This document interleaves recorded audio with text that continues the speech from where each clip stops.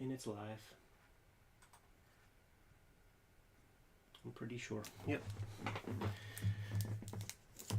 Should be good to go. It's the 4th anniversary, Jimmy. Have we learned anything in 4 years? I don't think so. What have we learned? Still make all the same verbal mistakes and That's kicks true. Lots of Oz. that I've always made. All the ones that I vowed to eradicate from my speech pattern, they're all still there somehow. Yeah, what are you going to do? Maybe I should get hypnotized. That's funny. And I won't I won't say all the dumb little tics that I always have. I feel like at some point we're going to get real good at this. With the live episodes? At just doing it. At just making any episodes, man. What's going on, chat?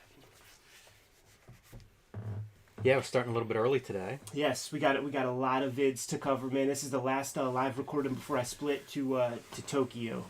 Got all my last shopping in. I plan on making videos out there. Let me show you guys like this thing I went and grabbed for the trip. You got it, Jimmy? Like I got one of those ring light things that holds the phone because there's a couple of shoot interviews I would like to get in person. Yeah, there it is with the phone. Yeah, straight up iPad, dude. She's looking at her sheet music on it or something. Yeah, keep it in the package. Gonna put it in the check bag. The cool thing is when you go on a big trip like that, you get 2 check bags for free. So you take the 2 biggest bags you own. Spirit's not flying to Japan? Is that what you're saying? You know, it's real cool too, man, because it's very early on the jump in terms of when the Japanese like open their gates to gaijin. There is a lot of empty seats. I'm really hoping for the aisle behind me to be fucking fully empty because, you know, I paid that little extra loot, kind of like we did when we went to Hawaii. You pay that little extra loot to get that front part so you could stand up a bunch, stretch, stand up for an hour if you want. But when we came back from Hawaii, I was able to get a whole aisle on the way home, you know? And I'm sort of hoping for that. I always remember San Francisco. Yeah, when we all had our own aisles. There and back. Was it? Yeah, we got it back. That was an incredible trip. That was practically a private plane. It kind of was. There was like Tom Scioli had an entire art studio set up in his aisle. He did, man. That was the Transformers G.I. Joe times, and he was really trying to keep that monthly schedule and had a whole setup. Man, like he used to do that shit though. He would do that on the bus to and from work. Have a inkwell and brush inking over Pittsburgh potholes in January. That's ridiculous. Dedication, man. That's one of the things that I really got from you guys, man. Like, was your ability to compartmentalize. Like, holy fuck, these guys really want to make comics. Because I had to quit my job. I was zapped every day, and I could not be creative. The only lulls in drawing I ever had was, like, during that period of, like, working at this call center and being screamed at all day. And coming home, I'm just like, I want to go shopping. Like full retail therapy. Absolutely. Had no drawing, but when I picked up the pencil again and really got busy, somehow I was better than when I put the pencil down. You work a bad job, you learn you got to do whatever you can to never go back to that. Yeah. I think about it now. Like I would get up an extra hour early. I would draw during my lunch hour. I can't imagine that now. Yeah. I'm old and soft, I guess. All of that kind of stuff.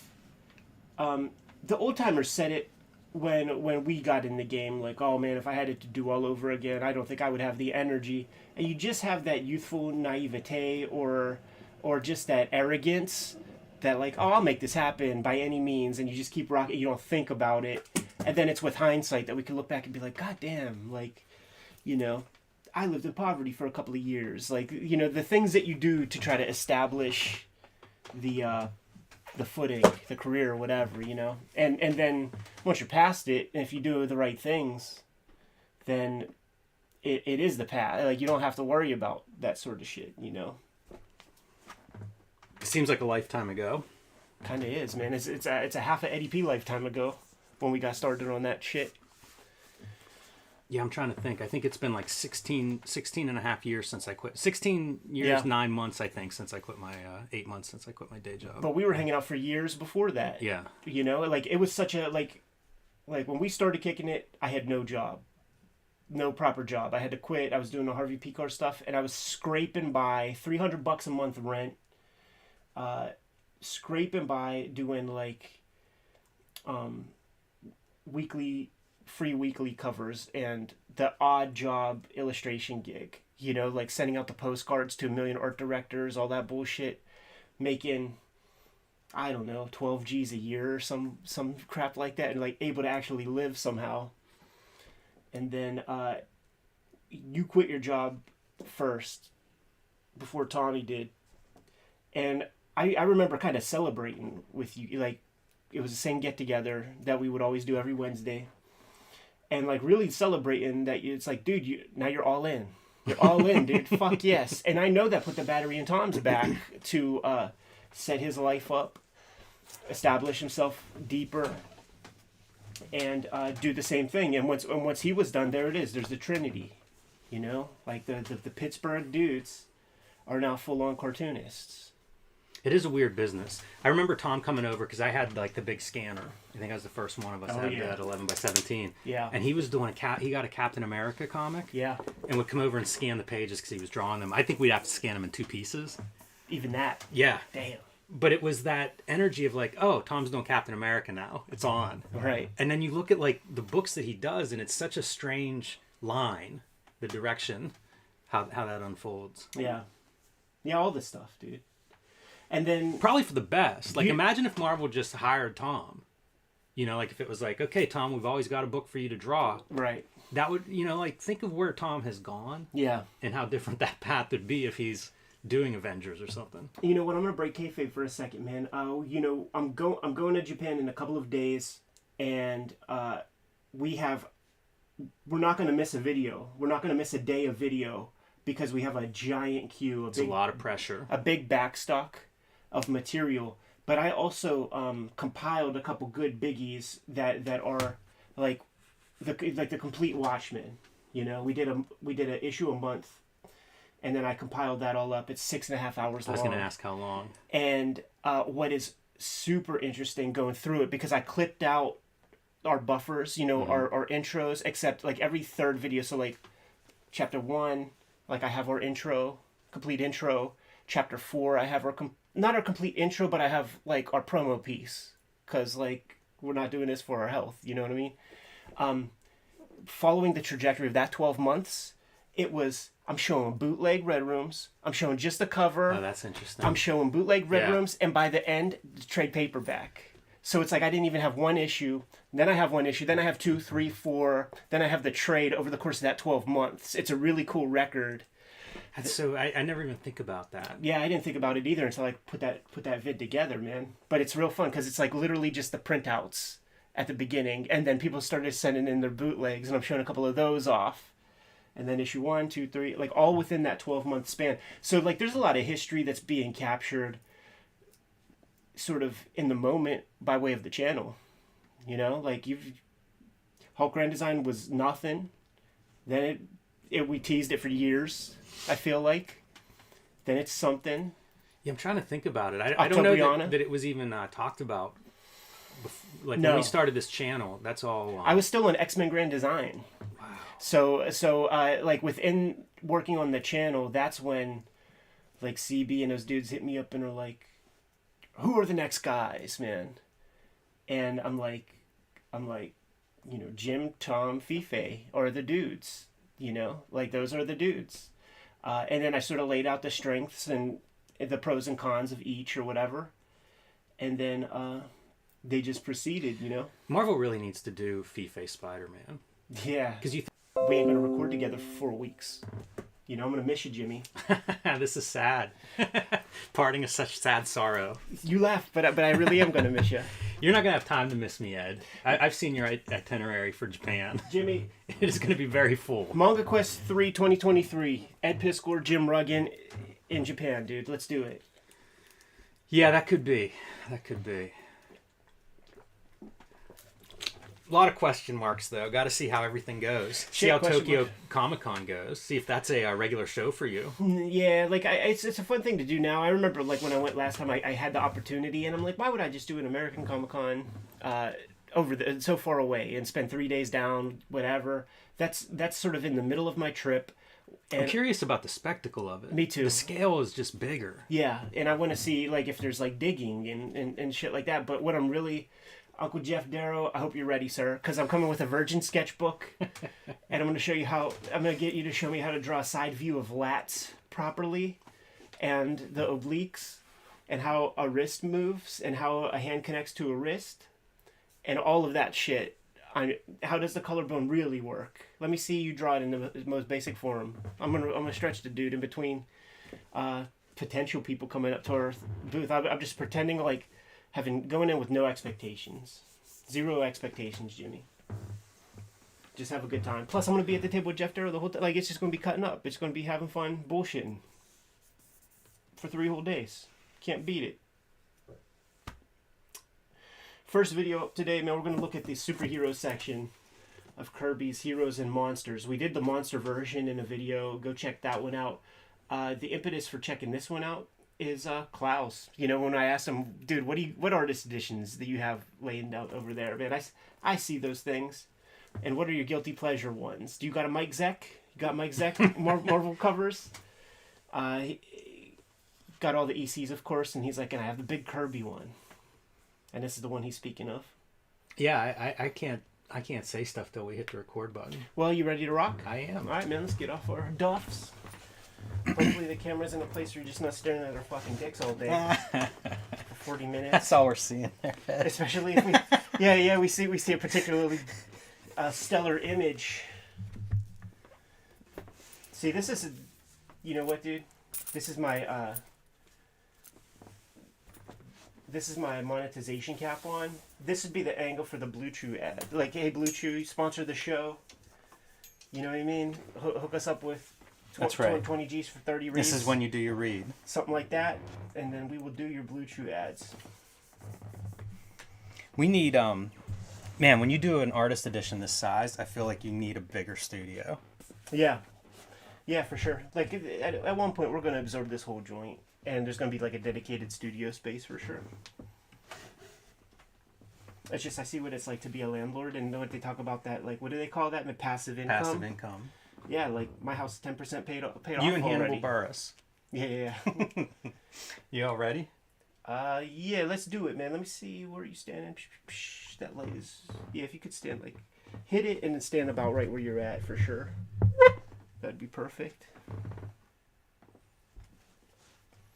Welcome to Cartoonist Kayfabe. My name is Ed Piscor. I'm Jim Rugg. Taking a look at Jack Kirby's Heroes and Monsters Artist Edition. We already did the monster portion of this. Going to take a look at the hero portion. Twice up artwork, but first you guys got to know that our videos are brought to you by the comic books that we make. On the stands today, get your hands on Red Room, the Antisocial Network, and Red Room Trigger Warnings. Murder on the Dark Web for Fun and Profit is the name of the game in the Red Room universe. Each of these books contains 4 full self-contained stories, plus 70 pages of additional material, and I'm serializing new content on my Patreon every Tuesday. $3 get you the archive there, more than 300 pages worth of comics up there as we speak. And Jimmy has Hulk Grand Design, Monster Madness, in issue format, retelling the complete history of the Incredible Hulk, and it's going to be getting that Treasury Edition format in early 2023, which is rapidly approaching. And Jimmy has Street Angel Deadliest Girl Alive, trade paperback, back in stores right now as we speak. New printing. You have no excuse not to get it. We need you to buy our books to keep the lights on in the Kayfabe studios. And I'm going to be at Tokyo Comic Con at the end of November, last weekend in November, already getting hit up for commissions and things like that. So if you're in the region, come by the Comic Con, holler like you know me.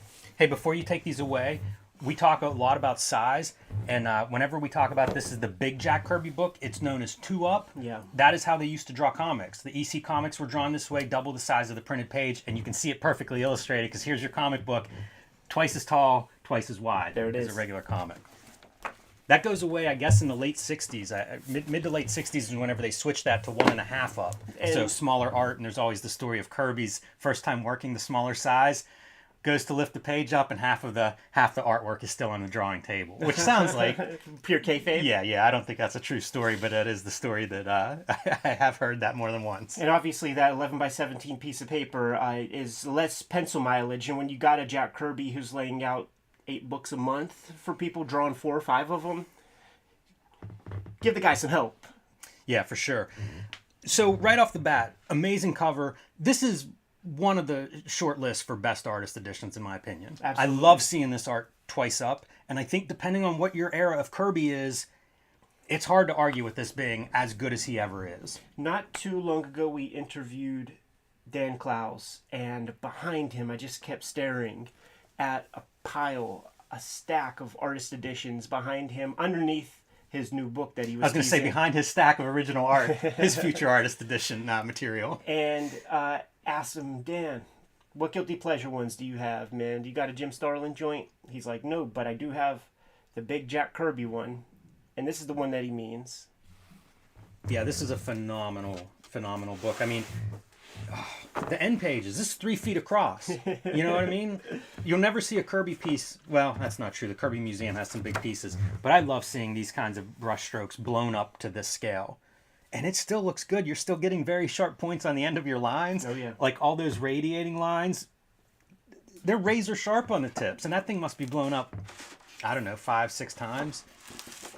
This is another one. I love these kinds of pieces. Just gigantic zoom-ins on a detail of the artwork. So good. We were just at Baltimore Comic-Con, and Scott Dunbier was there, armed with a laptop and the biggest scanner I've ever seen. Just having dudes coming up to him, scanning artwork for potential, possible future artist editions. I can never thank Scott enough for that these things exist. Yeah. Talk about a gift to comics history. Dick Ayers on inks for a portion, Frank Giacoia on inks for a person, George Roussis, Chick Stone. That's classic inkers.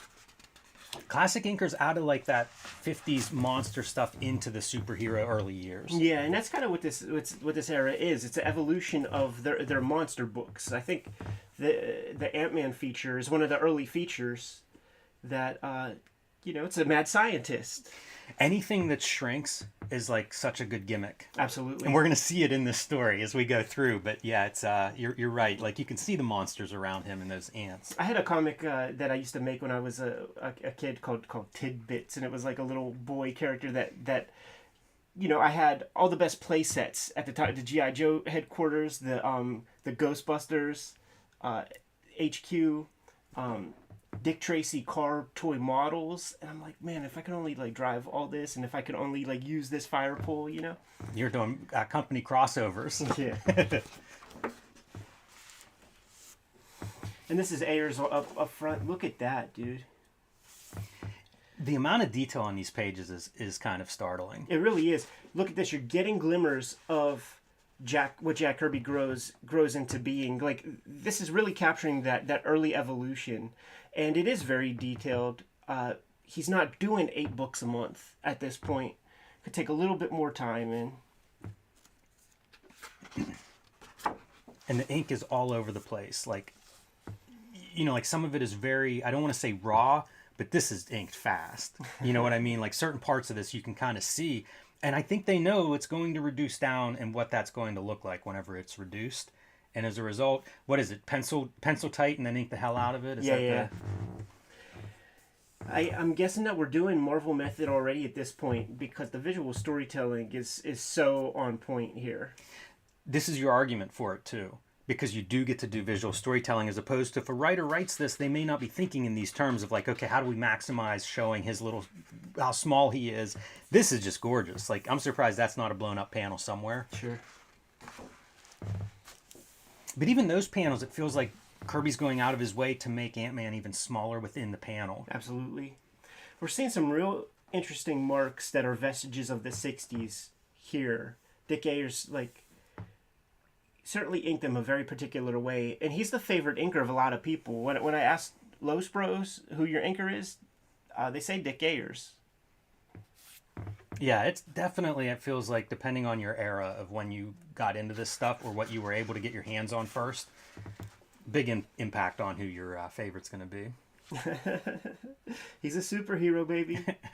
Possesses all the same powers. See, this is what I'm talking about, though. Like, he's so small in that panel, and it happens over and over. It's not always showing something big, but it's always really making him look small. Yeah, how about that sucker right there? Yeah, it's incredible. It's not just an attractive title. Yeah, this is one of those great ones where you get to get into the details. That's the other piece whenever you do like the small world, the miniature, the shrunken. Then you get to see the giant rope threads, the thumbnails. This is one of those things, man, that you don't really like realize it until it's time to you're tasked with doing something like that. You almost never have to draw shoes at this size, so you kind of like have your shorthand for what shoes are. But then you get a close up. Now you need to go look at some Birkenstocks, man. Yeah, that's a great shoe. This is your blow up panel from the beginning of the story. So that piece blown up to full size page. Very nice.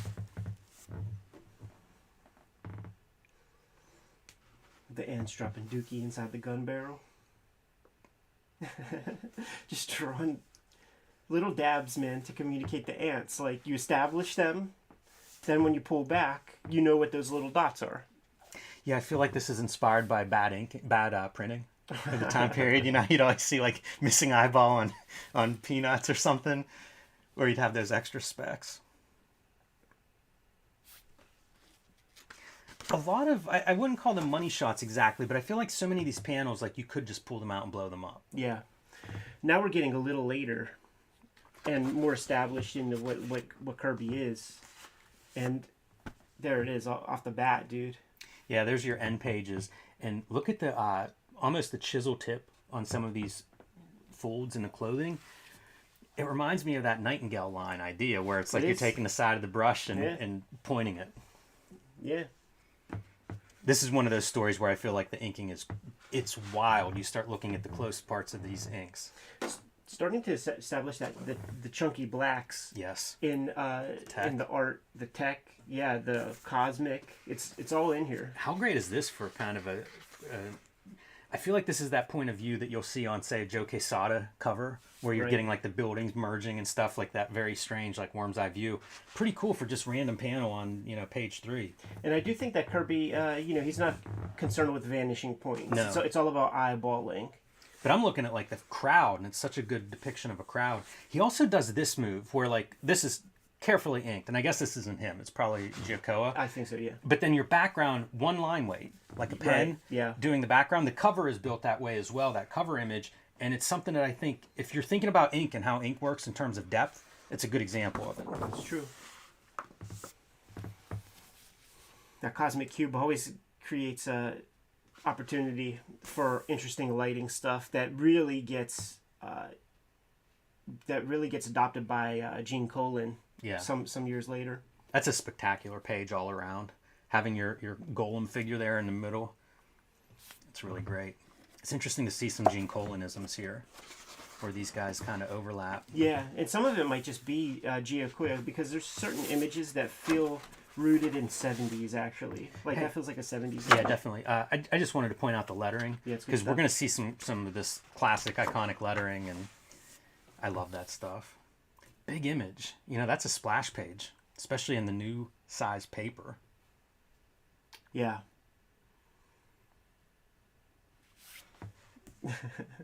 That's an action figure waiting to happen. See, that's one of those odd inking jobs, right? And Like, how do it's you a have classic energy? Kirby. How do Yeah. you do energy blowing up or something? So inventive, man. That's just not something that's done anymore. He created the vocabulary of like what superhero comics kind of is. So you could convince me this is Gene Colan. I know what you mean. It's neat to see that, because I really like Gene Colan, and I think he's underrated, but I think he does the same stuff Kirby does, just in his own style. Yeah. He really bends figures in space. Here's the fun shit too, Yeah. man, is seeing what he is writing in the margins. The Thor one is real good for this. There's so much marginalia to absorb and get a better grasp on the division of labor. Yeah, those notes are so valuable. Look at that, man. Skull yells, I can't destroy you until I free myself. Island splits and separate us. Cap hears rumbling. I cannot destroy you until I have freed myself. Written by Stan Lee. What a composition right there. They always tell you, like, avoid the center composition, like the center of the image, but you can't argue against that for that moment. Yeah, people are wrong with their rules. Yeah. And this is another one of those elements that you don't realize that how hard it is until you have to do it. When you draw terrain and you got to communicate that stuff, or water. Water's tough. Yeah, Kirby's great at rocks. Might be one of the best dudes at rocks. They're so geometric and abstract.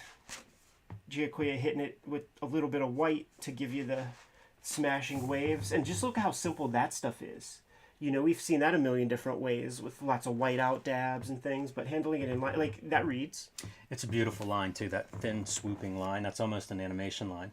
This stuff reminds me a lot of Kniff. Like, whenever you'd see, like, the mountains absolutely covered in snow. The, and we the know Himalayans. that, you know, Kniff is somebody that Kirby appreciated, and I'm sure inkers, too. Mm-hmm. If you're inking with a brush, like, Kniff is probably where you're starting. Back to some Dick Ayers. I wonder if these are pages that are ethically sourced, like coming from, you know, Kirby's hands to whoever bought these. And if that is the case, Marvel's a bunch of punk. Like, they give him all the Human Torch pages, you know what I mean? Like, that's some punk shit. Like if, you know, the whole thing is like, he only got a very small percentage of his pages back. And if it's all Human Torch solo stories, man, that's real messed up. There may be notes on where this art comes from in the back. Sometimes they include that. But this it is would be another noteworthy if it actually came from Kirby's estate. Yeah. Because, I mean, like you say, it was a very small percentage. I think single-digit % of what Marvel gave back to him. Yeah.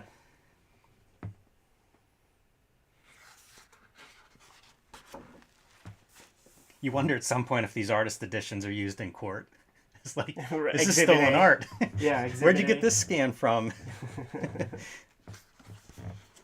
Signed, though. That seems like a good sign. That's true. Yeah. Kirby signing off on it. Can't be too upset, hopefully. That's cool language for the Torch, too. Easy to take him for granted, but whenever you think, like, you're drawing dudes that look like this in terms of shadows and weight, and then Torch is a complete different language. Yeah. Certainly established by Carl Burgos after many, many years of trying to figure out what the Human Torch was. I love the moment-to-moment panels that happen in Kirby. When I see the Kirby moment-to-moment panels, it makes me think of the Understanding Comics, the charts, Yeah. where Scott McCloud establishes the different kinds of storytelling rhythms, and then shows you the matrix of how these guys. Also, we talk about Kurtzman a lot on here. Yeah. And that's also, I think of that moment to moment as being a Kurtzman thing, especially if it's a physical, if you're showing something physical, like a bullet melting. Yeah. Look at that, man. Just not even worried about reference. Like, let me just come up with some cool shit out of my head.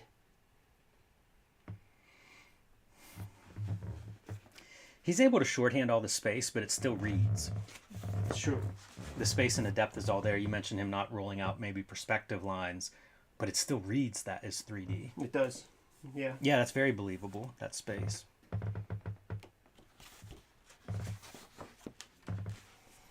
We're starting to get that very bold inking. You know, I can't wait to get to the Chick Stone issue, because he was one of my favorites of this period. And he has that, like, Bruce Timm thick brush. I always like that Giacoa stuff because I had, like, when Essentials came out, I got that Captain America Essentials, and he inks a lot of it. And it's the same deal. Like, any of that stuff, you know, what do you find first?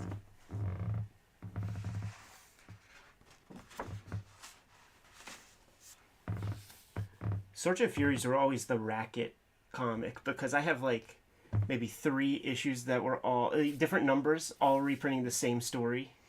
Yeah, also, I can remember when I decided I needed Sergeant Fury comics. It was probably, like, late on a Saturday night. Went to a flea market the next day.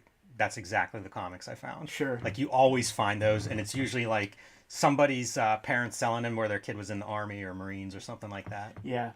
And you almost never get the Kirby ones. It's always Dick Ayers doing the complete job. Look at that man fully redoing a face. Yeah, I haven't seen a ton of whiteout. Little bits here and there. Some of the blow-up panels in the front had it, but like on this 2-page spread, I think that's the only whiteout is that guy's face. How about these marks, dude? It's jagged. That's like a marker of some kind. It does look like a marker. Yeah, the inking here is very strange.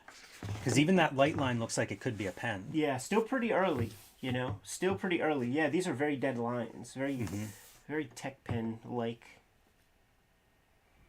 Man, everybody has shorthand though, like the Cloud shorthand. Love this like falling to the ground. Yeah, that's always mesmerizing, man. Usually, like flying over Arizona is the fun stuff when you see those Othello tokens on the ground. This is great though. This is the same thing I said about having that dead line as your background. Yeah. Same deal, because I mean, look how much those figures pop above the dead line of the ground. Yeah. Yeah, that's one of those things that when you're getting started, it feels like hackery not to like touch all the background lines to the character and shit. And you notice, I remember as a kid like noticing like, man, they were rushing. They didn't touch the characters with those background lines. Like there is a very specific purpose for that.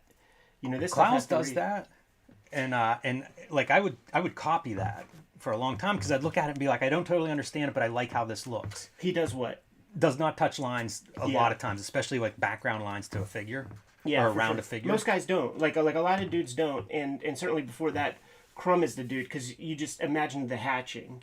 And he still hatches the background, but he just will fade it, and he'll allow the most space, the most air around his foreground figures, and there's no problem.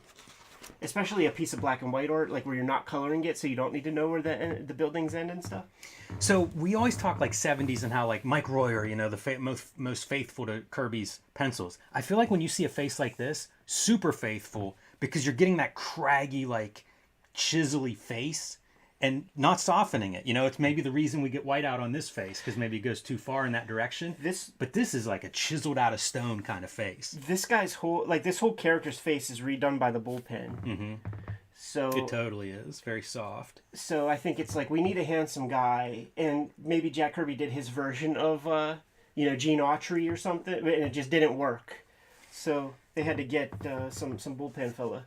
That feels like Frank Miller to me. I know what you mean, yeah, sure. And I can't quite put my finger on what it is, but there's that eyebrow or something. These spare lines here harken back to the Simon Kirby days. Mm-hmm. That kind of drapery, like that you would see with Joe Simon over top of it. If you just showed me that panel, that could easily be the Simon Kirby era. Yeah, absolutely. That's a weird thing that they were able to do with Kirby doing several books a month.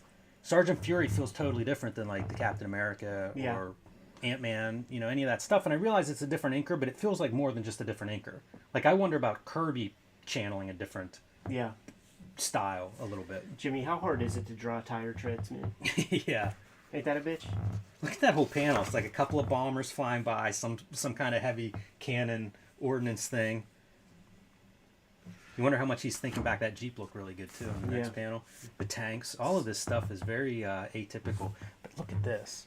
The stripes? Yeah. How simple is that for a mark? Yeah, I mean, just even going over the holding line of the chest, just get it in there quick. Damn, this is almost Kurtzman-ish. Yeah, there's a lot of these little moments like that. Like this complete simple kind of panels. But you can imagine either of these coming out of a Kurtzman war comic. This is getting fucked up. Like how are you improving Jack Kirby with this? Yeah, man, that's the stuff that doesn't age. You know, you think in hindsight, like, who's correcting this Kirby character? Who's even ordering that, you know? Mean, Jesus, come on now. Yeah, that's Stan Lee, man, putting his boy in check. Damn, another Kurtzman-like mark. Yeah, those heavy, like, one thin line and then the heavy brush line. And it's a rubberiness. Mm-hmm. It makes you wonder if there is a certain mandate, like, hey, those EC War books are pretty good. I was looking at this face in prep and how much it's like the lines on that face are so bizarre. Yeah. Same with that hand. Oh yeah, the hand is it's squat. Like, what do we think of Kirby if this is the only comic we have of his? You know, it'd be a very different evaluation. You made the argument of outsider artist at one point, and you see it here. There it is, dude. Like, look how generic. It almost looks like Dave Gibbons, actually, doesn't that? Yeah. There was one earlier that I thought of Toth, but it is, I guess, the clean-cut All-American boy that they're trying to put in there. Yeah, Gibbons is not bad. Wow, so much whiteout on that one. Yeah, and with some of the shortcomings of the inking, it has to do with the white substance that's put down there. It takes a while to find out the best white I white still out. haven't found one. I think the leader number 2 is the one, because you could ink over. It goes on smooth. It dries fast, and you could ink over top of it almost as smoothly. You have to do some accounting for a little bit extra boldness that shows up on the page. So you just account for that. You'll be good. But I can imagine that this is chunky shit. Like, it's topographic.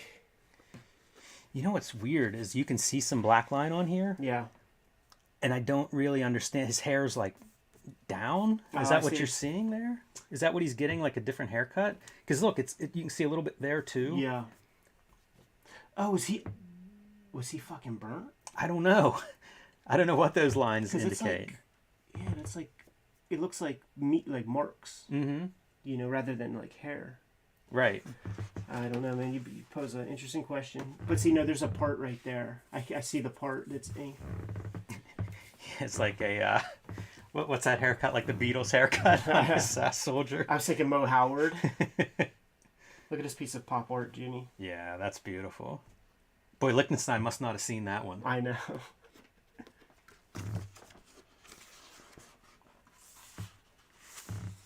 There were some good effects there with the planes too, with like the propellers and everything. Drawn, is that a camel? It's several camels. Weird. Comics is a fucking So here's the weird thing, crazy right? business. Another book that we're doing today has camels in it. Now name the third book ever that we've done with camels. I can't think of it, but somehow we've got 2 books today with camels. But like, imagine like what it takes to be a comic artist. You're drawing tanks and airplanes on one page. Now you got to draw camels. Now you have to draw some kind of Middle Eastern feast. Is this the reason Kirby doesn't stick around, Sergeant Fury? If you're putting out 4 or 5 books a month, it does seem like this is the one that needs some research. Right. Wow. Yeah, turn a page and then you say that, right? That's the thing everybody always jokes about, right? Like the writer can write one sentence about the big battlefield scene that's full of all of this detailed equipment, and then the artist has to go spend 2 days drawing all this stuff. Yeah. Great depth as well, communicating all the stuff that you mentioned, man, where you got the bold foreground elements and then just straight up line art in the back, all these Quonset huts and things. Great perspective on that. You feel the curve of the earth.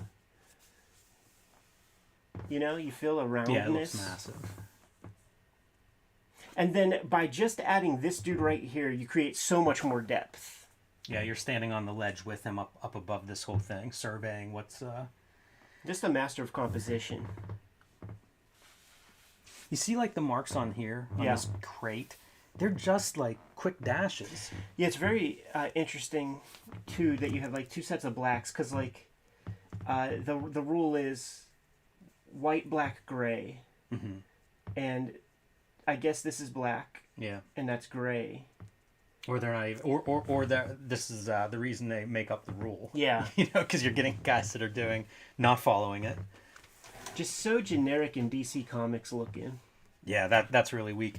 This is pretty great for, again, tank reference, but now we're in the middle of it. You go from this aerial shot to this middle where characters are running through between them, so you get tank detail in the foreground, fair amount of detail in the background, and figures running in between. Yeah, and it actually lacks the clarity that we were mentioning, which suggests to me, I've been in that situation myself a couple of times, where you're just in there and having fun, just doing some drawing regardless of storytelling consideration, and you're like, ooh, I want to draw this tread.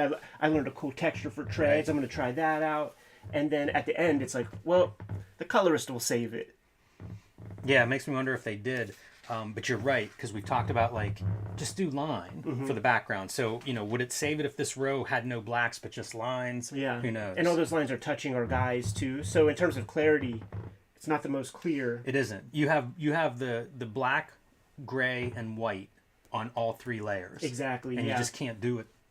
It's almost impossible to do it that way. Yeah, and worth saying that when we talk about that black, white, gray, it is also like something for foreground, middle ground, background. This is a pretty fun foreground, middle ground, background. Yeah.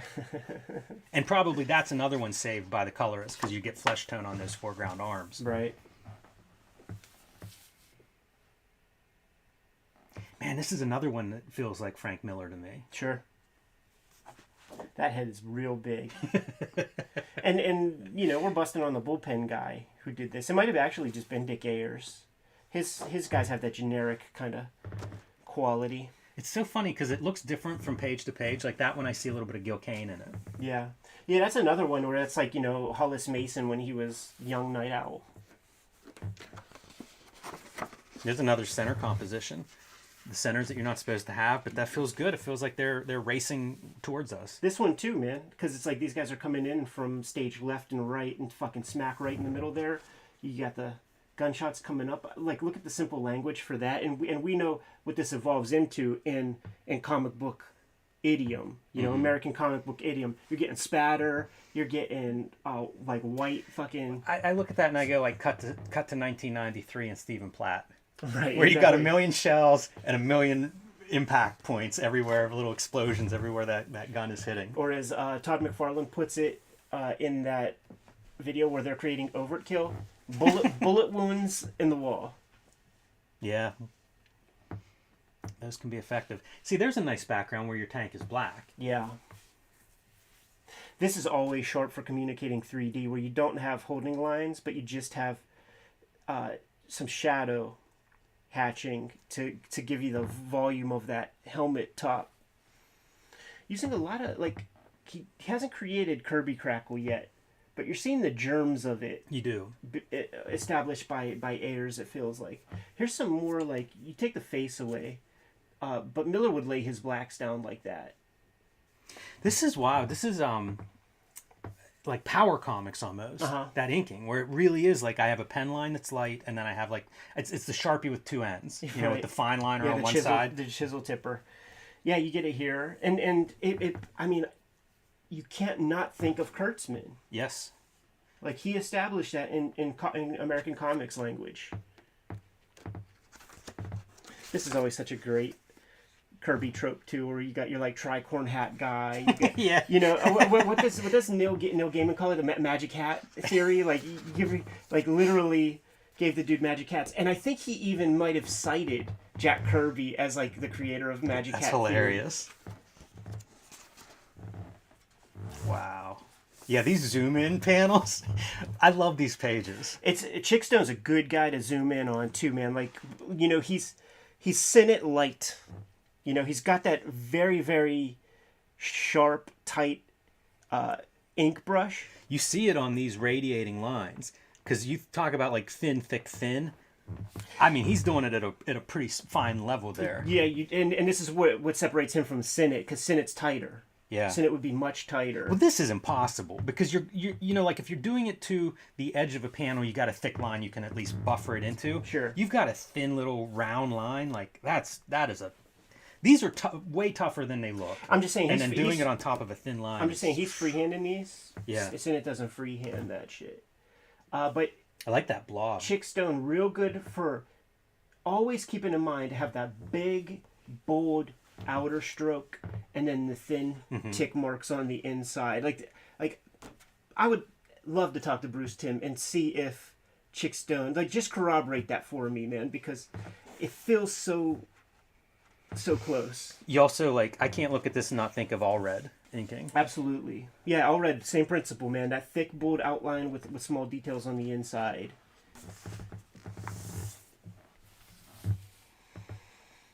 Bullpen giving Jean Grey fresh hairdo. That's a shame, too, because what a fun panel. And then she's, practically photocopied in.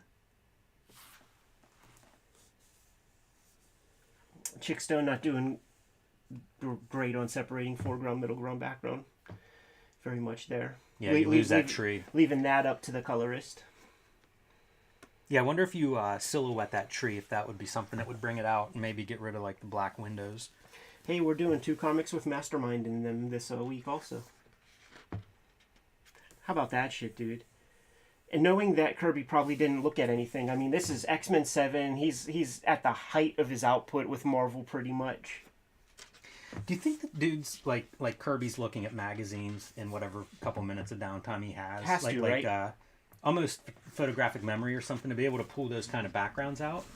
Yeah, it has to. Just super observant. Because I don't imagine he's pulling this from a morgue file. Yeah. But there's a lot of detail there. Yeah. Yeah, it's very specific.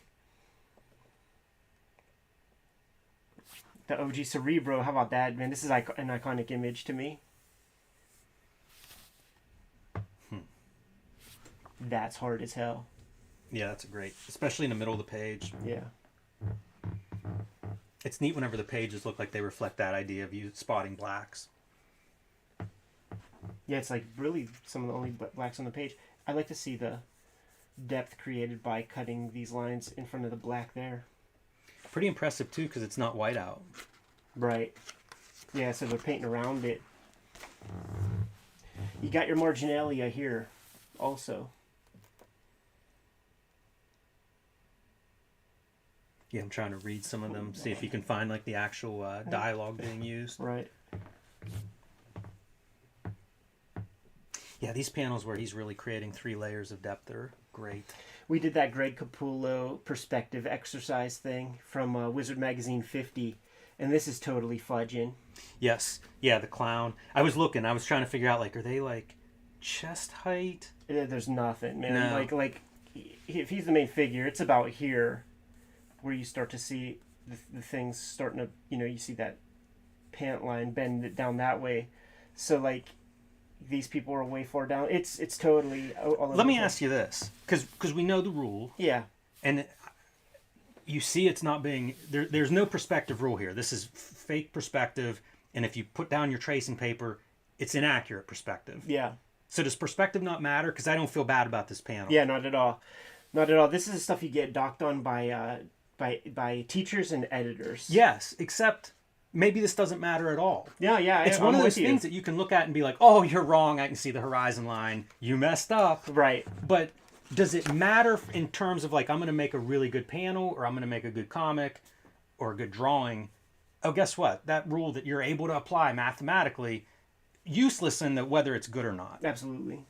Absolutely. And that's the frustration when working with those editors and stuff. Because, like, I remember sending in old submissions, and this ain't me just waxing like, oh man, I'm a genius or anything like that, but the suggestions they were making were the most boilerplate, uncreative suggestions, and, right. And you could tell that they have a rubric that they have, like, boxes they have to check because they're not creative, they're editors. Yeah, and I don't say that to be contrary, but, like, realistically, we're looking at examples that defy those rules. So Sure. how important, and the greatest examples. Yeah. So how serious are those rules? Oh man, I think Chick had some Higgins black magic on this blob right there. A little bit light for you. Boy, this page is such a good page. Loaded. This looks like Klau's lettering to It me. does. It's so perfect. That close up of Magneto, excellent, and I love it. Elephant, this is great. Good contrapposto in that elephant, by the way. Dude, the energy in this panel, it really feels like something's erupting from below the ground.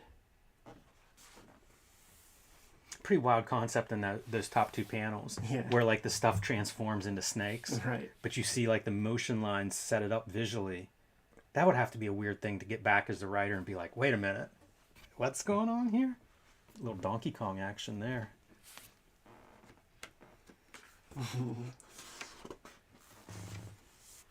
Man, I can't believe the amount of these panels that are in here.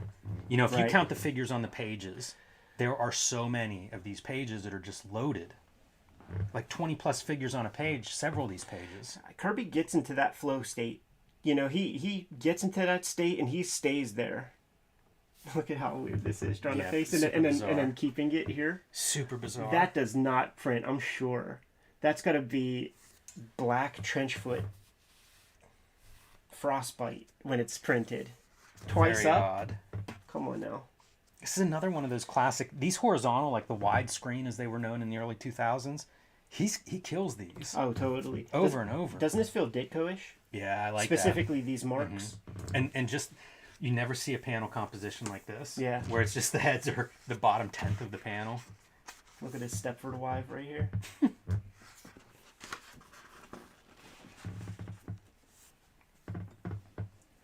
That Dutch angle, dude. Hey, how much are they running out of that panel? That's that Kirby, that third dimension of coming towards you. Absolutely. This one feels really iconic. And also the lack of stuff over here. It's like it's set up for the letter. Absolutely. Like Kirby understands what Stan Lee's going to do. Probably tired of seeing his shit get covered over, but From what I understand, he never really like looked back at his pages. Like, Yeah, like, that's when would you have time to look at it in print? my impression too. This is Blob getting over, by the way, Yeah. this issue. Yeah, for sure. Look at those blob feet. That's so really disgusting. gross. Yeah, disgusting. Like It's the worst. sausages. Yeah. You never see Tube meat. You never see the feet of the Stay Puft Marshmallow Man, by the way. Thankfully. Tom would do these panels, man, where he would have these missiles and just come in from all angles and things. See, they look right, though. Sure. I don't know that there's any perspective point. It'd be fun to roll these out and see where they're coming, because I don't think they come from the same vanishing point, but super believable. And if you vary your vanishing point, it does create a sense of movement. Almost like the camera's panning or something. Yeah, like if Or you your head's turning. you could see many examples where they do use a vanishing point, like not Kirby, but like Ron Friends, for instance. Oh, yeah. I mean, would most use it. people would use a vanishing point. I'm just saying, this is the fake perspective. No, I get it, and what I'm saying is that the stuff looks boring Mm-hmm. when you use the one vanishing point. Having it come from different angles, it could suggest more than one. Launcher, yeah. Sure. This whole scene is pretty fun. Kirby is so Good dope with motion. at creating. Like, he's got these characters with powers, and then he always finds interesting ways to communicate story with them using their powers, and never does it the same way twice. Little donuts around missiles. That's the only time Iceman's ever done that. So when I start reading comics, this stuff is like 30 years old. We talk Yeah. about like the early 90s stuff now is 30 years old. So Sure. this would have been the early 60s stuff. And it felt like this was a different language. Yeah. And then I look at comics now, like get an X-Men book off the shelf now and flip through it. It really feels like a different language than Sure. this. Yeah, and yeah, it's such a totally. bummer. Like, this is so much fun. And it's like you say, super characters in these situations, spinning around, jumping, using their powers. I just don't get a sense of that anymore. No. And I don't feel like this does seem like a different era, but mostly because it's not used. I don't look at this and think, oh, it's quaint. Like some Golden Age comics you'll look at and it's like, yeah, we've evolved in a positive way. But it doesn't feel like this is like, should be out of date. Because you'll see like a Mike Allred kind of, his figures are always falling, tumbling, moving. But almost no one else does that. This is the fun image to look at, softening the focus of your eyes. The way they communicate depth with line weights. Man, I love whenever he packs the team into a panel like that. Those remind me of Seth. Remember the Seth when he would have... Skeever joint? Yes. all those superhero heads. We just recently put together a bootleg comics playlist, man. Hit it. That's a real good subject for a channel like this. Bootleg comics. Yeah. There's so many out there.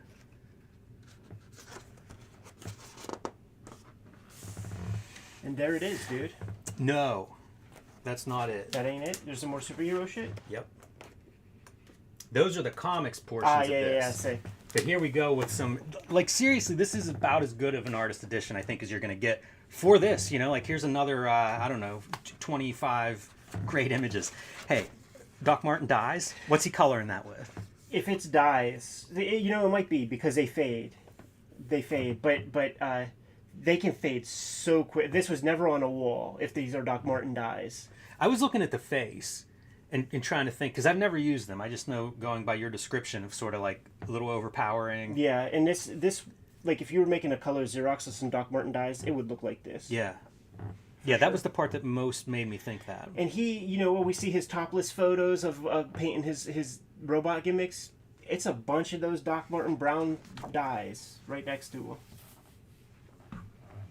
I'm so impressed by this, and it's cool that it's the cover because they spot varnish the figure and it really pops. Yeah. But if you take away the spot varnish and look at it there, it still pops. Oh, so much, man. Those thick ass lines, dude. Yeah, they're like live lines. Yeah. For all the deadline talk that we do, you see the deadlines in a lot of the background elements, but you put that brush on the figure in the foreground, there's some life there. This is nuts. The inking on this is just Absolutely. far out. Yeah, it has that real, like, the dudes, the Frank Springers and the Frank Robbins and that era of cartoonists, they really take a lot from this. All of this. Is it all Giacoya? I don't know. I gotta look real quick. Yeah, those pieces are Giacoya. He's got that. Very heavy, like huge thick lines that you Yeah. would put on this stuff. Yeah, and with like no taper, you know, like a flat side to it. Works so well on a Black Panther. That's a crazy cover. Yeah, it's somebody took the sword to it all over the place with new paste ups and things. Yeah, this took some arranging. Yeah, I wonder if that's cutouts from inside, from stories and stuff. That's just beautiful. Yeah. This is probably Coletta. That back 3/4 view is such a bitch to draw. You know, like this kind of fading out. I feel like Mike Mignola is all over this figure. Yeah. Some really good light and dark there. Look, it's Kassar. Kassar.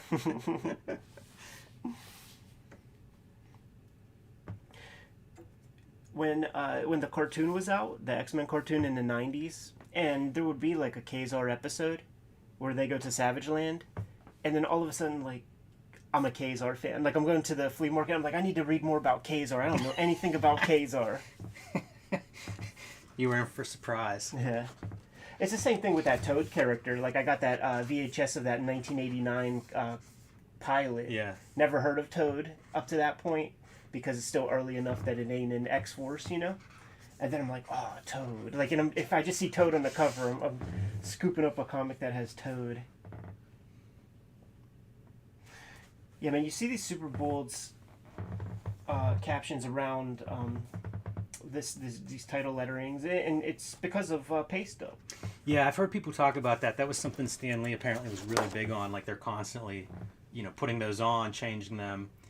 I would love a collection of these, and I can't remember. There was a letter that had a bunch, and who's the letter for these? It's Artie Simek. Yeah, this other letter was not Artie Simek, but he had like a collection of stuff. I guess he'd gotten from the bullpen. I'm like, dude, make a zine, share a PDF, and he's like, I can't, not comfortable because it's not his.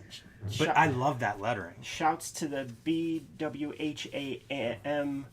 Instagram page that does collect all this stuff for your consumption online. Yeah, that's a great Instagram. But I mean, talk about like the lettering being so iconic. Absolutely. It's a huge part of Marvel being Marvel. Absolutely. And I mean, I think that's the reason why like Lichtenstein started to really look at comic panels because like it's the Simek type lettering that he's really using. That's a bad tangent. Sure. Yeah, you're gonna get them, man, when you're drawing 8 pages a day.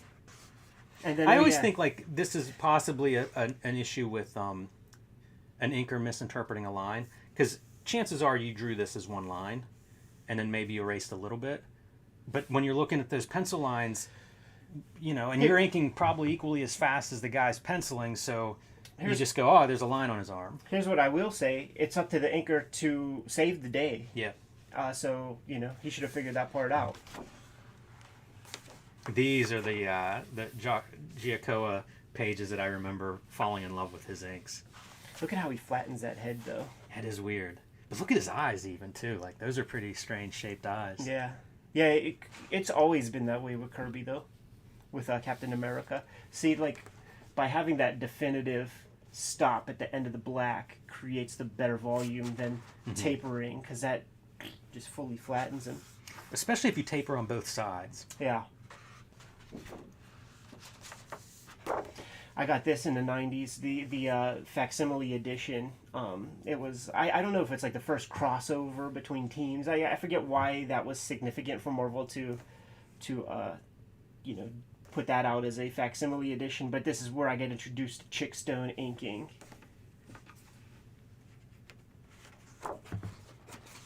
And just, I mean, he's one of my favorites over top of Kirby. The stuff like that leg, sometimes Kirby's like bending shit, right? Yeah. In weird ways. But you look at this, and that could be just sculpted into a figure. Yeah.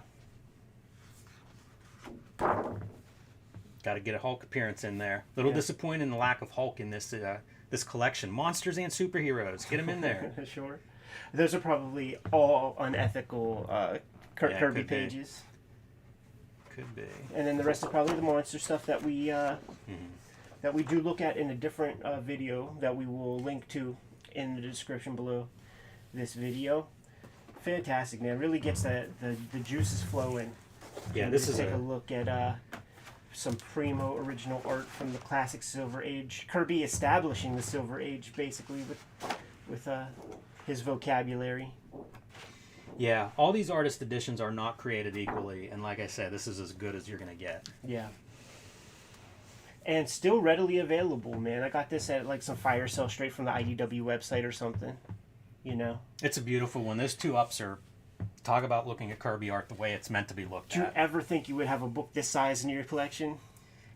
No. Can you imagine whenever you're digging out like those dollar Kirby books and trying to figure out Kirby, if somebody was like, listen, you're going to be able to look at this stuff in just minute detail one day. I remember the first chance I ever got to just see a Kirby original, and it was like the most special thing. And this is all that I need. Like, I don't need the object, you know? Like, having a good facsimile version of these original pages that's plenty to me. And it also makes me feel less stressed out, because to be the custodian of that's a responsibility. That's a very important responsibility that guys like Warren Bernard or Dave Mandel, like you don't take that lightly. I wonder if Kirby's grandchildren have, collections of his art. It'd be such a great legacy, keepsake, family heirloom. Yeah. If they have a complete story, if all of them have a complete story or have pages from throughout his life. Yeah, it's a good question, man. Awesome book. Glad we got to see the rest of it. I feel like this is a nice 2-parter. Yeah, for sure. Good to go? Yep. Kayfabers, like, follow, subscribe to the YouTube channel, hit the bell. We'll notify you when new vids are available. Jimmy, tell the people what's out there. Hulk Grand Design, Monster Madness comic books are in stores now. Pick those up while supplies last. The Treasury-sized edition will be out in early 2023, so right around the corner, but you got to pre-order that. The way printing is right now, you don't want to be left out on that. Best book ever designed. Street Angel, Deadly Squirrel Live is back in print from Image. You can get that wherever you buy comics and graphic novels. And join me on patreon.com/JimRugg, where you can see lots more of my comics and art. And I just posted a large collection of all of my freelance covers with notes on them. So if you're into that side of the business, check it out. Red Room Trigger Warnings, Red Room the Antisocial Network trade paperback in stores today. Murder on the Dark Web for Fun and Profit is the name of the game in the Red Room universe. Each of these books contains 4 complete self-contained horror stories, along with 70 pages or so of additional material. And you can read these stories plus new Red Room stories as I serialize them every Tuesday on my Patreon. $3 gets you the archive there. Hit up my link tree in the description below this video to get to all of those destinations. And the last weekend in November, Jeff Darrow and I are sharing a table at Tokyo Comic Con. Come on by.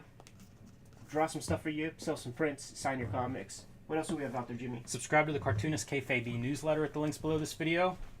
You can also find Cartoonist Kayfabe t-shirts, merchandise, cups, fanny packs, stickers, and more at our spread shop. That link is also below this video. Some visual aids, Jimmy. There you go. It's another great way to support the Cartoonist Kayfabe channel. Give them those marching orders, Jim. We'll be on our way. Read more comics. Boom. Shirt looks good on there. Yeah. This size.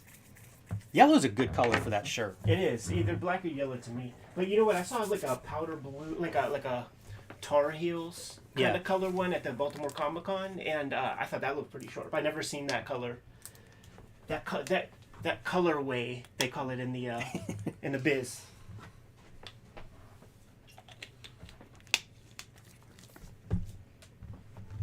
Cool. So let me charge up this thing.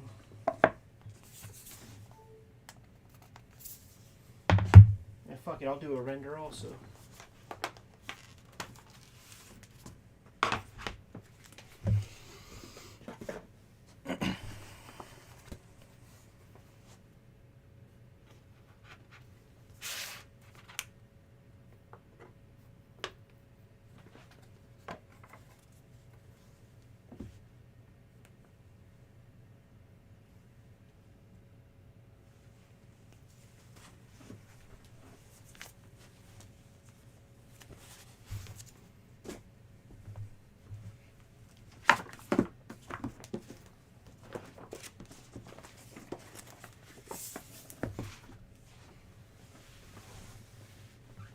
Alright, let me put that away real fast.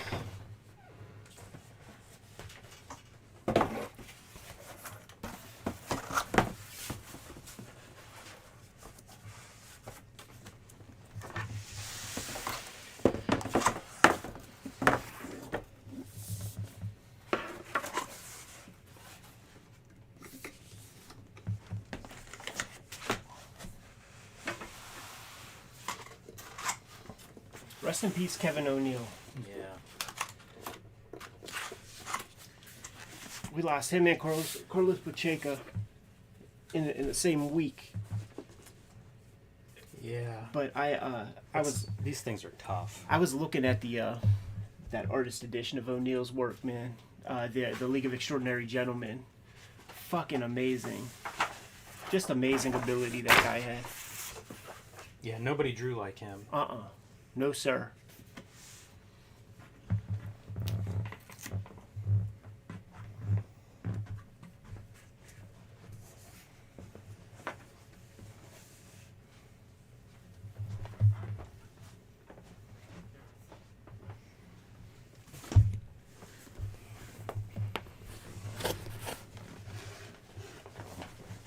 How'd you guys dig some of that Brian Moss stuff from his collection, man? The Ren and Stimpy stuff. There's that one where we look at a gang of his original artwork. That's got about 10,000 views. The Thorn book, the Jeff Smith Proto Bone comic has a lot of views. The Marvel Tryout Kit numero uno. Fucking amazing. Never got to see that in real life. That was the first time I ever looked at that thing. He's going to be out in Tokyo with me, coming out a day or two later. I'm going to get him to co-host a bit,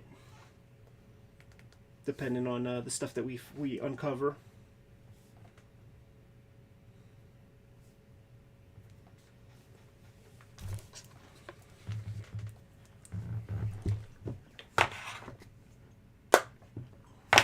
You know, it's always best to just like put it on like it's a regular cover and then hook it up. Here, okay, I see what it is, man. It's already, yeah, it's wrong. Here, let me get you the thing. Boom. Boom. Put it over there. Yeah, but it's locked.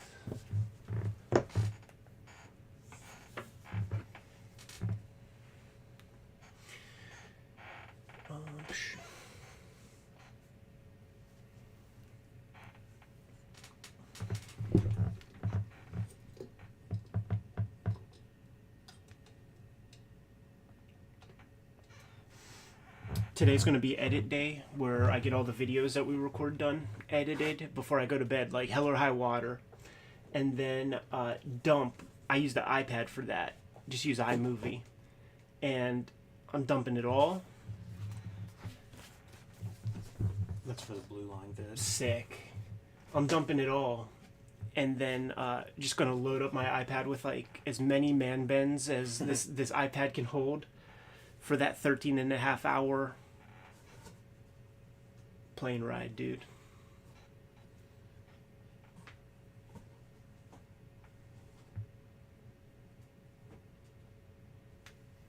I'm gonna start with something short. Gonna do that? Yeah, sure.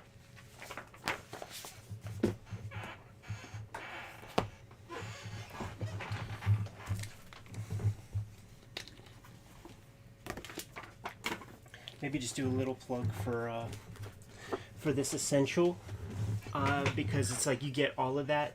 Let me get a piece of tape for you, man. Because you get all of that Paul Smith in black and white. Yeah.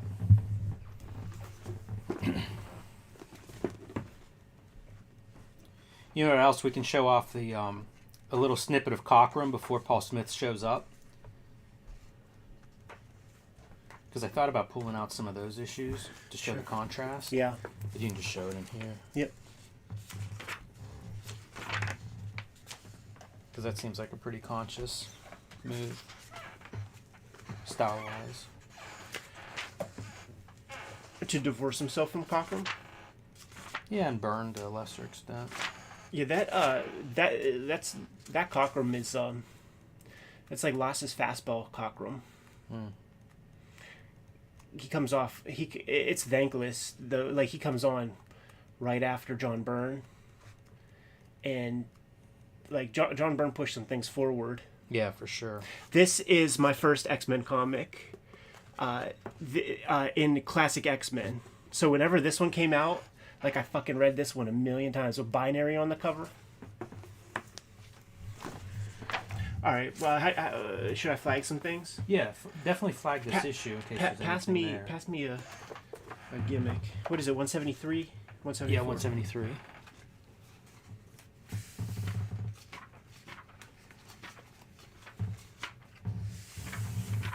Such a great arc.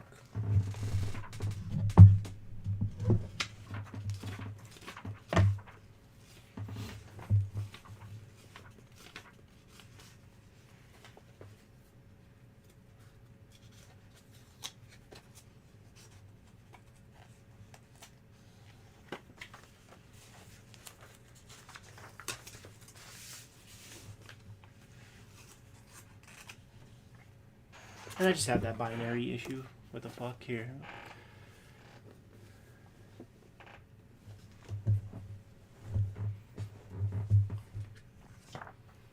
I didn't realize this is the issue where Storm goes Mohawk. Yeah, it's Mohawk Storm's first appearance. That's good stuff. I was just gonna save that for the air.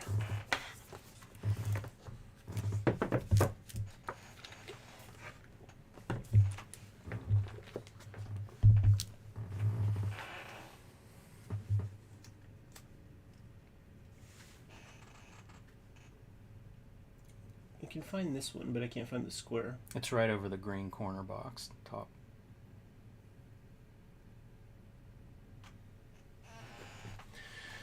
James, I'm ready when you are. Yeah, hit it. Hello and welcome to Cartoonist Kayfabe. My name is Jim Rugg. I'm Ed Piskor. Going to take a look at an issue of Paul Smith's X-Men. Before we do, want to remind everybody that this station is brought to you by the comics that we make. We're working Cartoonist, so the best way to support Cartoonist Kayfabe, pick up the books that we make. Ed Piskor's Red Room, The Antisocial Network, and Red Room Trigger Warnings are both in stores now. They are completely self-contained, can be read in either order, so whichever one you run into first is a perfect place to start with Red Room. Street Angel Deadliest Girl Alive, back in stock back in print from Image Comics. 8 complete stories of the Deadliest Girl Alive. Pick that one up wherever you buy comics. And Hulk Grand Design, Monster Madness. The issues are available now. The Treasury size collection will be out in early 2023. So pre-order that one if you want to add that to your collection. It'll look good next to the other Grand Design books. And I gotta stress, pre-order it because printing is a challenge right now. So if you don't have a copy reserved, you may be out of luck. And depending on when this video airs, you may still be able to catch Ed in Tokyo at Tokyo Comic Con the last weekend in November. He will be there tabling with Jeff Darrow, so check that out if you're anywhere nearby. That should be an amazing event.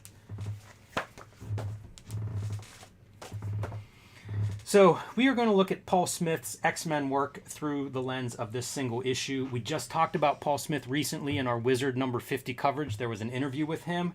Kind of a very legendary run on X-Men, atypical style-wise of what we had seen with John Byrne and Dave Cockrum, and Smith kind of has this legacy for really, a year on X-Men from the early 80s. So it seemed like an interesting guy to dig into and check out that style, a very different take on X-Men. At least at the time, seemed very different. I have that kick now where I feel like any ink on paper is similar to others. But you're going to see a more minimal approach to at least to hatching and feathering and those things. And I think it was very conscious on his part. And you can see it even on this cover, where it's a pretty straightforward, just 2 characters running out of a no background. And I think that fits. That fits with Paul Smith and what I think of as Paul Smith. Great figure work, great economy of line, and a very good draftsman. Absolutely, man. Obviously, Ed Piskor, the X-Men Grand Design dude, like these comics are close to my chest, and I actually plan on reviewing like the bulk of the Claremont run, if not all of it, on the channel in solo fashion, just in my spare time. Like that's going to be a big focus whenever I get back from Japan is to get a bunch of that kind of stuff out there. It's just weird series that like I know it'll make your eyes glaze over to go through too much of this Claremont stuff, but it's so integral to my sort of formative situation, man. And this Paul Smith stuff, I mean, it's total supernova comics. 11 issues that are just unforgettable. This arc is a fantastic arc. It really establishes Rogue as an important character for the X-Men. She's a classic Marvel character with the sort of flaws and issues that she has. And Yeah, it feels like a tailor-made to Chris Claremont and where his interests lie as a storyteller. Feels like Rogue fits perfectly in that. And his whole philosophy, you know, at this point, he's already comfortable making X-Men comics. Been on the game for almost 100 issues, and there's no end in sight. So he was working in big, long arcs, and his thoughts and philosophies were, you know, we have this comic New Mutants. Like, that's going to be to establish the next round of characters.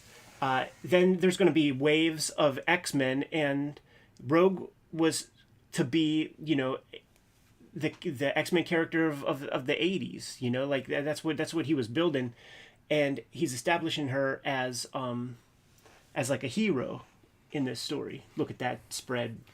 Yeah, I think that's a good example of what I'm talking about in terms of we have the Essential X-Men Volume 4 here, so you get a black and white version of it. Thought I would just pull out a comparison there of, I don't want to say sparse, but clean line almost. Yeah. Is maybe the best way to describe this. It's interesting to look at this stuff and think about John Romita Jr. It is. Because like I see some commonality between those two. Is Dan Green the inker here? No, it's Bob Wycheck. Okay. And I think he inks the majority, if not all, of this Paul Smith run. Okay. Yeah. Like, look at the attitude in that figure. You could tell she's cocked up on the bar, head tilted down. You know, there's some real attitude there, and the storytelling is sick. Like, you got a sigh coming down, and it's one of those Spencer's gift sighs. Yes. Yeah, that's kind of a funny effect. That was one I looked at a few times here. And we mentioned, you know, it's a different style than a Dave Cockrum, who Paul Smith follows on X-Men. And I think there's a lot in common between Dave Cockrum and John Byrne in terms of, I don't know, detailed cross-hatching, kind of a lot of rendering, a lot of ink and detail on the page. So here's an example of, I think this is the last Dave Cockrum issue before Paul Smith comes on, but you can just see a lot more hatching, noodling, detail, little marks. When Dave Cockrum's on the... You know, think of the contrast there in terms of detail between that shot of Wolverine at a control panel versus this shot. You know, I can imagine Cockrum drawing all the bottles behind the bar, maybe some stools busted and strewn about. So Cockrum is definitely like in Legion of Superheroes mode, even with the X-Men. He's always been in that headspace. Yeah, and I think that, I mean, look, it proved very popular. It's interesting that Paul Smith has the reputation he has on here because he's following John Byrne and then Dave Cockrum, and it's two guys that are known for that kind of hyper detailed work versus a more clean, sophisticated, mature style. And Paul Smith really had no giant bibliography to speak of at this time. Also, note on the story, this is set in Japan, so Wolverine is there for a wedding. And kind of funny reading this week and thinking that you're getting ready to head to Japan. So a good issue for that. Yeah. So like I don't know if there's a lot of Japan travel tips in here for you. Leading up to it, it's that famous piece, man, where Rogue shows up at the door. Like Wolverine smells a rat. Yes. And Rogue shows up at the door holding her two luggages, and he's like, "What the fuck? You gonna bring Magneto here next? Like what is this bullshit?" So she's trying to establish her footing in the X-Men and potentially gain Wolverine's respect in a way. But Wolverine, he's friends with Carol Danvers, and she can't fly no more because of what Rogue did to her. So he takes it very personally that she's a part of the crew. And that is recapped in here, this issue. And that's what this issue is, man. We're getting Rogue over as a new X-Men of the day. Yeah, and she's got to earn it with Wolverine. Mm-hmm. The other X-Men are currently in the hospital in intensive care because they've been poisoned. And Wolverine's bride-to-be, Mariko, comes from a crime family. Her brother, Silver Samurai, wants to take over that crime empire now that their father has passed. And in order to do that, he's got to kill Mariko. And the X-Men stand in his way. So that's what happened last issue. And now it's Wolverine has recovered. Rogue has survived. Storm has survived. And Storm's on her own in this issue, but Wolverine and Rogue are going to get their pound of flesh back. Look at how beautiful this panel is. And this is a day and age where there is no Google image search, man. So Paul Smith has to go crack open his morgue files and find this kind of imagery. And you're finding low fidelity, shit-ass photographs to work from, and you gotta fake it all. And it looks great, man. The Yukio character was established in the Wolverine miniseries as being kind of like a young Spitfire assassin chick. So we get to see it's a buddy cop. It's Murtaugh and Riggs of Japan.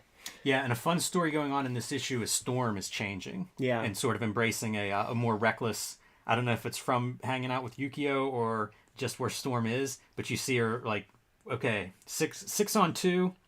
Oh, well, you only die once. You know, she's adopting this more, I don't know, rebellious, reckless kind of attitude. And you know what I like about this panel?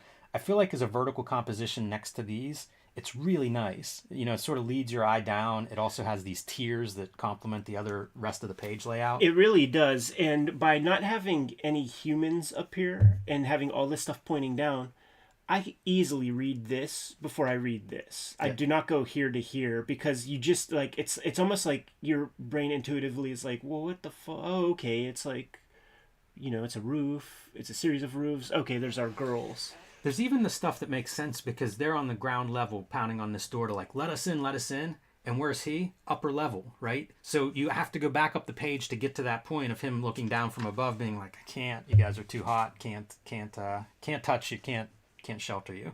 So our gang shows up right in the middle of the page in silhouette. Very easy to understand what's happening there. And, but we're back to the Wolverine Rogue story. So we're going to cross cut throughout this issue. Good way to set up stories and drama. And here we have Wolverine saving Rogue from an invisible, basically she tripped like a laser. And this defense mechanism comes out. Wolverine thinks about letting her have it to test how invulnerable she really is, but doesn't. Look at that stalking Wolverine right there. That's really good. But you know what doesn't come across is the idea that Wolverine's like 5'2". You see it in head size, and the guy who's great at it, I think the best is John Byrne. When you see this, that's a very elegant fit, like stretched out figure. Yeah, and actually Paul Smith is not bad at it. So there's perspective at play there and things like that. But he is one of the guys that I do think is pretty good with it a lot of the time. So Rogue, half jokingly, acts like she's going to kiss Wolverine as like a little payback for saving her. And he is not happy with that and says, you never, ever joke about that. And she says, you know, I didn't mean any harm. And he says, that's why you're still breathing. She handicapped one of his good friends, man. Yes. Yeah, and that's what's recapped here. So they go back to this crime lord who Wolverine believes is the person that's sending the threats to his fiancée and finds out he's been dead for a week sitting there. I swear I had my shit on. My bad, Jimmy.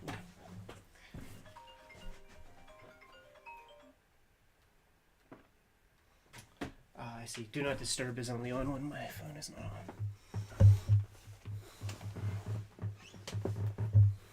Boom.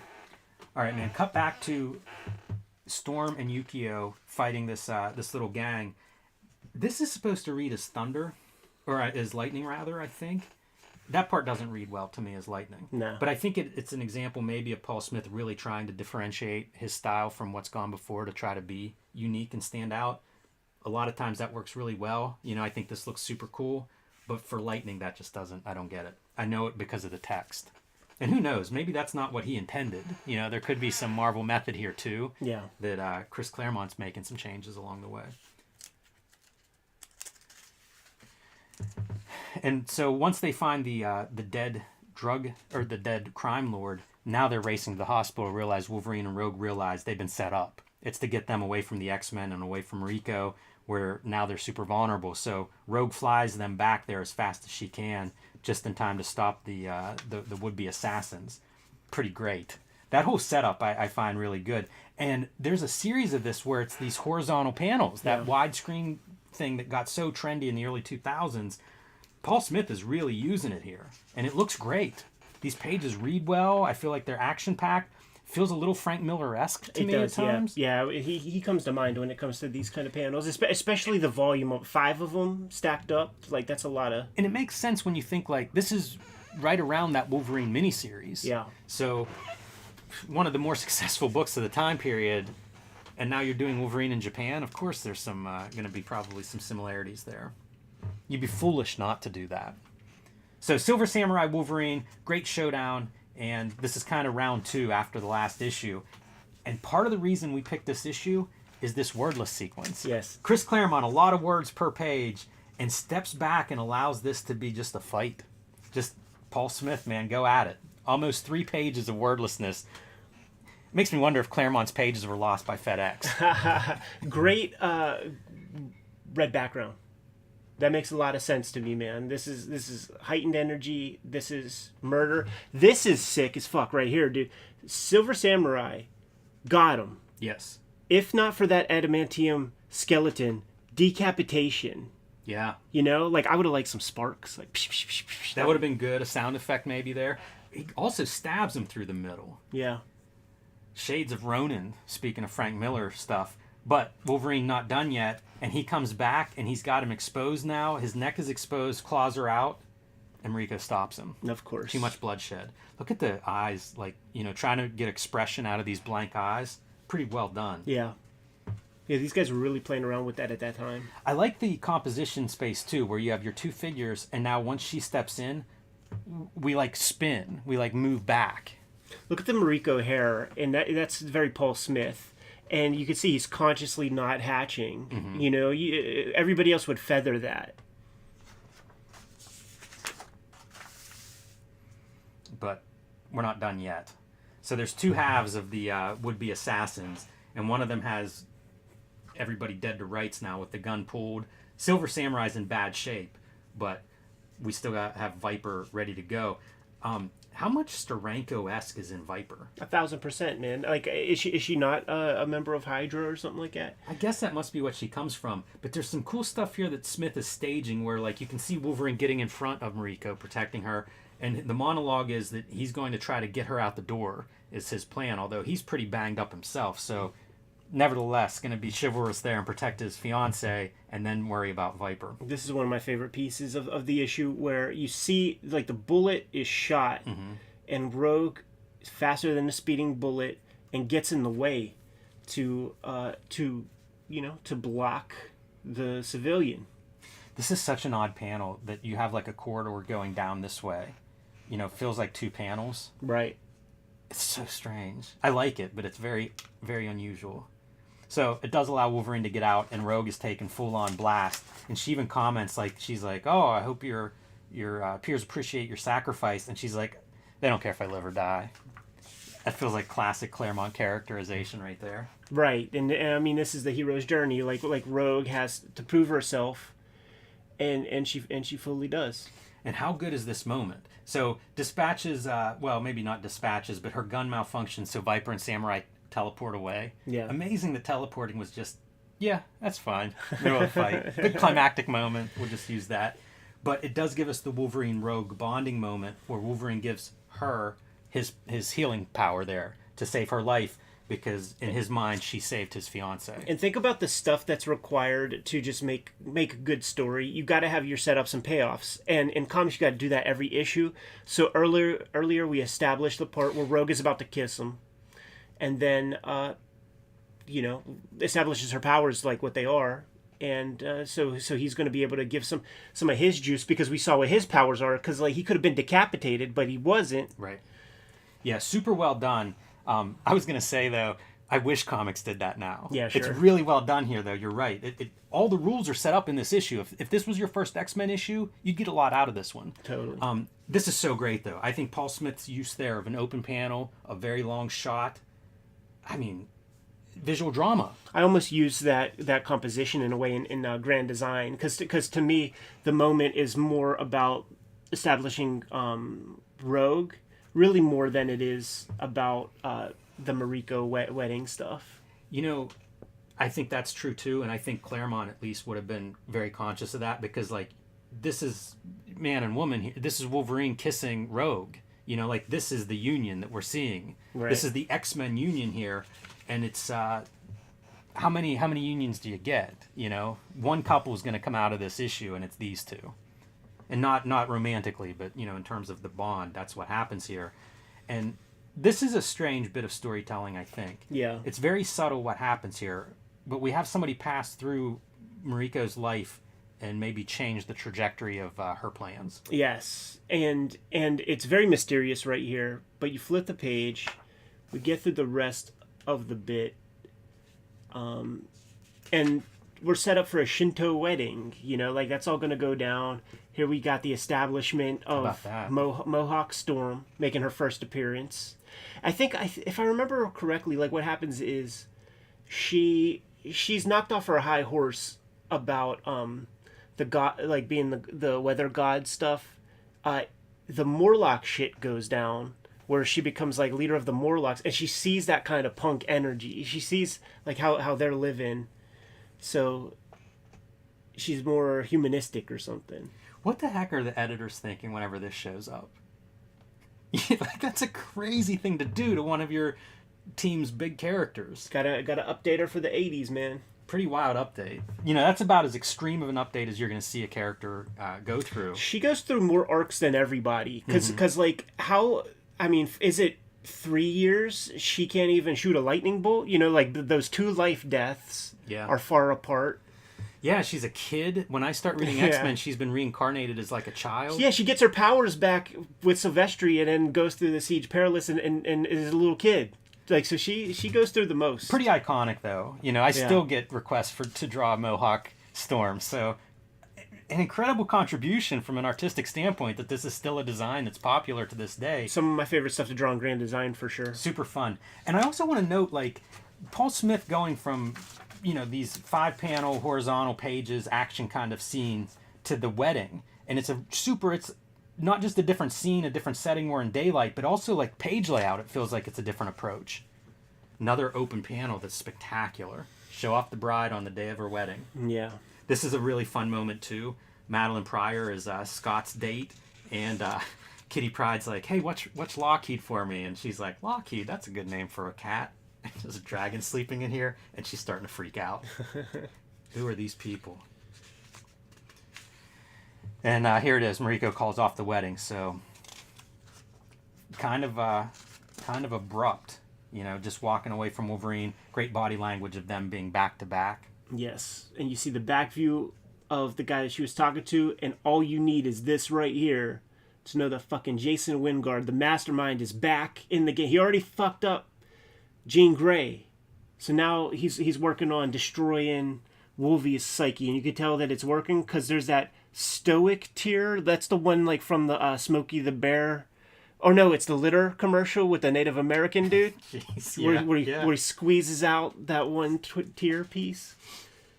Yeah, it's always tough to do the dude's crying. I love all the architecture background though. Yeah, really fun stuff. He must have got a book on Japan. Like he had to have some kind of good reference that he found for it. Yeah, this is Frank Miller too. Like where it's just like rice paper thatch walls everywhere. Claremont seemed very taken by all this, so it's possible he's slipping references. Because they're speaking specifics of like Shinto wedding rituals and shit, and I forget. Well, somebody told me a story about being on a plane with Peter David across the pond to go to a convention, and Peter David was like something was going to be staged in some country or something for one of his comics, so he's boning up on learning about the culture, and every 2 seconds like Peter David would be chiming in with some new like factoid that he's learning about this country that is going to be in a comic. So I mean that's a part of the game. Yeah. They write what you know, so you better learn some things. Absolutely. Weird gimmick here where Colossus is answering the letters columns. So dumb. And then Bullpen Bulletins by John Byrne, another one of those like super oddities. Is this Assistant Editors Month? No, it just said that Big Jim Shooters asked him to do a guest spot here, and it's been months. He couldn't think of what to do, so he just drew all these great Marvel characters. I guess this is before he and Jim Shooter have disagreements. Oh yeah, as long as he's making millions of dollars, man, he's gonna toe the line, right? He's the cog. He ain't gonna upset nothing. So there's a Paul Smith X-Men. Interesting run. You know, you think of X-Men's history, and it's like how much of this Claremont's run is defined by these like one good artistic pairing after another. And Chris Claremont was a headhunter. When it was probably him who said, "Give me Paul Smith." Like I like what the guy's doing. The editors, Louise Simonson, Annie Nocenti, they would always talk about how he would meet a new guy. Like Silvestri was untested, kinda. You know, he had a couple of things here and there, but nothing nothing that major. Yeah, nothing that would make you think, oh, this dude's an X-Men fit. But He's going from Conan and stuff. yeah, but Chris Claremont kept his eyes out there, man, to find the best guys, and made sure that they were part of the game. We did that one Marvel. What the hell was that? Not Marvel Saga, but what was that? Like, we did that Day in the Life of Marvel that was in Marvel Age. Yeah, and part of that article is Chris Claremont going to the bullpen to use their long distance line and calling Barry Windsor Smith to bat out an issue of what would be the issue that we did 2 episodes of with the Power Pack Kid. Such a great issue. The third time's gonna be the charm. Yeah. Look at the just like the line for the boot and how well that fits in with both the claws and also this highlight. Wonder if he had some influence on the coloring for that. Yeah, because you see that white outline carry over in a lot of the both of those figures. If he did, then what's up with the orange eyeballs? Good point. Good to go? Yes. Kayfabers, like, follow, subscribe to the YouTube channel, hit the bell. We'll notify you when new vids are available. Jimmy, tell the people what's out there. Hulk Grand Design Monster Madness is in stores now. Pick that up if you can't wait until early 2023 when the oversized Treasury Edition shows up with 40 extra pages. And I recommend you pre-order that one just because of the weird delays in printing and stuff. You want to make sure you get a copy of Hulk Grand Design Treasury. Street Angel Deadly Scroll Live, back in print after almost a year from Image Comics. You can get it wherever you find books. And join me on patreon.com/JimRugg where you can see a lot more of my work, including a collection of all of my freelance cover work with annotations. Red Room, the Antisocial Network, Red Room Trigger Warnings, Murder on the Dark Web for Fun and Profit is the name of the game. Each of these books is completely self-contained, has 4 stories plus 60 plus pages of additional materials, and I'm serializing new works on my Patreon. So you get everything from this, from both of these, plus new stuff, more than 300 pages for $3 a month, less than a penny a page. And I put new strips out all the time. Hit up my link tree in the description below this video. You'll be able to subscribe and get these books. Jimmy, what else do we have out there? Subscribe to the Cartoonist Kayfabe e-newsletter at the links below this video. You can also find Cartoonist Kayfabe t-shirts, merchandise, mugs, fanny packs, and more at our spread shop. And that link is also available under this video. Another great way to support the Cartoonist Kayfabe channel. Given those marching orders, Jimmy, will be on our way. Read more comics.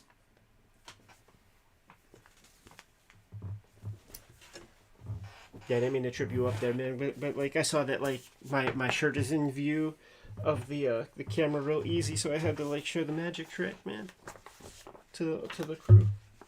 You just got to match up the skulls. It's like old school Pacific Sunwear type shit. That's a lot of work for ain't that much work.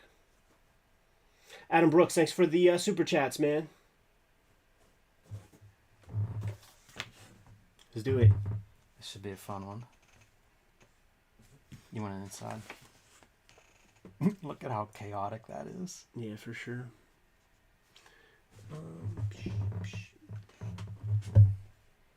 Good? Yes, sir.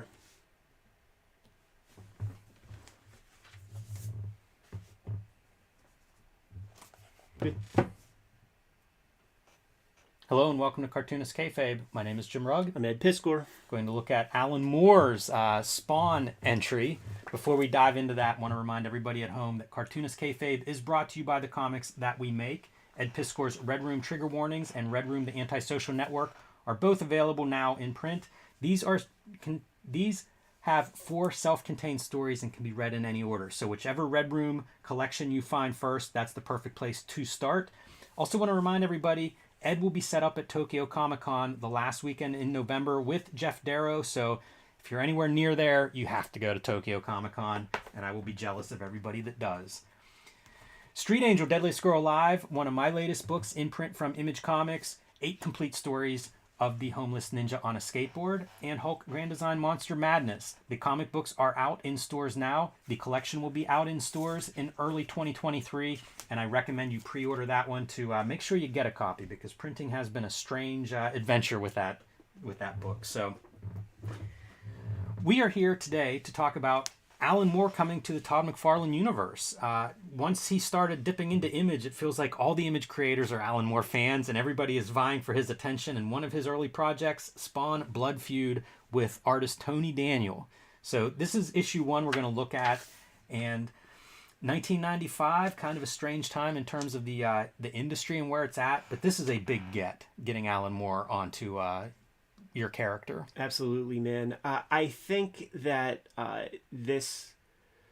the conceit of this story, I think it was birthed from fandom. I remember an old letters column where somebody posed the question, "Hey Todd, what would happen if a vampire bit Spawn?" That's all it takes. And he's like puts a response like, "Oh, it's funny you mentioned that.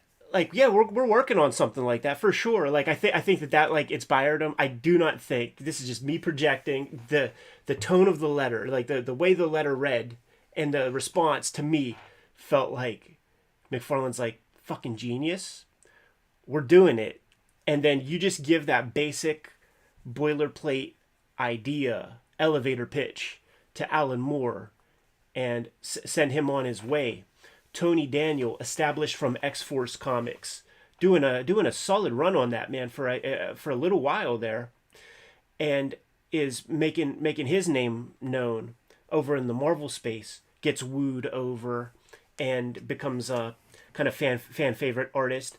I don't know if this is the same inker. I could look on my thing on my iPad and figure that out. But like the inking catches up a little bit on like the last couple issues. It ain't here. Yeah. In this one. Full Moon Zine, I gotta say, this is a really weird Alan Moore thing. Alan Moore had gone away from superheroes at this point, and now he's back. He does a bunch of them at Image in a short period of time. And I was thinking about when we talked to Rob Liefeld about Alan Moore, and Liefeld's talking about Tarantino as an Alan Moore, somebody Alan Moore's interested in at the time. And it made me think of that as like reading through this, because this is a conversation between, I don't know, some couple here. She's a vegetarian, and he's talking about how you should eat meat. We're at the top of the food chain, which is of course the setup for the idea of what vampires or something that are feeding on humans that are even further up the food chain. Right. But all of the dialogue makes me think like, is this Moore doing some kind of impression of something? Feels like it, right? Like it's not far from the Like a Virgin conversation. Right, and it does not feel like the strategy or the careful planning of a book like Watchmen. There is no careful planning when you gotta strike while the iron is hot to get that like $100,000 royalty or whatever, man. So you better churn this thing the fuck out. It does have the thematic mirroring bookend shit at the beginning and end with this blub blub blub blub heartbeat component with the 5-tier panel, like stretch panel joint. Where we're establishing a baddie, and we're seeing him from first person. See him rolling through. This is the people from page 1, and now he's in the building, and you've got families there pulling out the guns, not helping at all. Fingers ripped off. Yeah, kids' toys destroyed. Isn't it crazy that severed fingers is a motif of Spawn comics? Like the severed finger is a thing, man. Yeah, and did we do I feel like we did there was a comics journal where Alan Moore talks about Image. And I think he had just seen like the first issues of like 3 or 4 of the titles or whatever. It feels like that's what he writes from. But I think he saw Spawn 5. Yeah, sure. With the severed finger stuff. So here we go, man. A very bizarre version of Spawn, right? Yeah. And what we're going to learn is this is a dream. And it's almost a dream that... Is the costume alive? What is the costume made of? What does the costume eat? Yeah, it's the symbiote. So like if this is Todd McFarlane from Amazing Spider-Man who came on the black costume and created Venom, like he's back in that headspace. It's really odd. Imagine being Tony Daniel and you're called upon to like draw the costume but without a figure in it. Well, somebody provided him some roughs and layouts that we're going to look at in a little bit. Yeah, one of the big draws of this book for sure is that back matter. But here we go. Spawn waking up with his alley friends, and they're like, dude, you're freaking out, man. The chains are alive. The skulls are talking. Like, what is going on? They're very afraid of what they're seeing, and we're watching it like from building tops just to be safe and keep a distance. But that costume is acting out. There is some asterisk caption stuff that is pointing toward the Angela miniseries written by Neil Gaiman. Mm-hmm. Do you think that Alan Moore and Neil Gaiman are on the phone, like, we are grifting this rich Canadian fella, man. How cool, huh? Like, we are like, Neil, did you ever think it would be this good? The $100,000 a script, and we don't even have to think that much or go too deep. Use our scrap ideas. You do wonder, like, what are they thinking? I think at that point? I think they're incommunicado, and I think that they're laughing all the way to the bank together. Here's a question for you. We see Cheerios brand here Yeah. in the garbage. We see Kermit the Frog here. Who's putting that stuff in? Because one, it's really specific. And two, like, you know, if you did that in a Marvel book or a DC book, those lawyers are going, you can't put Kermit the Frog in this page. Yeah. So what is that? Tony Daniel? That's a good question. Alan Moore? Like, and it has nothing to do with the story. It's just a really strange detail. Sure. Sam and Twitch. I think they have a TV show coming out. Yeah, I saw some comment recently about them and how, like, oh, the everymen. I know, just I regular saw that dudes. too. And I'm so confused by, like, what are you talking about? I know. But, yeah, maybe. They look like Muppets. You know, it's like Bunsen Beaker and Yeah, look at that haircut. Amazing. Todd had that haircut. I would totally go for, like, an Elvis book with this as your Elvis model. Yeah. But they're investigating the building. You know, makes sense how you bring in a couple of homicide detectives into this. A lot of blood everywhere. Like, clearly, this looks like a scene out of Predator 2, so... There's never movement with those characters. They're always kind of like on the trail of Spawn, but always like 5 steps behind. Right. They had their own series, I think, at one point. Yeah. I never read it. I can't imagine that they caught up to him. Shouts to Scott Morse. I think he did a run. Yeah, I think that's right. Tony Daniel, you know, trying to draw the cool spawns whenever you get a chance. There's your Angela miniseries reference too. Gotta sell them pages, man. Yeah, absolutely. So it's a whole side business, side hustle to this game. The yelling with the shoelace face and having the shoelace like on top of mouth and bottom of the mouth, that is such a good touch. Is it? I love it. What a monologue, by the way, of just a crazy person in the alley screaming about stuff. Yeah, it totally fits in. And by the way, like, should you not be 1,000 paces away as a homeless guy? Like, you don't have enough indignities or dangers in your life. And now you got this guy with these, like, spikes and burn-up face and all that. Yeah, absolutely. And you can see them here. They're on a building top, like, really watching it from a distance because this loose cannon is freaking out. Yeah, And he's you're on that right. dust. We do not want to be too close. He needs some milk. He's yelling at his costume as a creature, and what does it feed on? And this is one of those pieces where as soon as you introduce this guy, well, that's your vampire. You know what I mean? Like, this is the guy. Hey, spoilers. Yeah. Spoilers. Like, there's no way he's not. See, this is what I'm talking about. Like, the inking is not there at all. Look at like, if we were going to trace something, Yeah. what's the skull look like underneath this person's face? Like, that's not even human proportions. Oh, totally, man. And just like, this inker is not good. But even Tony Daniel, like, so, the way he's building these faces is pretty whack and stuff. Very outlaw. This character I found really disappointing because it is this new sort of a cool character for this miniseries, and not much there. Like, it's not a very exciting It's design. Trencher. It's not great. It's Johnny Blaze. It's so funny to think of that as Trencher in, like, a more conventional style. Because he Little just had, ponytail in the exactly. back. Got the ponytail, got the trench coat. I wish it was Blaze. Trencher. It's a more fun reading experience if you think of him as Trencher. Look at the heavy lifting from Ollie Optics here. You know, you guys got pure line drawing. Not Ollie Optics. Oh, no? Todd Broker. Oh, Todd Broker. Name I've never heard of before. Yeah, he's doing some work here, man, to try to gussy up these pages a bit. Look at the word count, though. Alan Moore is he's earning his paycheck at least by word count. In the Rob Liefeld shoot interview, talk about the Tarantino stuff, and Rob is like, if you want to see a guy whose hair is on fire coming out of the theater talking about the movie, and starts to suggest comic ideas, and Alan Moore's talking about the blood crypts, like, it's literally in here where he's talking about the blood red cloak is like a gothic gang sign or something. Gothic gang colors, supernatural gang colors. And nothing is left to subtext.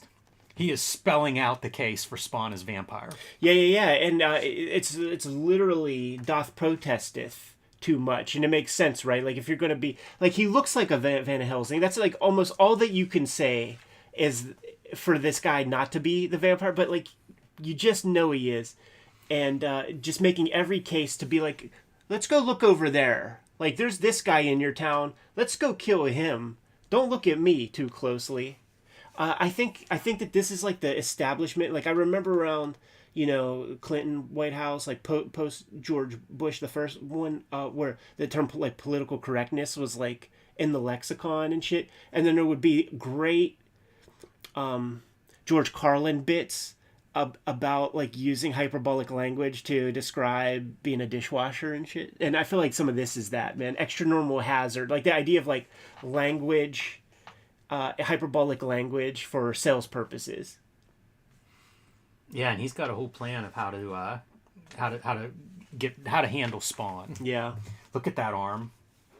Oh, all of it. Like It's this is weird. It's short. It's way too short, and it's just the straightest, stiffest thing. Tony Daniel gets better. Like this particular issue is a step down from what he was doing on X-Force. Yeah, I wondered if there was, if he's doing 2 books this month. Right.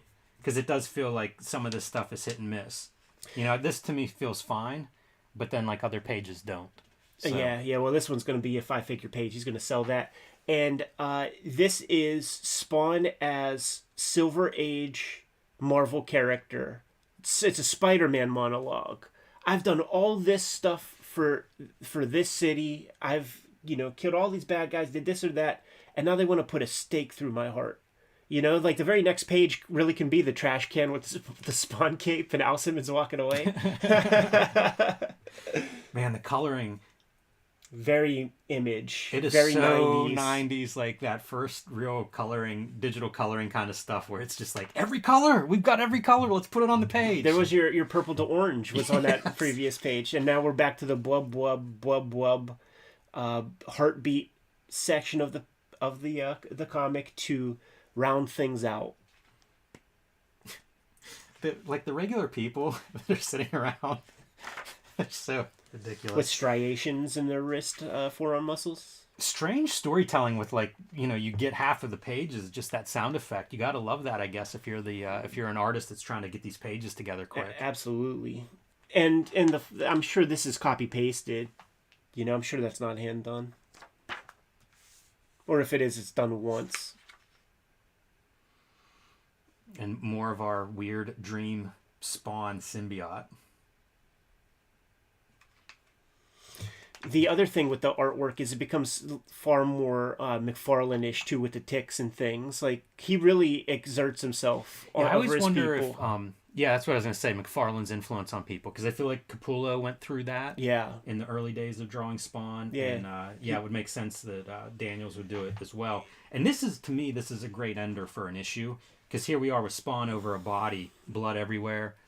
That's a good hook. That's what you want. Look at that guy's just destroyed on, again, going back to Predator 2. One of those classic horror movie moments, man, the misdirect. And surrounded by cops. It's a good end issue. Those guns, I don't know about, but... Yeah, Tony Daniel, pacifist, man, he don't got no reference at the crib. Yeah, you know what? It's so funny to think of, like, is there a generation there where we were shamed from referencing things? Like, it came up in the Frazetta video comments that Frazetta... They found photos of like all the references, even though he said in interviews he didn't use reference.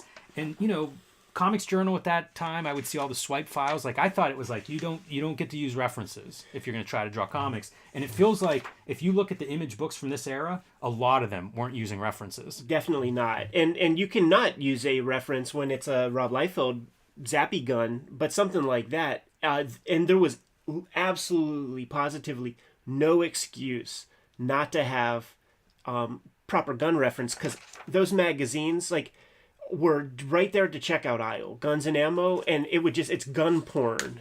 You know what I mean? Like you have the easy access to reference. Like I remember buying those magazines, just drawing every Mac 10. Yep. I could draw a Mac 10 in my sleep. Ed, let's get to the real stuff. Yes. This is the whole reason to talk about this book. Absolutely, am I right? Absolutely. Alan Moore behind the scenes, and we're going to go through and see his page layouts, man. Yeah. Page layouts that he's doing for this book.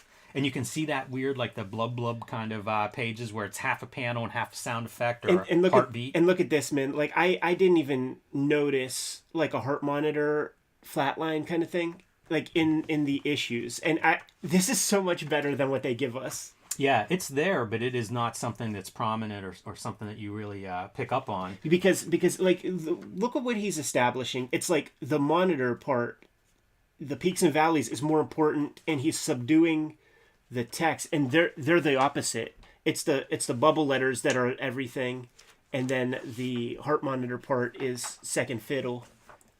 This page, 2-page is spread. that one. Yeah. So it's fun to see like where Daniel goes, goes off on his own, and where he follows very closely.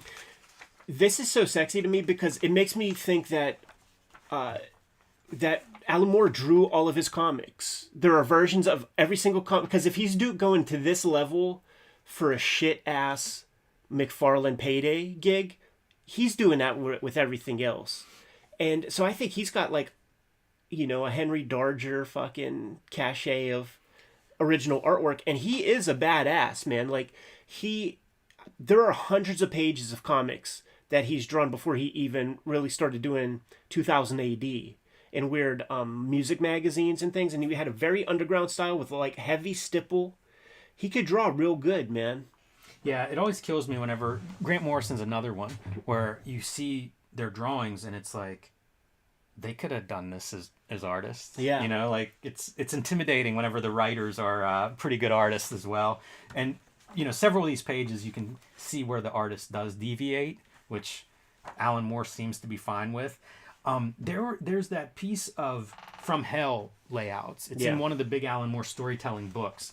And they said he didn't even give those pages to Eddie Campbell. It was like really a writer's reference kind of thing. Same with Bissett and Toddleben, but here it's specific that he gave that to Tony Daniel. It makes me wonder if like things in comics have changed to the point where this is just more effective than the scripts where it's like legendarily an Alan Moore script where it's like one page describing just one panel on the page. And it does make me wonder, like in this age of like image comics, was that just no-go? Like, did you not have why waste your time? Artists that are going to read that kind of script? But this one, like he follows very closely on this particular one. It's amazing to see this stuff, though. What a great reference that this is printed in here. Oh, man, I want to see it all, man.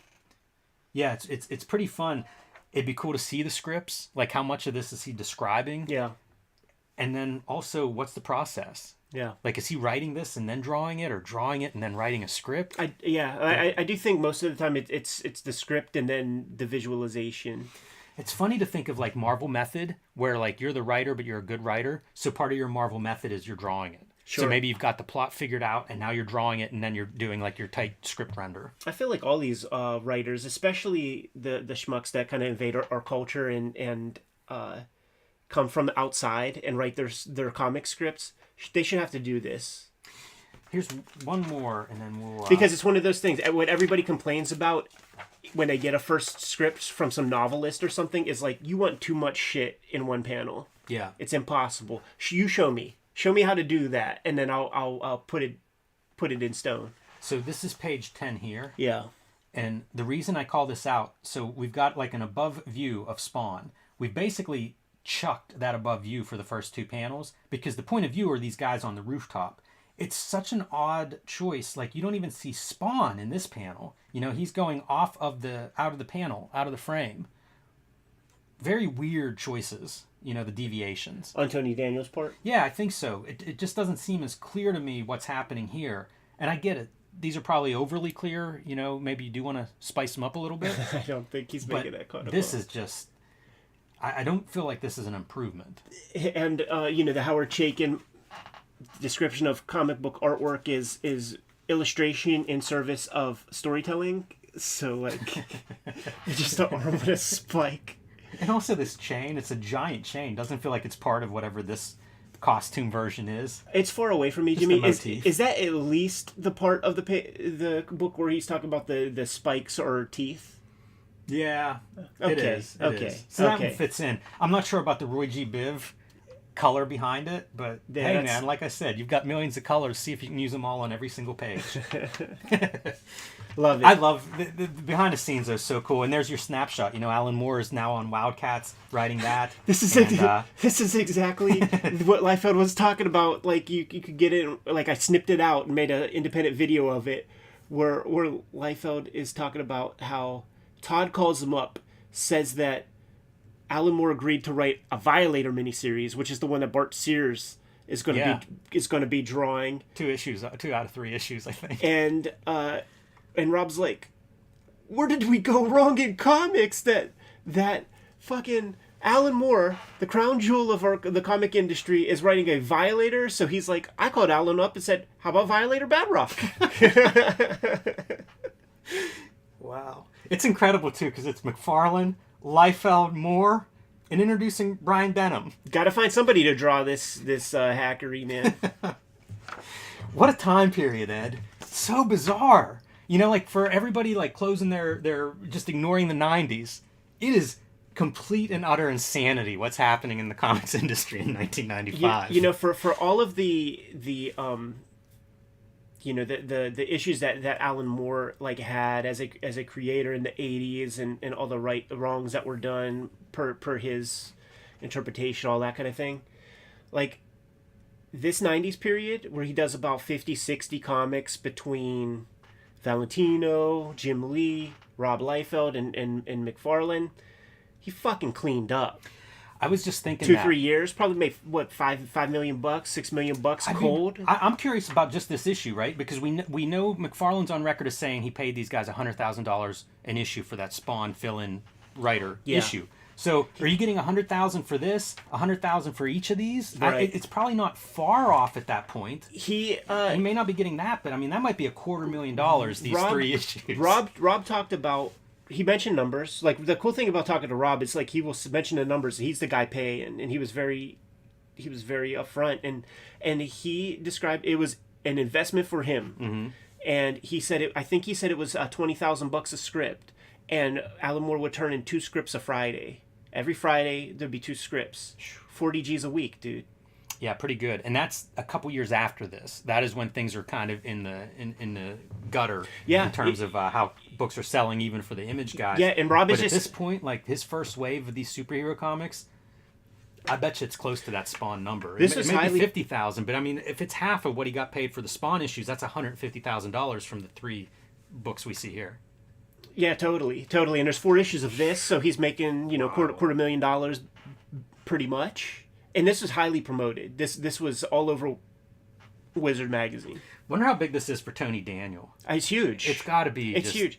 I had his career making. I had his X-Forces and stuff, and I liked it because before that it's like Pasella and Dan Panosian and those dudes like really going hard on the Erzatz Jim Lee kind of style, and he kind of brought it back home a little bit. There was more storytelling flow and things. It was more sensitive looking artwork. But then when he gets hooked up with these guys, then you have to go hardcore. You have to disabuse yourself of all your storytelling. Everything you learned from John Romita Sr. and the Bullpen or whatever, that all has to go away because you now have to be over the top with the imagery. That's what we were calling for. Yes. Is he still making comics? Yeah, I think he's a superstar over at DC Comics. Okay. Well, good. Yeah. All right, man. That's all I've got on Blood Feud #1. Let's get out of here, man. Kayfabers, like, follow, subscribe to the YouTube channel, hit the bell. We'll notify you when new vids are available. Jimmy, tell the people what's out there, man. Hulk Grand Design Monster Madness. Comic books are in stores now. The Treasury size fluorescent green edition will be out in early 2023. Pre-order that one now wherever you buy books. Street Angel Deadly Squirrel Live, back in print from Image Comics. 8 complete stories of the homeless ninja on a skateboard. And join me on patreon.com/JimRugg where you can see lots more of my art, including a big collection of all of my freelance covers I just posted last week. So if you sign up on Patreon, you can download that immediately. Red Room, the Antisocial Network, Red Room, Trigger Warnings, trade paperbacks in stores today. Murder on the Dark Web for Fun and Profit is the name of the game. Each of these books contains 4 complete horror stories, as well as about 70 pages of additional material that you're not going to find elsewhere. And I'm serializing new Red Room material at my Patreon. $3 gets you the archive. You get all of the material in the books that you see right here, plus the new stuff. $3, less than a penny a page. Good value. Hit up my link tree. You'll be able to get to all those destinations. What else do we have out there, Jimmy? Subscribe to the Cartoonist Kayfabe newsletter at the links below this video, and pick up Cartoonist Kayfabe t-shirts, cups, mugs, fanny packs, and more merchandise at our spread shop, also in the links below this video. Another great way to support the Cartoonist Kayfabe channel. Give them those marching orders, Jim. We'll be on our way. Read more comics. I'm gonna make another tea real quick, man.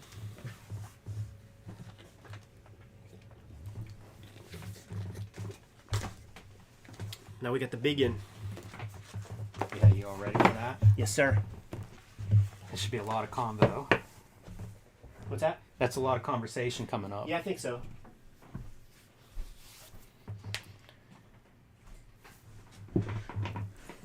Yeah, shooting two Sundays today to get us all ready for Ed's vacation. Working vacation, right, Ed? Dude, there ain't 1 second where I ain't working. And you know what happens too, man? I get fit as hell out there, dude. Just because I walk 6 to 9 miles a day. Every day. I have a neighbor who works in a kitchen. He's Yeah. a chef, and we were talking about steps, and he gets some days 30,000 steps. That's ludicrous. Yeah. And you know, I mean, that's kind of the standard. 20 to 30,000 steps is what he does on a shift. I just need to play this real quick because I didn't have my phone on airplane mode. Cartoonist are those stories where I've because Sounds good. But I put my stuff on airplane mode right now. Alright, let me just do this real quick. Quite the backdrop for this one coming up. What's the backdrop, Jimmy? Well, I just have the hardcover and the issues laid out next to each other, and it looks really nice. Fills the screen too. Could probably be the cover art. Oh yeah, sweet. Snap a pic of that. Oh man, got a question on John Jacobs' Power Team. This is so fascinating because there's two John Jacobs in comics. And they're both religious. Yeah, hardcore Christians do outsider kind of power comic kind of stuff, and they're different guys. So if you look at like Dr. Peculiar, that's one John Jacobs, and it's a different John Jacobs than the Power Team John Jacobs, which just, they work at about the same time. They're both doing black and white indie comics. It could not be more weird. I don't understand it, man. It doesn't make sense. Like, they're the same guy. It's almost like from an alternative universe. Somehow they both ended up in this universe. Not the same dude, but You need a fresh real water, damn Jim? close. No, I got one. I might do a bathroom break before we get recording, but yeah, that's that John Jacobs, man. That's a mystery. Track down Chris Pitzer to learn all about John Jacobs.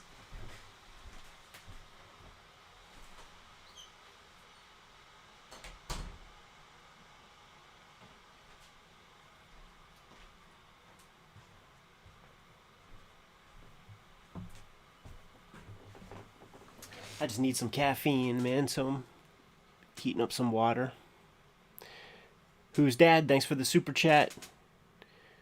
Willie Wonkanobi, thank you for the super chat. Heading out to Japan on Saturday, man. Can't wait. Got to get up early as hell. Making the trip as easy as possible. Getting a car to pick me up, drop me off at the airport, pick us up at the airport, drop us off at the hotel. But it's going to be 17 plus hours. Not looking forward to that. No. But you at least look forward to being there.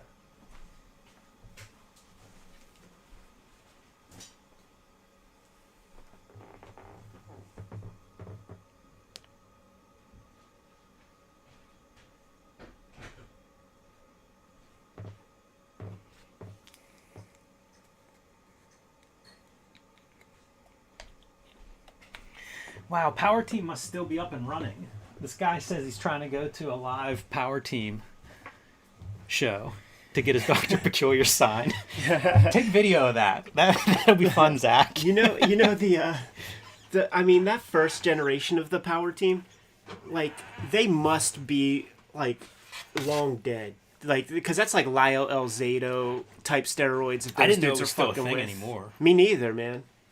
But maybe it's like the Harlem Globetrotters, you know, like Like the OGs are like the real dudes, and then there's just like these vestigial guys. So if they ain't fucking ripping phone books, I don't want them. If they're not ripping phone books for the Lord, I don't care about them. Because that inspires me to be pious. Right? Isn't that a good... Yeah, that's sick as fuck. And then, yeah, you just leave it. Just put our little fucking logo in there, and we're good, man. Good. Yeah, looks good to me. Good to go. Mm-hmm. Hello and welcome to Cartoonist Kayfabe. My name is Jim Rugg. I'm Ed Piscor. Going to look at a Frank Miller classic today. Before we do, want to remind everybody that the best way to support Cartoonist Kayfabe is to buy the comics that Ed and I make. Ed Piscor's Red Room Trigger Warnings and Red Room The Antisocial Network are both out in bookshops today. These are completely self-contained. They can be read in any order. They have 4 complete stories and a lot of great back matter. So whichever one you encounter first is the perfect place to start. Street Angel Deadliest Girl Live from Image Comics, back in stores now. And Hulk Grand Design Monster Madness. The comic books are available now. The oversized fluorescent green collection will be out in early 2023. I highly recommend that you pre-order that one with your comic shop or your bookseller, wherever you get books, because once that goes out of print, it may be a while before you get another crack at it. That's true. But we are here, Ed, to talk about one of Miller's probably highly celebrated books. You know, the guy's got quite the career under his belt, different eras, and I think he has fans from each of those eras. But for my money, I remember buying this. It's one of the few double dips I did back in the day when this was coming out.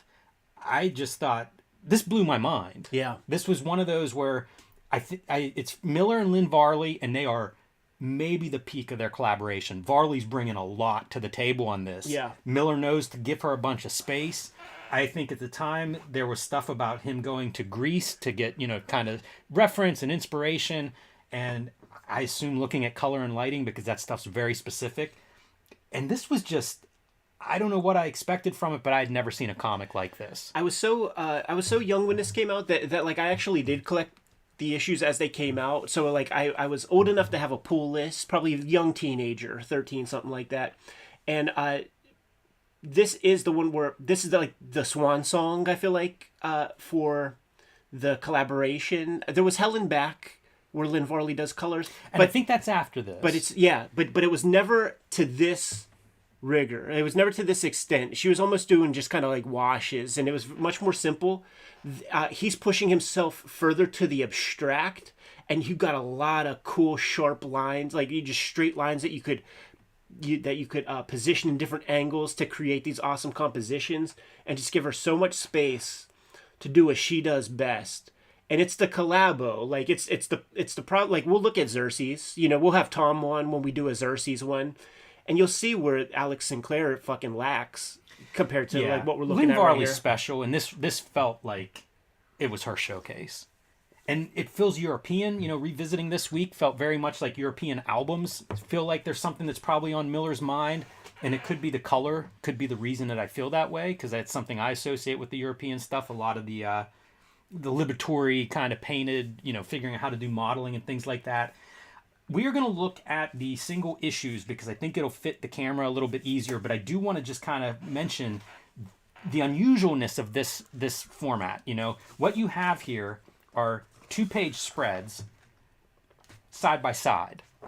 Very unusual. I did not know a comic of this sort, this format, before this. Yeah, Holy Terror is another version of this. He's done this twice. Yeah, he's done this twice. And what happens is, certainly with Holy Terror, I don't think that was never the thought. And I actually don't think that this was the thought for the final piece either. It may not have been, although clearly he's designing this book as spreads. As spreads, yeah, no doubt. But when you could have a reveal on every page if it's spreads, but when you have 2 adjacent pages, there might be something established here that like worked better as a page flip. And that certainly is the case with that Holy Terror comic, because you could also see the bifurcation of the art. Mm-hmm. So like you could tell that this is a patchwork, former Batman comic or whatever. Yeah, so again, for ease of video, I'm not going to use this one. But Ed, if you see anything noteworthy, pull it out. We'll do comparisons and see what's going on with it. And there are some notes about that I think will come up in our conversation. And one of the first ones, man, like this is just 100% Lynn Varley painting. Like there's not even line arts here. And Miller doing lettering, probably his cleanest, neatest lettering. Yeah, straight rapidograph shits, man. It's very very clean, very clear, and it makes me think of stuff like Sin City. He would do things like I think it was in That Yellow Bastard, where the guy gets hung on like page 1, and we get like 2 black pages where it's like, wait, is he dead? What's happening? You know, and you turn the page and it's like, no, it's not going to end that way. Playing with format, playing with page turns, and really utilizing the entire form, you know, like mastering that entire form. I think that that's on display in this a lot. Sure. Because you can see we've got full page spreads as the Spartans are marching. But he's also kind of manipulating how our eye moves with some of his lettering and the placement of that. And it's very weird when you take away the gutters and they're just like spreads next to each other, where it's essentially 4 pages beside each other. It's very odd, the gutter, because you have remnants. Sometimes it's in the way the word balloons are arranged, so it's almost like 4 pages at times. It's odd. Yeah. But definitely an interesting experiment. And this opens with just these beautiful paintings as the Spartans are marching, 480 BC. And the story's relatively simple. He references 300 Spartans, the movie, which is this famous story of like the Persians invading, I guess, Greece, and the Spartans being like the first line of defense and really putting certain combat strategies in place to be able to stand off against a gigantic army with only 300 fighters, at least long enough for the Greek forces to rally behind them. Right. And man, does he glorify. It's funny. There's a great letters page in one of these issues where they send it out to pros, and one of them is Mike Mignola, and he's talking about how, well, there are capes, but they aren't superheroes, and it's like the way Miller describes these Spartans, it's pure superhero language. Yeah, it's real macho stuff. And if you are coming to this comic looking to read a history tale, you gotta fuck the fuck off. Yeah, this is this is pulp. You gotta fuck the fuck off. You are a complete daft idiot. And you should go read a prose book if you want to read about, you know, the 300 Spartans who did shit. Because like that's the rap that this book would get, and it's like you gotta get your head checked, man. There's too much mercury in the tuna fish you've been eating for lunch every day. Yeah, it's a good point, because this is one of those like historical stories, epics, you know, it's a myth almost. Sure. Despite having some root in history, like it's just this story that's been told in that kind of grandiose way. Like it's hard to tell how this references real history. It's real butch. Yes. And I was doing some reading just out of curiosity about like the Hunchback dude. You know, like was that a character in history? And there was, and he was not, by all accounts, he was not, you know, gimped out or whatever. They called him a politician, so he fucking made a political move to diss his homies, to diss his people.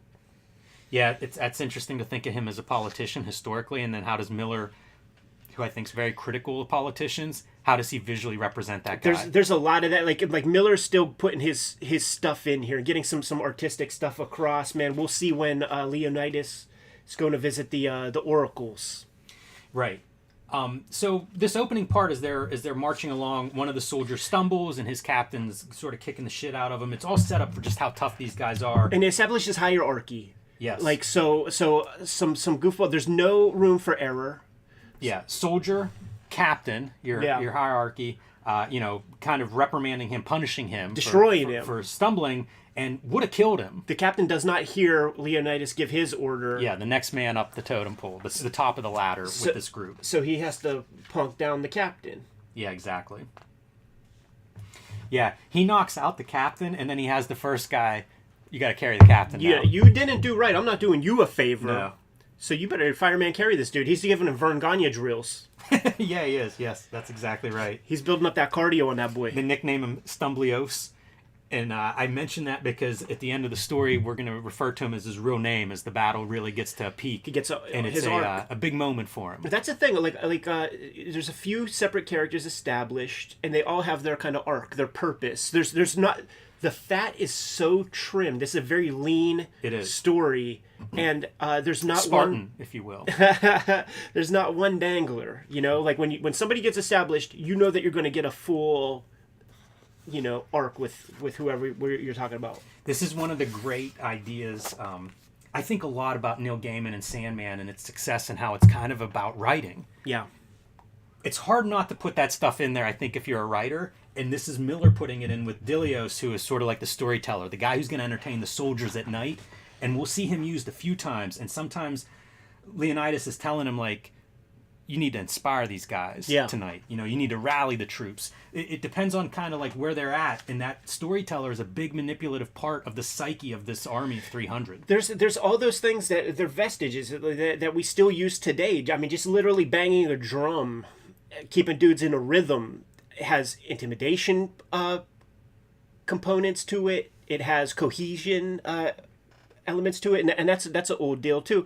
And this is the oldest of propaganda that's being spun, basically talking about how we're such fucking badasses, and your leader is the baddest ass motherfucker of them all. That's exactly right. This is our king's origin story, but it is very much like intertwined with kind of the history of Spartans and their lore and its exposition. From just putting together a comic book, it's giving us the background that we need on what is a Spartan. Here's another motif of Miller, man. If you go back just one real quick, dude, we got our survivor eating bugs and rodents.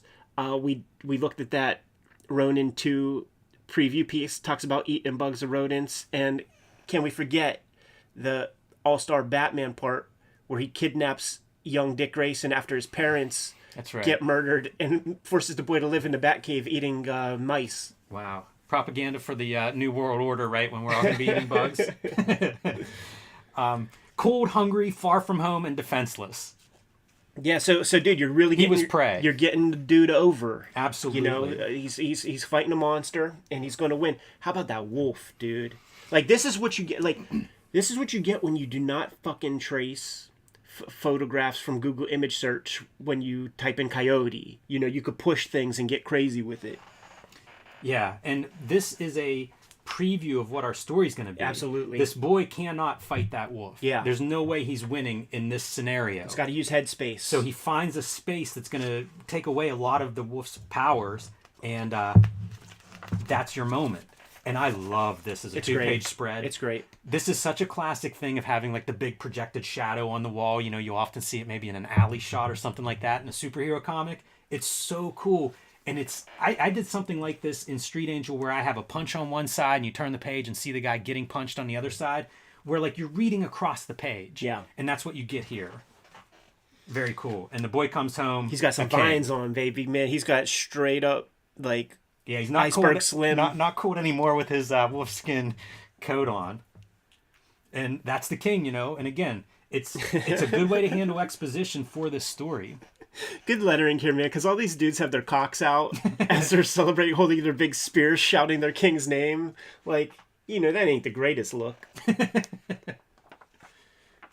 Look at this for just marks, because we're going to have all kind of these, like, Miller marks, just big, heavy shadow line. Yeah. Not even, you know, that's not a rock texture. That's not a fold in a robe, but you're able to sort of go with it, you know? It's an indicator.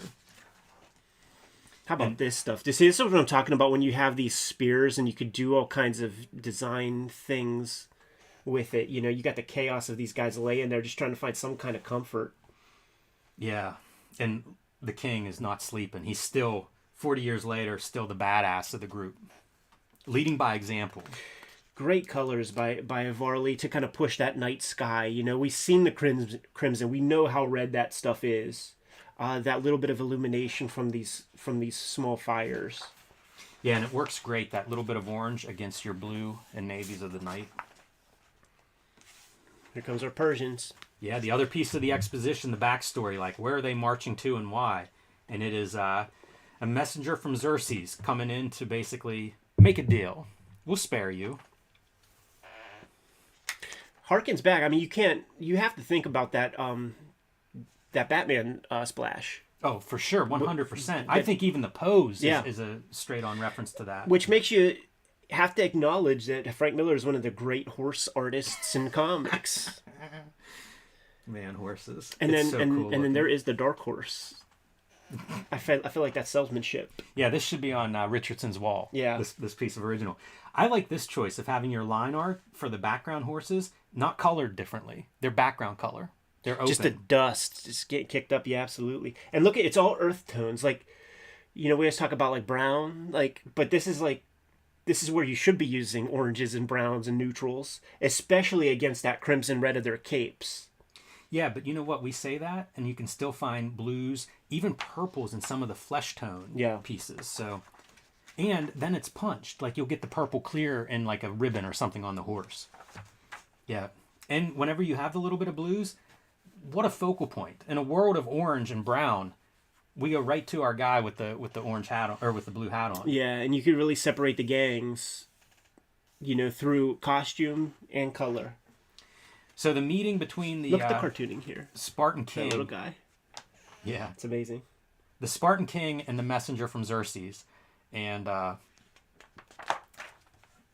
Spartan King's not having any of this. I fucking love this piece right here. It's one of the most memorable because it's just pure fiction, like once again, for the people that are coming here for a history comic, get the fuck out, man. We're having some fun. And if this is like Blue Line Method, I have to assume that there are just a lot of happy accidents that are happening for Lynn Varley to communicate the volume of these bricks, because I think that some of it's by accident, where like you see like the highlights, because you see full brush strokes. Yeah. And then when you see highlights, like I don't know how you even see the blue line after you put down a wash, because it's a very thick, opaque looking paints that she's putting down. Yeah, it's a good question. It's possible you're doing some of like the shadow lines first. Right. Like you're going over some of the blue lines to get some of those. Who knows? Maybe she painted it more than once too. Like that could have been part of the process of learning how to best...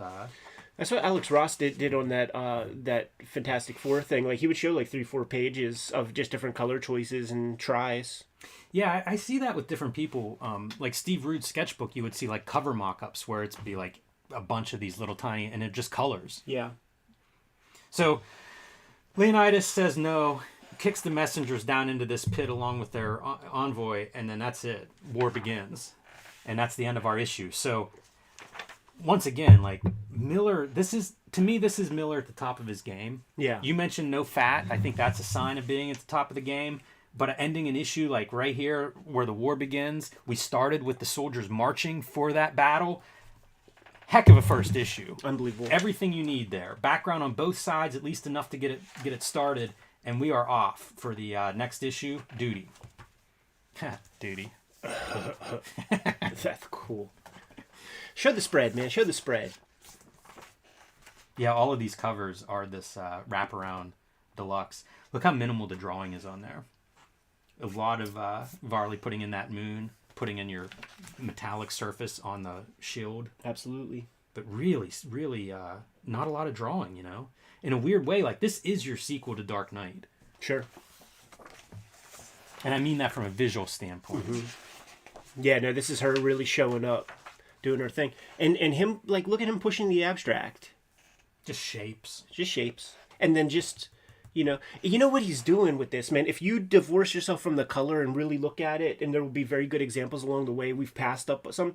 He's going full Hokusai here. Like, this is like classic penmanship of like the old days. That like this looks like Japanese calligraphic image making.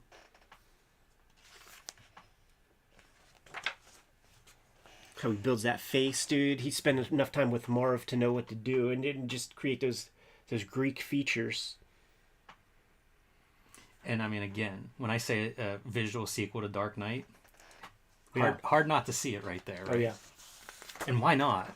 That book changed comics. Like, wouldn't you be leaning into that if that was on your resume? Absolutely, man. Let's get into Frank Miller's thoughts on organized religion with this next little bit. What's fun is like you read this through that idea, and he is so critical of politicians, of these like leaders, right? And well, why not, man? What's the evidence to not be that way? It would be these guys who are trying to censor your comics and shit like that. Like, look at what he's doing here, man. Making sure to push a rock up there so that you have your black on white there. And it's so clear, like right here, that it's almost a little too on the nose in a way.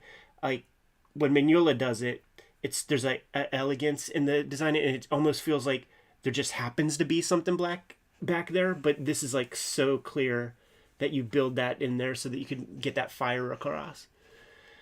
And also, you know, this is the priest of the day. So he's doing no heavy lifting. Yeah. First, he's like, I trust you didn't come empty-handed. Shows him a bunch of gold. He's like, it looks heavy, you carry it. Right. And the captions from the king, priest to the old gods, inbred swine whom even a king must bribe and beg. And which is so perfect because, like, in these days of the Spartans, right? If you're a lily-livered wuss, you're fucking toast unless you come up with a scheme that's like, the sun talks to me. That thing up there, it talks to me. And it tells me that you better give me some food and a couple of women, or else Poseidon is going to fucking flood this whole countryside. So you better hook me up, because I'm going to talk to him and he's going to be mad. Like, you have to come up with that kind of construct for your own survival. Because, like, the 300 are going to tear you up and render you like impotent in terms of propagating your genes, you know. So you got to come up with a scam, basically. Leonidas wants their blessing to go to war, and it's almost it's a political move that he has to do for the good of the goodwill of his like the townspeople. Right. If you get the cosign from these guys, then it'll be easier to convince everybody that we're going to war. And that's not unlike modern day politics where these guys have, you know, religious lobbyists. And this stuff is when Miller's at the top of his game, I feel like he's like a surgeon with a scalpel, especially in terms of words, because his art is loose. I'm not describing his art that way, but the writing is really precise.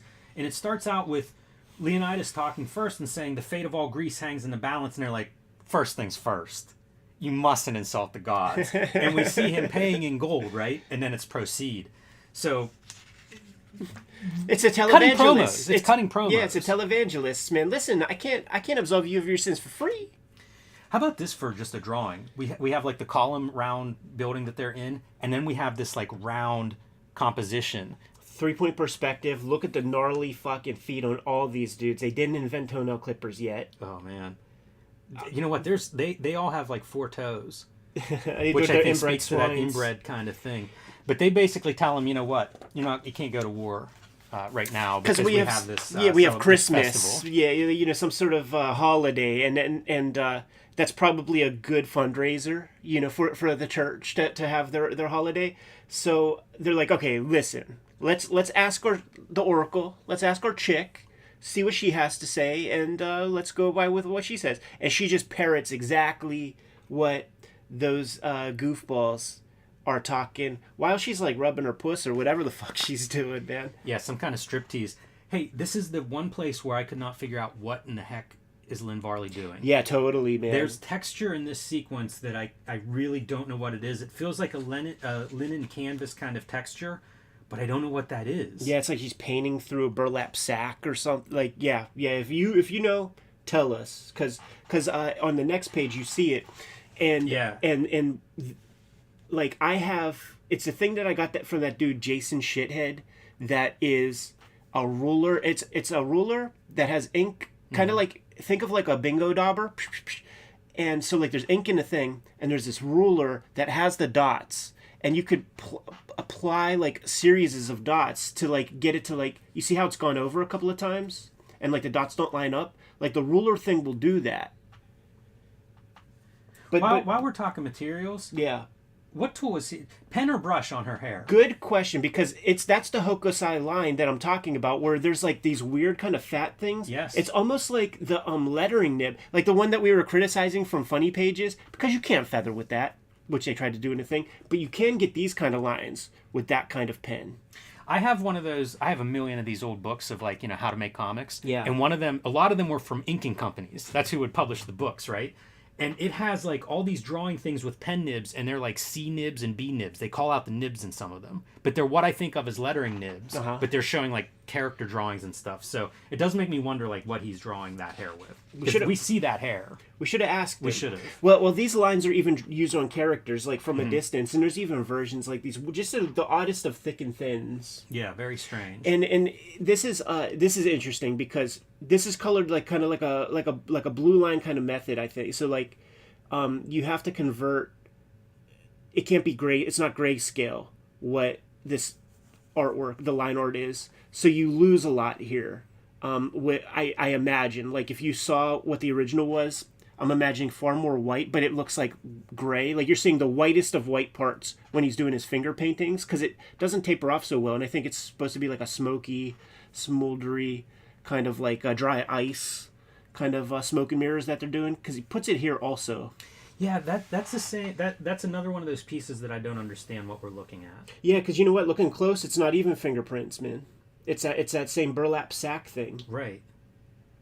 Although I think it's different than the burlap sack. The grid pattern seems different. Man, we're spending a lot of time on this. I can't help it though. Well, it's weird. very I don't know what it curious. is. Yeah. I mean, this is Cartoonist Kayfabe. It's what we do. But nevertheless, Leonidas does not get what he wants. He leaves there saying, the climb down's harder than it was up. Pompous inbred swine, worthless, diseased, rotten, corrupt. And now we see the corruption, and it's one of Xerxes' men paying these guys off in a much larger pile of gold. Yeah, To be wise. Give us what we need here. Help us out. And basically thanking him. Like, you know, we saw what Leonidas could afford, maybe 5 pieces of those, not like, 500 pieces. And it's basically thanking them for saying, you can't do it on this holiday, getting this hooker to talk our smack. Yeah. So when Sparta burns, you'll bathe in gold, and fresh oracles will be delivered to you daily. Oracles, like that's like a brutal, man. It's code word. Again, talk about cutting promos. Like there is no room and no ambiguity about Miller's feelings on those religious leaders. Look at the cut of her figure right here. Just a total walking god. This looks like Greek art. It does. Like on the side of pottery or something. Absolutely, a bas relief. So he basically says, not going to be going to war, but I'm going to go for a walk. Yeah. And that's where he gets his 300, right? And says his goodbyes to his wife. Come back with your shield or on it. And he says, yes, my lady. Goodbye, my love. He doesn't say it. There's no room for softness, not in Sparta. Yeah, she turns the back and allows her femininity to show. And those eyes are so close together. Again, this is propaganda the other way now. The mythology of these 300 Spartans. Yeah, and these 300, they are professional soldiers. They are Navy SEALs, man. Their whole deal is killing, fighting, and they fucking love it and enjoy it. And that's the opposite of like these other armies. You saw this shit in Game of Thrones where countries would have like a slave army, and maybe at a certain point when they're going further and further away, maybe you have mutinies and things like that. Maybe these guys, they would rather be bakers. That's what we're establishing here. They're like, what is it, the Arcadians? The Arcadians. Hey, one last note before we dip into Arcadians. The captioning here, he will never see her again. He will never see Sparta again. Like, that resolution runs through this. It does. Like, nobody's coming back from this. This is a fight that's going to be like, we will hold off these guys, but eventually, if we're going to win, somebody behind us is going to be the victors. Yeah, and it's one of these fantastic storytelling challenges. It's like Titanic. We know what's gonna happen. We're building up to the inevitable conclusion, which is you ain't winning. We all know it. Even when he's promoting this stuff, because I didn't know nothing about 300 Spartans or some shit. I didn't see that old movie. We knew that they're toast. So it's about enjoying the destination, the trip along the way. This is Frank Miller, the great writer, doing a scene on this spread. So when those Arcadians show up, they're like, we were told Sparta's on the warpath. We were eager to join forces. And then you've got these little, like, the naysayers in the background. There can't be more than 100 of them. I can't believe this. Is this some kind of joke? And Leonidas is like, well, what's your profession? And the guy's like, potter, sculptor, blacksmith, baker. You're getting the guys at SPX to join your army. And he's like, see, I brought more soldiers than you did. Yeah, man. Real badass stuff. But again, that was a spread. Yeah. All of that was accomplished in 2 pages. 1 page in the hardcover. Talk about math tricks. But here they go, man. Off on their march. And this is all based on this moment, right? Like, there's a strategic spot. Check this out real quick. Like just as a spread, like, look, it works as two-page spreads. It really does, doesn't it? It does. It's not continuing into the next, but just the flow and the shape of everything. It really works together. You think that's a happy accident? Could be. Broken clock is right 2 times a day, but this looks so clear, right? It's so great too to go from like the sky light into the sky essentially black. Yeah. And then the hot gates being the See, the light. this is such a cool thing on Miller's part. Like, he built up enough equity in the company that he can get them to publish a different shaped book. Oh, you know what? It's worth noting, too, the editor on here. He often works with Bob Schreck around this time period. Diana Schutt's the editor on this. Sure. And I don't know how much she did. You know, maybe she's part of the team in terms of, like, let's sell Mike Richards on doing this unusual format collection. But I think it's noteworthy because I feel like she's one of the interesting editors. And there's a handful of those in comics history. Yeah, I love this spread. Like, just seeing those little spears. It really sells you on a scale, you know, and it's such a simple... It would be hard to have the balls to do this. Absolutely. You know, because it's just a line, like lots of black and a bunch of little straight lines. You know, it's nearly Tom Gold. And then you let Lynn Varley do her thing. It's a 1 second read. Here's your Dark Knight. More Dark Knight. And they talk about this is Poseidon helping them, you know, crashing into Xerxes' navy out there, and pity the sailor this night. Yes, and then you really get to pity them because they're the Persians showing up as little stick figures. Bouncing off of the rocky shores. Yeah, and the Arcadians are laughing. Ah, ha, ha, these dumb fucks. We're going to destroy them.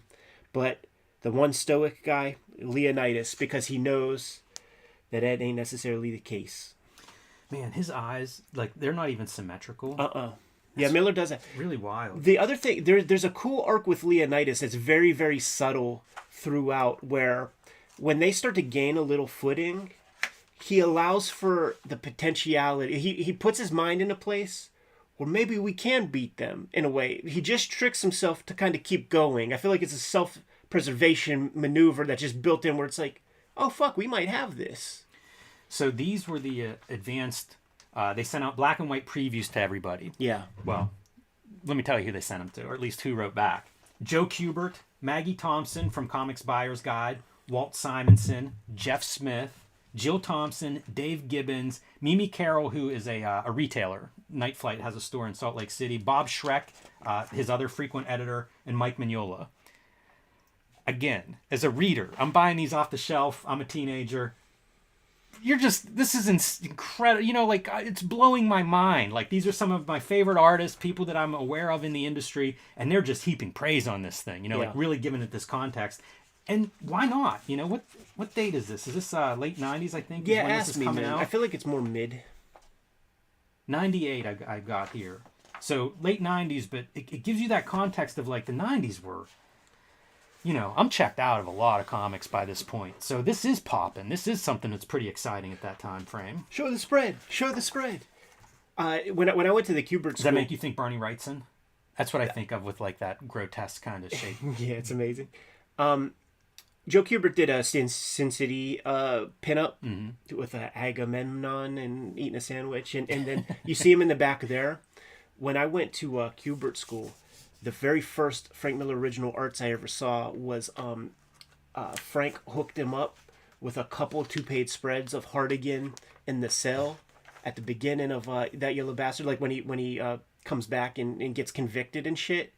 And that was the first shit I ever saw, like Frank Miller originals, man. That's really 2-page cool. spreads, white paint making the bars and junk. It was so instructive. He had it in his not his personal office, but like the school office. Like when you go into the office, you just see this shit right there, man. Unbelievable. Worth half the admission. Walking to that Yeah, office, right. check out some originals. See, doesn't this feel Japanese? Like just that old school, you know, ink. Yeah, it does a little bit. And I think of that as flat. You know, like a lot of that kind of printing and like wood prints and stuff. There's a flatness to them. You know, you're not getting the weird perspectives that we're used to.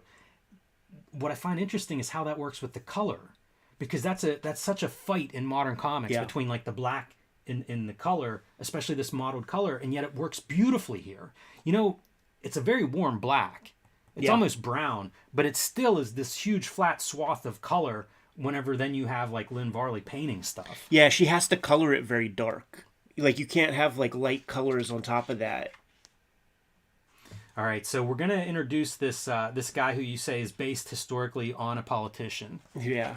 So interesting to see him coming through, and this is our training, right, where we have the Spartans standing on the young It's so soldiers gay. doing one-handed push-ups and talking It's trash. the gayest shit, dude. It's total like towel snapping inside the gym locker. Yeah, it feels Because like it. these dudes have their junk out, standing on top of dudes' backs. And they were talking about the Athenians calling them boy lovers and shit. Yeah. This is what happens to your usual hunchbacks and shit in Sparta. Yeah, and we need this because this character who's being introduced, the way he is still alive, his parents leave Sparta Yeah. in order for him to survive, because this would have been his fate there. And build up the legend of Spartan warriors. So this guy is like Goodwill Hunting. Like he's off on his own doing he's autodidact in terms of warfare, doing his own thing, learning the craft, and then he's going to come back to be part of the crew. Yeah, wants to make his family proud.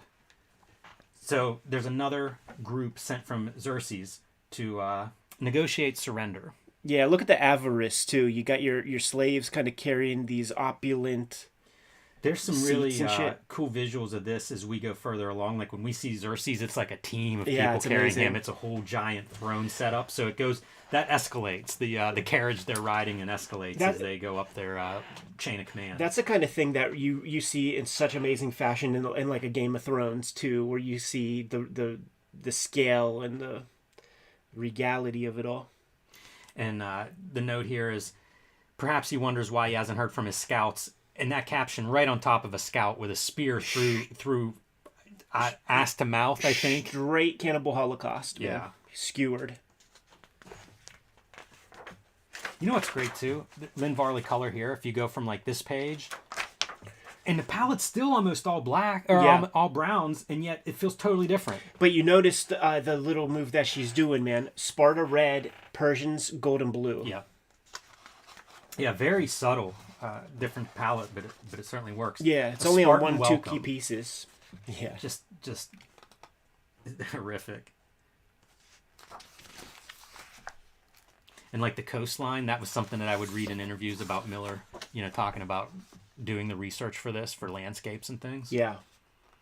There's a real power there, man. I remember visiting Helsinki, Finland for a show, and we would take a ferry boat out to this fort, and you would read a little placard about the battles that go on, and you could literally look out the window and see just the ocean and maybe like a little piece of Sweden or something over there, and it's like the Vikings or barbarians or whatever coming from Sweden like over here, and it's like you feel it. You can fucking feel like how you got to strategically use terrain to try to get a one up on people. It makes me think, because this does not feel like photo reference to me, say this coastline, but you know what it is? It's almost like caricature of a landscape. It's a cartoon. Yeah. Man. It's a total cartoon for sure. It's Pretty neat. like Wile E. Coyote type shit for sure.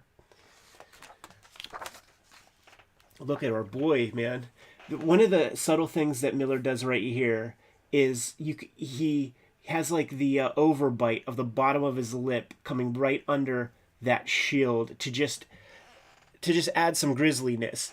This shit reminds me of Tom. Tom will do figures like that at that scale where it's almost stick figures, kind of erect. And, it's iconography above just drawing pretty things.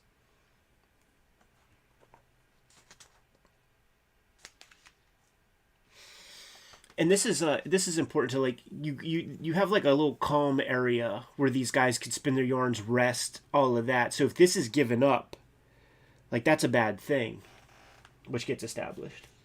Also, every story ends if you flip the page, Jimmy. Every story of our storyteller guy, it always ends with them turning their ass to their to the people they dislike. It's always about showing them your hind parts. This is a pretty strange piece of cartooning because we have two people talking. Yeah. And their texts are somewhat independent of each other. Mm-hmm. They're not talking to each other, but they're both running these two streams of dialogue. And whenever finally our Persian loses his temper and says, "Damn you, you will listen," then it's time for a fight, and they cut the guy's whip arm off. They talk about the slaves that the Persians are using, and even here, as part of that group that's coming to meet. And Yeah, I mean, I think every piece is something that Miller has considered. The idea that that's a slave driver. Right. And you see the Hokusai lines here. Like, Totally. look at you see what I mean? Just like weird thick and thins, doing it very fast. I think Varley even reinforces that with some of her color choices. Like for some of the shrub work around there. Totally, just Feels like daubs. it's in line with those. Yeah, daubs of paint. Yeah, and the story that Dilios is telling here it's almost like the Good Samaritan or something, but it ends with every Greek knows, but only the Spartans choose to do it, the right thing. He says our arrows will blot out the sun, and he says then we'll fight in shade. Yeah, I think that's like one of those, in history they're like famous. Yeah. I think that's one of the famous sayings that is a part of the story forever. Yeah, I wonder if that was populated in the movie. Probably. Because Miller talks about that in some of the letters page stuff too, like the pieces that he is taking from history or from pop history, I suppose. Yeah, listen, man. This ain't a history comic. This Absolutely. ain't a first, second fucking young adult history of the Spartans.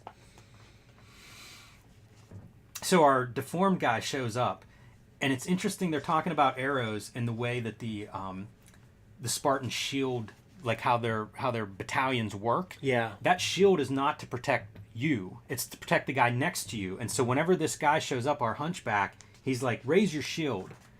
And the shield, he can only get it up a certain level because of his hunchback, and as a result, like it's not high enough to protect another soldier next to him. So you can't be part of our phalanx. It's done. It's over. You don't have a chance. But he hears the dude out, which is an interesting part because the captains, these are your soldiers, and they're like trying to accept your delegation and assume that like this is what you would want. Get the fuck away from us, you disease-ridden piece of shit. But Leonidas is like, no, let's hear him out real quick. I feel like this hunchback could have been like, you dress him up in a Persian garment. You know what I mean? Like you kill a Persian and you put like that Persian's accoutrement all over him, and then you bring him out at the front and say, we're gonna cast spells on you, motherfuckers, if you keep Psychological warfare. It was done against the Spartans because they never saw elephants and shit. I remember watching a special, like when 300 the movie came out, there were all these like Learning Channel specials, and never seeing elephants before and like being scared to death. Hey, how much is this Lynn Varley almost going black and white?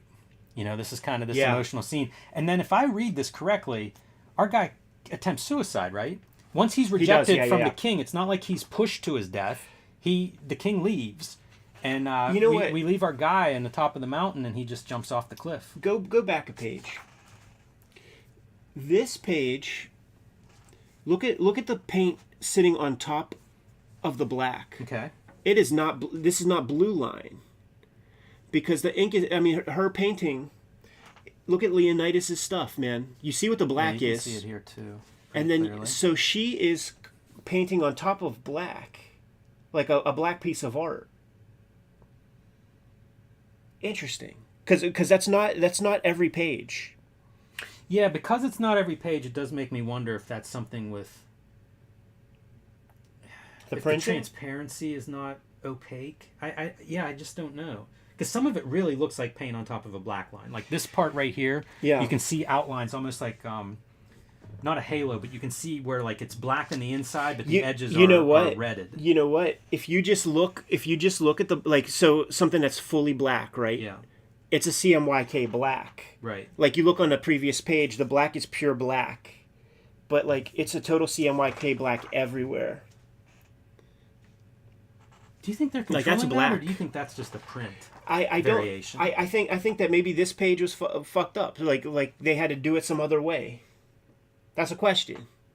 Because that's such a control thing now, right? Yeah. Like you could control that now digitally. I don't know about 98 that anybody's even thinking that way. It's probably possible to do that, but nobody's thinking that way. You're right. Because like now we're back in full like black plate. Can we just show people real quick, man? Like the black on a piece of acetate. Yeah, this is when we say blue line. This is literally blue line. You can see the blue that is printed out on, this is like a heavy, you can put wet media on here, and that's what they did. Yeah. You know, this is painted directly on here. The blue line is there because you can paint over it, and it won't reproduce very easily. You know, it's kind of light. So you paint on there, you tape your black overlay, and then go photograph this. Yes. Or photograph this separately, where this is your black plate, and then this is shot to get your 4-color mix. We're either going to do or have done a more expansive video on the process, but And we've seen some of Lynn Varley, Frank Miller's Electra Lives Again pages, which are done that way. Yeah. You know, you have your black line taped on top and Right. painted underneath, which is what we assume this is, but maybe it isn't. You know, like maybe this is another technique where she's painting directly on top of a black. it was just that one line. page though. Yeah. Like I'm gonna keep my eyes peeled to see if I see more of it.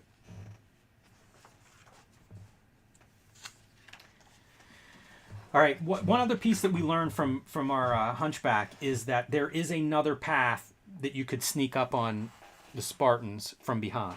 You could basically, come at them from both directions if you follow this goat path.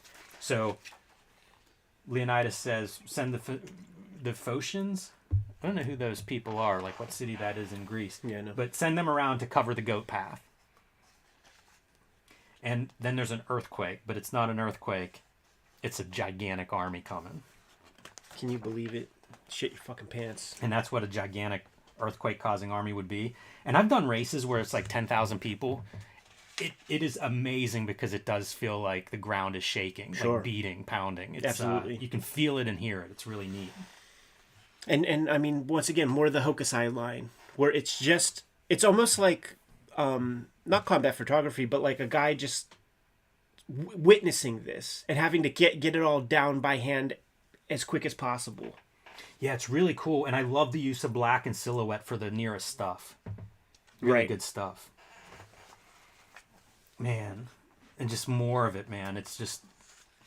You're really trying to sell it. Nearly clear line, nearly his Electra Lives Again kind of style, nearly Jeff Darrow. That's what I mean whenever I say European. And a lot of that is Lynn Varley's color, but he's drawing for her color. Oh, totally. Leave that shit open.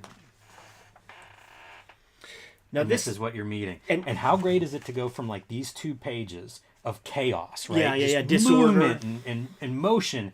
And whenever you then see what they're about to meet, complete order. They capture that well in the movie when they have like just these simple movements, and then when you see them create the phalanx and just the different things that they need to do to combat different techniques and pieces of artillery or warfare that are coming their way. That's something that you get in motion that is very hard to do in comics. All right, man. So there is your cliffhanger for this issue. Next issue is combat. But again, what a way to end an issue. Oh yeah. If you don't want to read the next one, I don't know what to say. Like, it feels like that's a perfect setup for an issue. Not a cliffhanger exactly, but like a come back next month. Love it, man. It's called 300, so you show the Spartans on the front piece, and then you got, it's Crips versus Bloods. Great cover. Once again, a wraparound cover. And if you pay attention, this is not 50-50 Spartans and Persians. It's about 65% Persians. Yeah, it's all cheated. They're more than to half. this. Yeah, it's cheated to this side a little bit more, but it still is that pleasing triangle composition.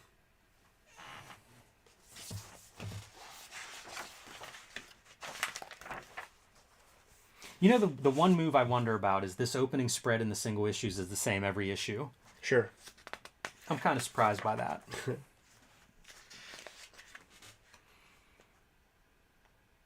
Again, perfect order.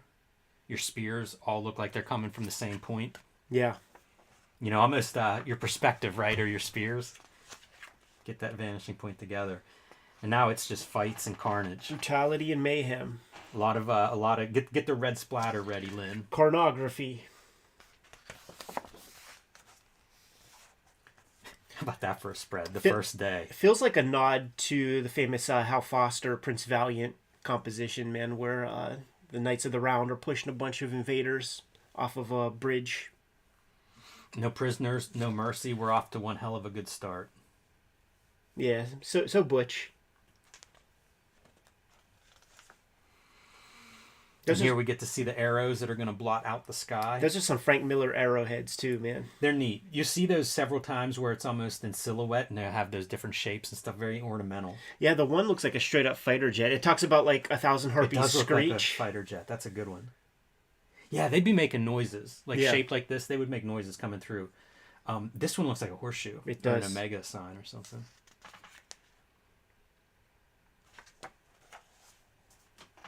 It's so wild. Like, how hard would it be to draw this issue? Yes, Just sir. volumes of people and chaos. But then you see the Miller shorthand for how he's able to do that and still, you know, eat 2 to 3 meals a day. You know. How about this for shorthand? It reminds me of like Sergio Aragonis. Because he'll draw those big battle things. And it's just, you know, it's an arm coming out from a shield. It's sort of building on, you know, each level as you're coming out. Or going back, I suppose. There's some similarity, though. There's your phalanx shape. And you see how solid it is.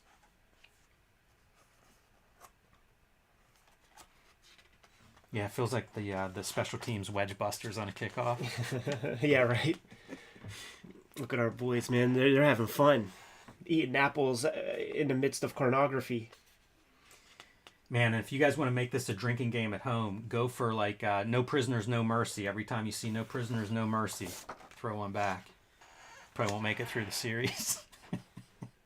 I love whenever he does this, where it's almost a comics page within the bigger 2-page spread that he's building. You know, to go from this size panel to like... Yeah, and he'll expand on that. He'll do more of that in that Hell and Back miniseries. It becomes a thing that he does.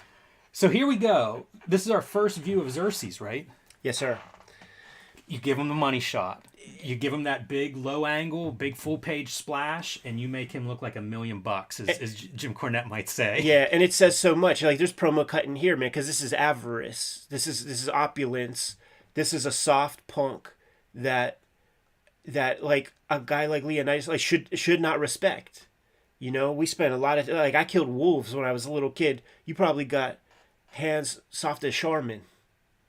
And this is what I was talking about, like of all the, you know, it's almost a little town that's walking underneath his giant throne setup. Right. You know what else I see there? Jack Kirby Fourth World stuff. Sure. And you know, hubris. It comes from the Greek, like you know, flying too close to the sun with wings made of wax. And this dude thinks of himself as a god, and the mistakes that come with that. And then I start to think about like, there's like literal Kanye lyrics where he's like, "I am a god." You know what I mean? Yeah. You can't believe that height. Absolutely not. You're gonna be in trouble. The very bottom step, human being bent over. Do you remember Bruno, the Sacha Baron Cohen flick when he had fucking Paula Abdul sitting on a bent guy and she was doing it like no big deal? She was real salty when she found out that she signed a waiver and is going to be in that movie. She's coming to Steel City Con. There it is, man. If she was there with the animated cat from that one music video, that'd be pretty rad. Maybe somebody could cosplay. I love that there's this little bit of like negative space and he puts a caption in there. Yeah. And then it's almost like this next panel is built same deal with that kind of negative space carrying through. Yeah. But that happens to be like the panel shape. Yeah, it's so cool, man, because like you see these guys kind of in the shadows. Little Will Eisner. Yeah. Yeah, and a lot of this is like Leonidas knows that the Persians will fuck up. They'll just have themselves a harder time. If they touch me, that'll create a martyr, and everybody back home is gonna be like, they're gonna pick up a spear and get ready to fight. So he can engage. But this is like you know, when two rival mob leaders meet, you know, you got your soldiers on both sides. Yeah, and Leonidas leaves with this really great, "Watch your back, your men look nervous." Right. Yeah, because he's talking about like how they're all slaves and they're all like in fear. Leonidas doesn't command that way. He has mad respect, but this opulent man god, they don't respect him. Fun structure of like we had seen the first day in the first half of this issue, and now we're in the first night. Such iconic Frank Miller lettering, you know, using big brush. Mm-hmm. Yeah, you can almost see the brushstroke in each of those letters. Yeah. And it's unmistakable, Frank Miller. And he's got the his move here is to pile up these Persian bodies. Yeah, you got to do what you got to do to instill doubt in people's minds, man. Very creative, the stuff that they're doing here in terms of who knows if there's any of this stuff makes sense as a strategy for war, but for visual storytelling, very easy to follow. You know, like they've piled up these bodies, and now what? They're going to push them on the next wave of soldiers that are coming in. It's one of those crazy things, Jimmy. Like there's so much theory and theoretical stuff when it comes to war. And generals, they will. It's not like you have 5 million wars in history to get like a real good case sample on exactly what to do.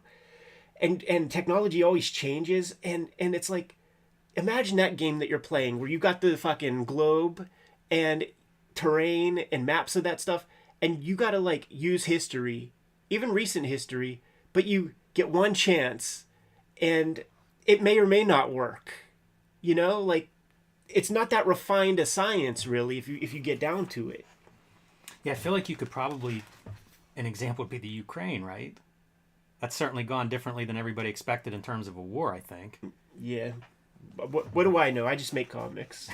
Speaking of making comics, how great are these immortals as characters in a comic? Like, if you're just thinking Frank Miller making a comic, boy, there are some good ingredients in this story. And once again, right, another piece of psychological warfare to go along with the physical combat. Imagine seeing these guys at a distance, maybe not thinking at first that it is masks. And then you got these, like, gremlins coming at you. That would make your heart beat a little extra. And the body's paying off there. The immortals, we put their name to the test. It's slippery work. And a spear going right through the guy's eye. The placement of the captions, really great, because often there's something right around them that leads you into or out of those captions that's a visual... I mean, I don't even know how to describe what that is visually, but there's payoff there. It's a moment. It's wrestling cover fodder. Yes, sir. Yeah, the Crimson Mask. The $1.50. Or the Kamala Hogan's head on a spear issue.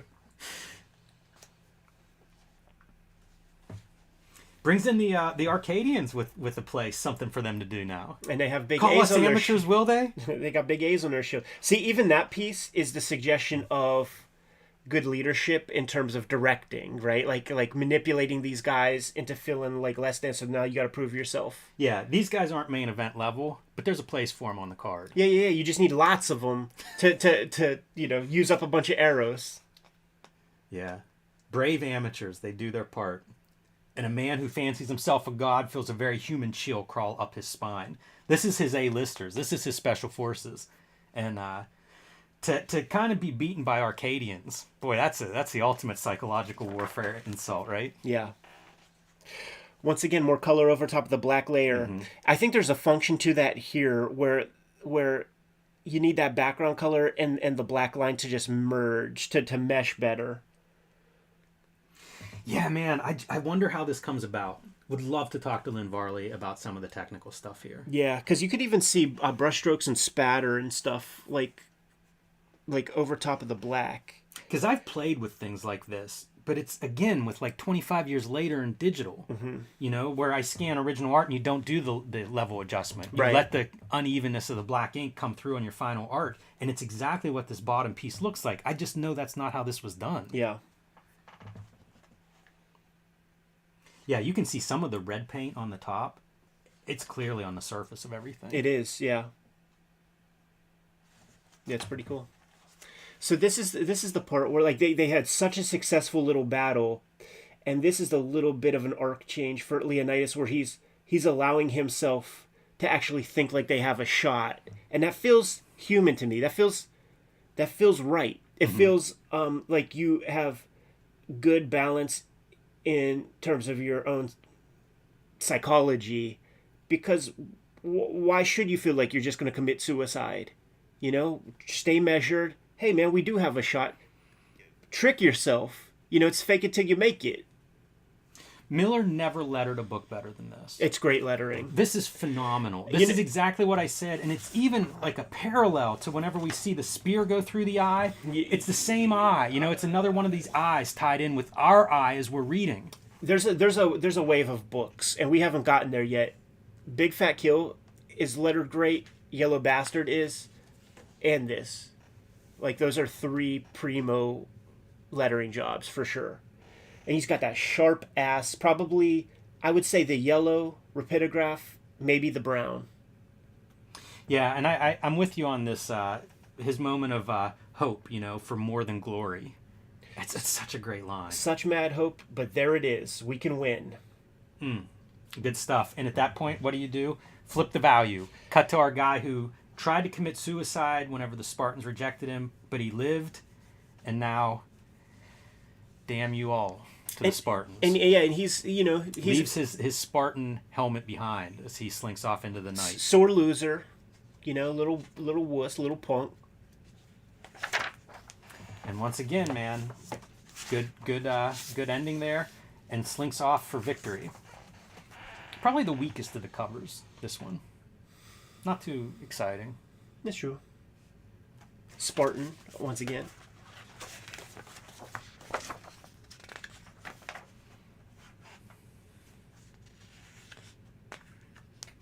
Got your good guys. I mean, you got your bad guys up there. Got your good guys down here, kind of taking them out. Really feels like morning, where we're starting to see the sky is lighting up, but the silhouettes are still on the ground. That reads like morning to me. Yeah. Also, it feels like this could be one long. He should have run this one like across 4. Yeah. That'd be grand scale. It's so interesting to see him like really playing with the 2-page spreads. Mm-hmm. And he just goes a little bit off center, you know, with this gutter. Yeah. To make that 2-page spread a 2-page spread. Yeah, knowing that, you know, you got a copy area, you got to make sure that typography is, you know, within proper bounds. And there's your elephant scene. Monsters from half the world away. Stupid, clumsy beasts, though. You see them falling, slipping on the dead bodies.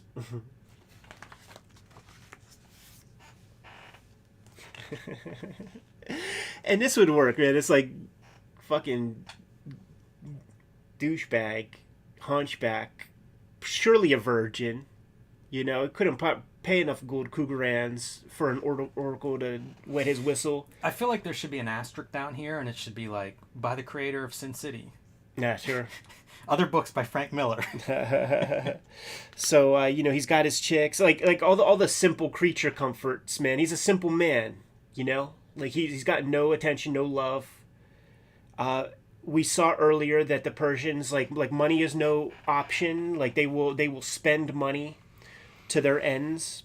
And, you know, they're giving that little schmuck some grace because he narked out his homelanders. And look, all you have to do is kneel, and you see, this is what happened. Maybe, I wonder, no, because, like, it was a politician that was not a hunchback, but I was, like, thinking, like, is this, like, where they get the, you know, rub a hunchback's back for good luck kind of thing? I always hear about the hunchback gimmicks in WCW. Yeah, I don't remember those. I think it was Jim Herd had this idea of have hunchbacks as a tag team. They couldn't lose because how could you pin them? And Ollie Anderson's like, I'll put an arm bar on him and have him submit. Right. That's the days of the juicer, man. So dumb. The pizza man. Jim Herd. Yes, that's right. Papa John CEO or something like that. Here we have Leonidas directing Delios to the men need a boost. Tell them a story, one that'll get their blood up. Still Butch. I trust that scratch hasn't made you useless so heartily, my lord. It's just an eye. The god saw fit to give me a spare. That's right. Butch guys, man. And as he's telling the story, man, we find out the fate that's going to bring about the end of this victory. Absolutely, man. But it's you know, it's Delios who's the one tasked with preserving the narrative. And he actually isn't that happy about it. He's like, dude, I want to kick some fucking ass. I don't want it to be 299. Yeah, that's right. Like, it's almost that thing. Like, he's like the old men that have to hang back with the ladies to, like, you know, divvy up the the buffalo carcass or whatever. Not going out to get it.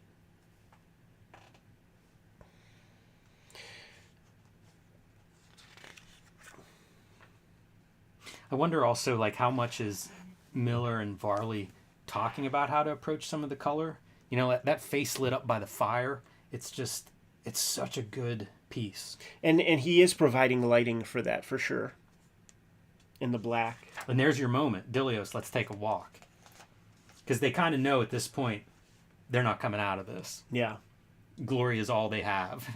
There's not going to be a victory here today. Yeah. And it's a move. It's paying it forward because rather than Leonidas just being a martyr, it's like all 300 of them become martyrs, and it interlocks the rest of like the Greek community, all the Arcadians and the Athenians, like all of those guys. They're like, fuck, man, the Spartans completely sacrificed themselves knowing that they weren't going to win. Like, we better put some differences aside and hold these Persians off. Dilio asks if there's any messages for the queen, and he says none that need to be spoken. That's a great exchange. More butch talk. But it's also the arc that we established with the queen in that very first part where he's like, I'm not coming, I won't be back to Sparta. Yeah. It feels like all of these threads are answered. Yeah. That's what I'm saying. It's like everything he lays down gets its payoff. Yeah, and Tonight We Dine in Hell. Here's our movie trailer line, everybody. Get that in there. Eat hearty. Except you got to roll the R. Look at the opulence of our guy now, man. and the eyeball is visible. Doesn't it feel like you almost figure this part out first? Sure. It's so grotesque. Knowing the context for this. Like, look at the potato growing on his arm with the hairs coming out. Just one of them, too. Yeah, just so easy to make him extra gross. So you got to hit that. Hopefully it's still recording.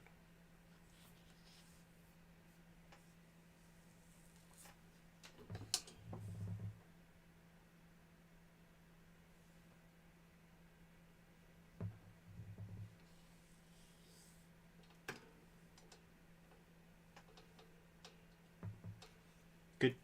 Yes. Get us to the end of this one. Yeah. Maybe.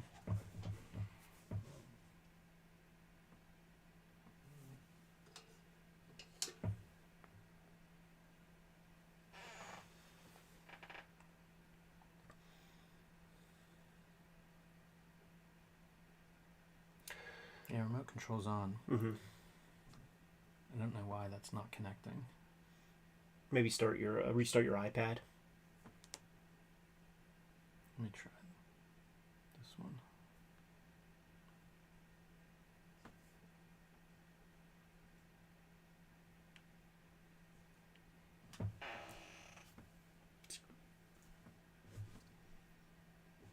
Bada bing.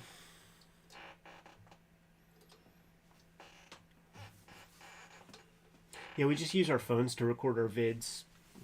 That ain't no good. Why is that?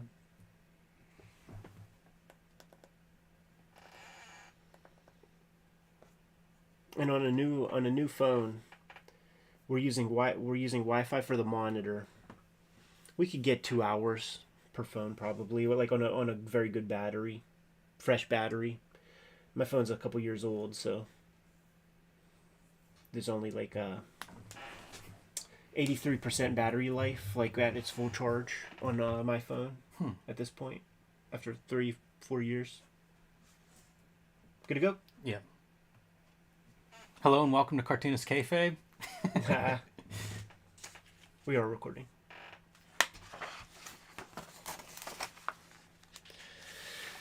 I remember there was talk about Miller after Elektra Lives Again and not doing that clear line style anymore. Right, yeah. And I wondered if something broke in him after drawing all of this stuff.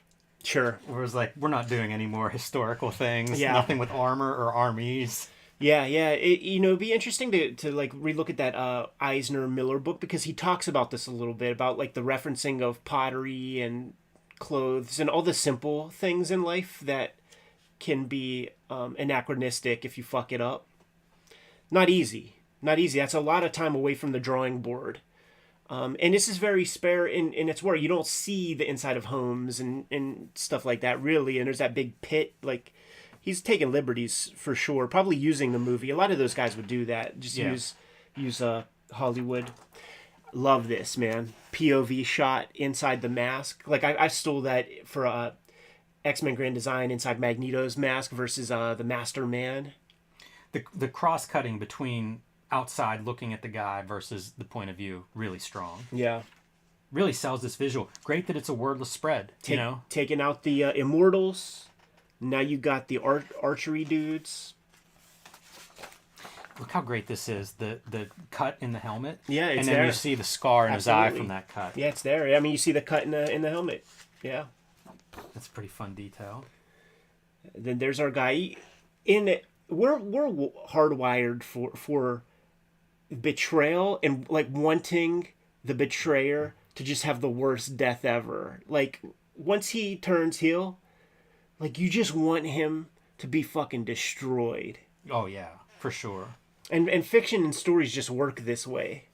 This is amazing how good Leonidas looks with his helmet on. Uh-huh. Because that's what you need, and that's often the challenge. Yeah. Like, usually with a character design, he'll look great in his costume, or he'll look great out of it. Sure. But to get it to work both ways, very challenging. The mark making is nearly Corben-ish. Yeah, it is. Yeah, and definitely the armor. proportions and stuff. And, you know, they still want to do kind of like a peace deal. Like, you can still be in charge of Sparta. You just gotta kneel. Gotta bend that knee.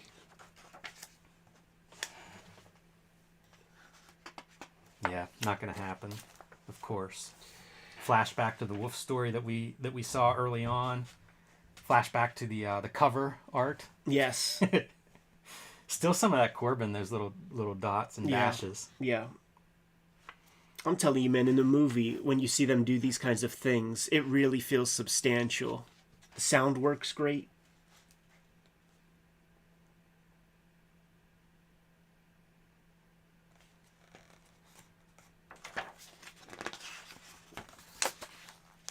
Yeah, and he does kneel, but it's just to feign a little distraction, lower their guard for a minute. And then he takes his spear in one last defiant move. Tries to throw it to Xerxes. Boy, he elongates this. We looked at the manga, Hotel Harbor View, where we have like 4 pages of a bullet traveling slowly towards its the heart. Kind of seeing the same thing, right? With this spear being thrown across several spreads. And just a flesh wound. Not flinching. Standing up to it. But he's got that reminder now. He's got the buck 50. He's got the Omar. And also, that probably, like, he's a pretty boy, you know? So, like, to have that facial scar, he's Victor Von Doom. Once again, more painting over top of the black line here. Yeah, painting with white. Yeah. Maybe that's why you do it. Like those other pages where we had that. Like, I don't know if there was that, but maybe that's why you go over just like a black Xerox as opposed to doing typical blue line. Could be. Look, some of those cool arrow points. Yeah. And this is pretty much a massacre, right? Oh, yeah. It's a nice composition of Leonidas' head and the helmet. Not his helmet, but kind of as the page flows. Yeah. There goes Stumblios. Catching some vapors, man. We're going full... What is it? Throne of Blood? What was the Kurosawa joint? Yeah. Heck of a battlefield, right? Yeah, and this is the martyrdom. I remember in school reading Red Badge of Courage, and there was like Sergeant JC, Lieutenant JC, who, when he gets gunned down, arms go out, and then it's like, JC, Jesus Christ. Like, we got our boy Akimbo splayed out, kind of. I mean, the full-on official martyr. Man, those arrows make for a quite a great design element on this spread. You need color. Like, you see this, like, this would be a tough book in black and white. Yep. for this kind of thing. You really need that color to separate some It would stuff. be so different. It would be. I'm surprised there isn't a black and white edition of this. I would accept that artist edition. Yeah. Yeah, I would love to see that, especially if you goosed it up with maybe a 30-page Lynn Varley piece in the back. That'd be sick as fuck. It'd be great. But this is where Miller really leans into the propaganda of this story. And I think it's the stuff that made the movie so successful. This idea of like, this is your preservation of democracy. This is the legacy of these dead bodies. And you can see Dilios, man, spreading that story. Tell this story. Tell this story and ready yourselves for war. Man, that's the stuff too, Like, it's weird to make work this way. Never seen the cape and breader in the entire book, man. When you see red at that level, is that airbrush? I doubt it. It may be some kind of an opaque paint, like an acrylic or something. I don't know. You see no strokes. Yeah, not too much. Wild comic. Oh yeah. Like reading this when it's coming out, there was nothing like this that I knew of. And for it to be a hit, right? Yeah, he had high equity. Like, it would sound like kind of like a boring idea, I think. Period pieces. Yeah. Like how well do period pieces do in comics? I can't really think of very many other ones. But high buying temperature, he's not relegating himself to just accurate history. He's allowing it to be pulpy and fun and super heroic. Feels like he's taking a chance. Like he's trying something here that there's no blueprint for this. This is almost coasting on, like, you go, oh, I did a crime comic with Sin City, and now crime comics are a genre again. Yep. Let me do this historical war comic. I think it's the way to go. I think that's totally he loves comics. He loves the culture of comics. He knows manga, at least on a superficial level. Like, you do that if you have high buying temperature. Like, you were talking, like, why isn't there the great baseball comic in America? Like, it's like somebody just has to make it, but it's a gamble because there's nothing to point to. Yeah. And you gotta take that chance and then have it be successful, and then there will be. Like, where was that whole wing of comics before Reina came through? She did it. It paid dividends, and there's all kinds of, a whole bookshelf devoted to that stuff. $30 back in the day. Yeah. That was a lot of money for me to spend on a book. I picked this up, especially Remainder. A book that I had already bought. I did I did not pick that up when it came out. I loved it. I saw it and I'm like, oh, that's genius. It felt like it should have been that way the whole time. But in one of the very first show and tell videos, man, we're just like, pick up a bunch of comics and show your haul. I picked that thing up for, I don't know, $5-10 or something, because it was something I lusted for. It felt like the right way to read it. But leave it up to the Kayfabe audience to decide the optimal way to read the comic. Super fun to go through. Heck of a book. Such a joy. It really feels to me like, we talk about Miller and sometimes critically. Sure. To me, this is a certain peak of his. Yeah. And it's almost like a very fertile period when he starts doing creator-owned stuff, when he comes back from Hollywood and he's doing Sin City and Hard Boiled and all that stuff. I group this in with that period. Yeah. And it's really fertile. And then, I don't know, something changes. But it feels like it's around 9/11 or something, It feels like whenever some sensibilities change there. But this stuff, there's a lot of precision in many of the spreads in here. Absolutely, man. Amazing compositions. You good to go? Yeah. Kayfabers, like, follow, subscribe to the YouTube channel, hit the bell. We'll notify you when new vids are available. Jimmy, tell the people what's out there. Street Angel, Deadly Scroll Live, back in print. 8 complete stories of the homeless ninja on a skateboard, perfect for the superhero action comics fan in your life.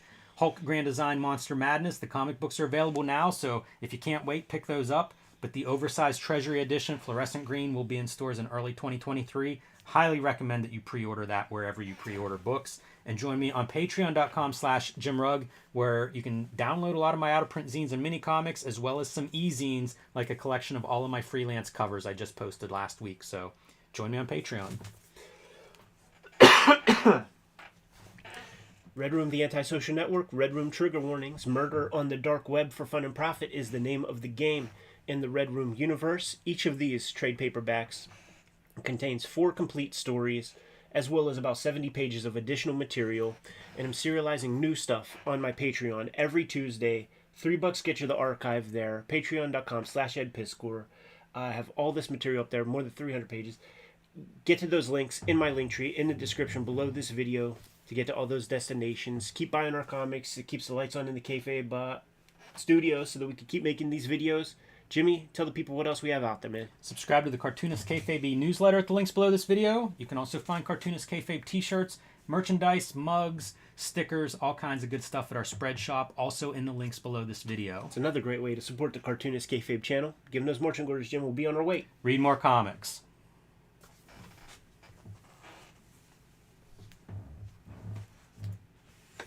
Super cool.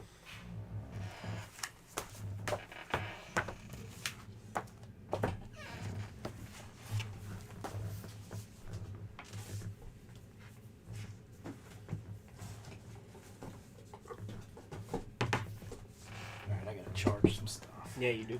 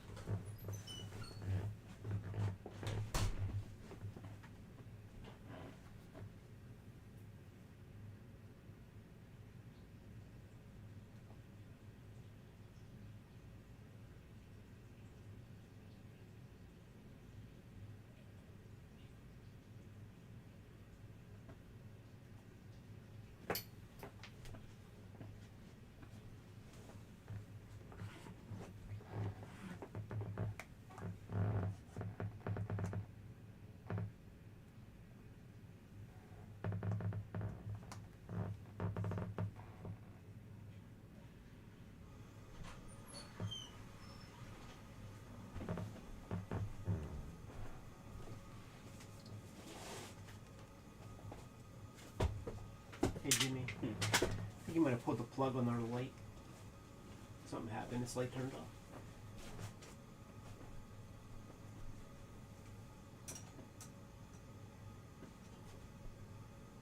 Cool, that's good. Yeah, who knows?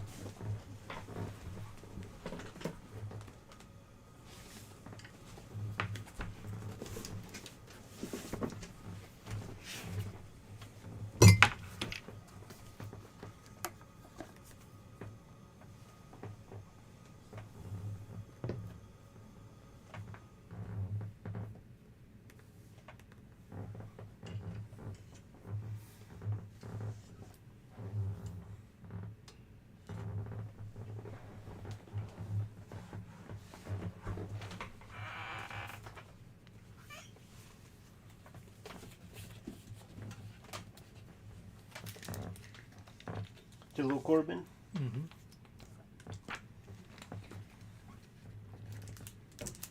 You want issue 22? 22? Well, 20. It's also Corben. Why? I never read it. Just save it for later.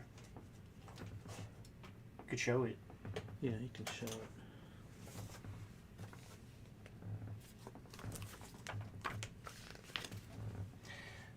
I don't know which phone is mine. Yeah, chose the right one.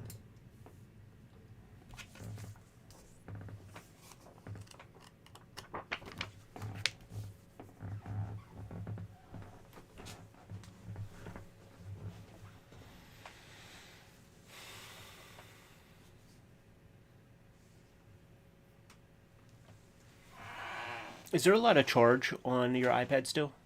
68%. Can you plug me in? Because, like, I start editing on this, and I'm going to make sure. I need to have a good charge. I think I'm good. Let's lock it in. Can you lock it in? Because my arm is in the video. Boom. Boom.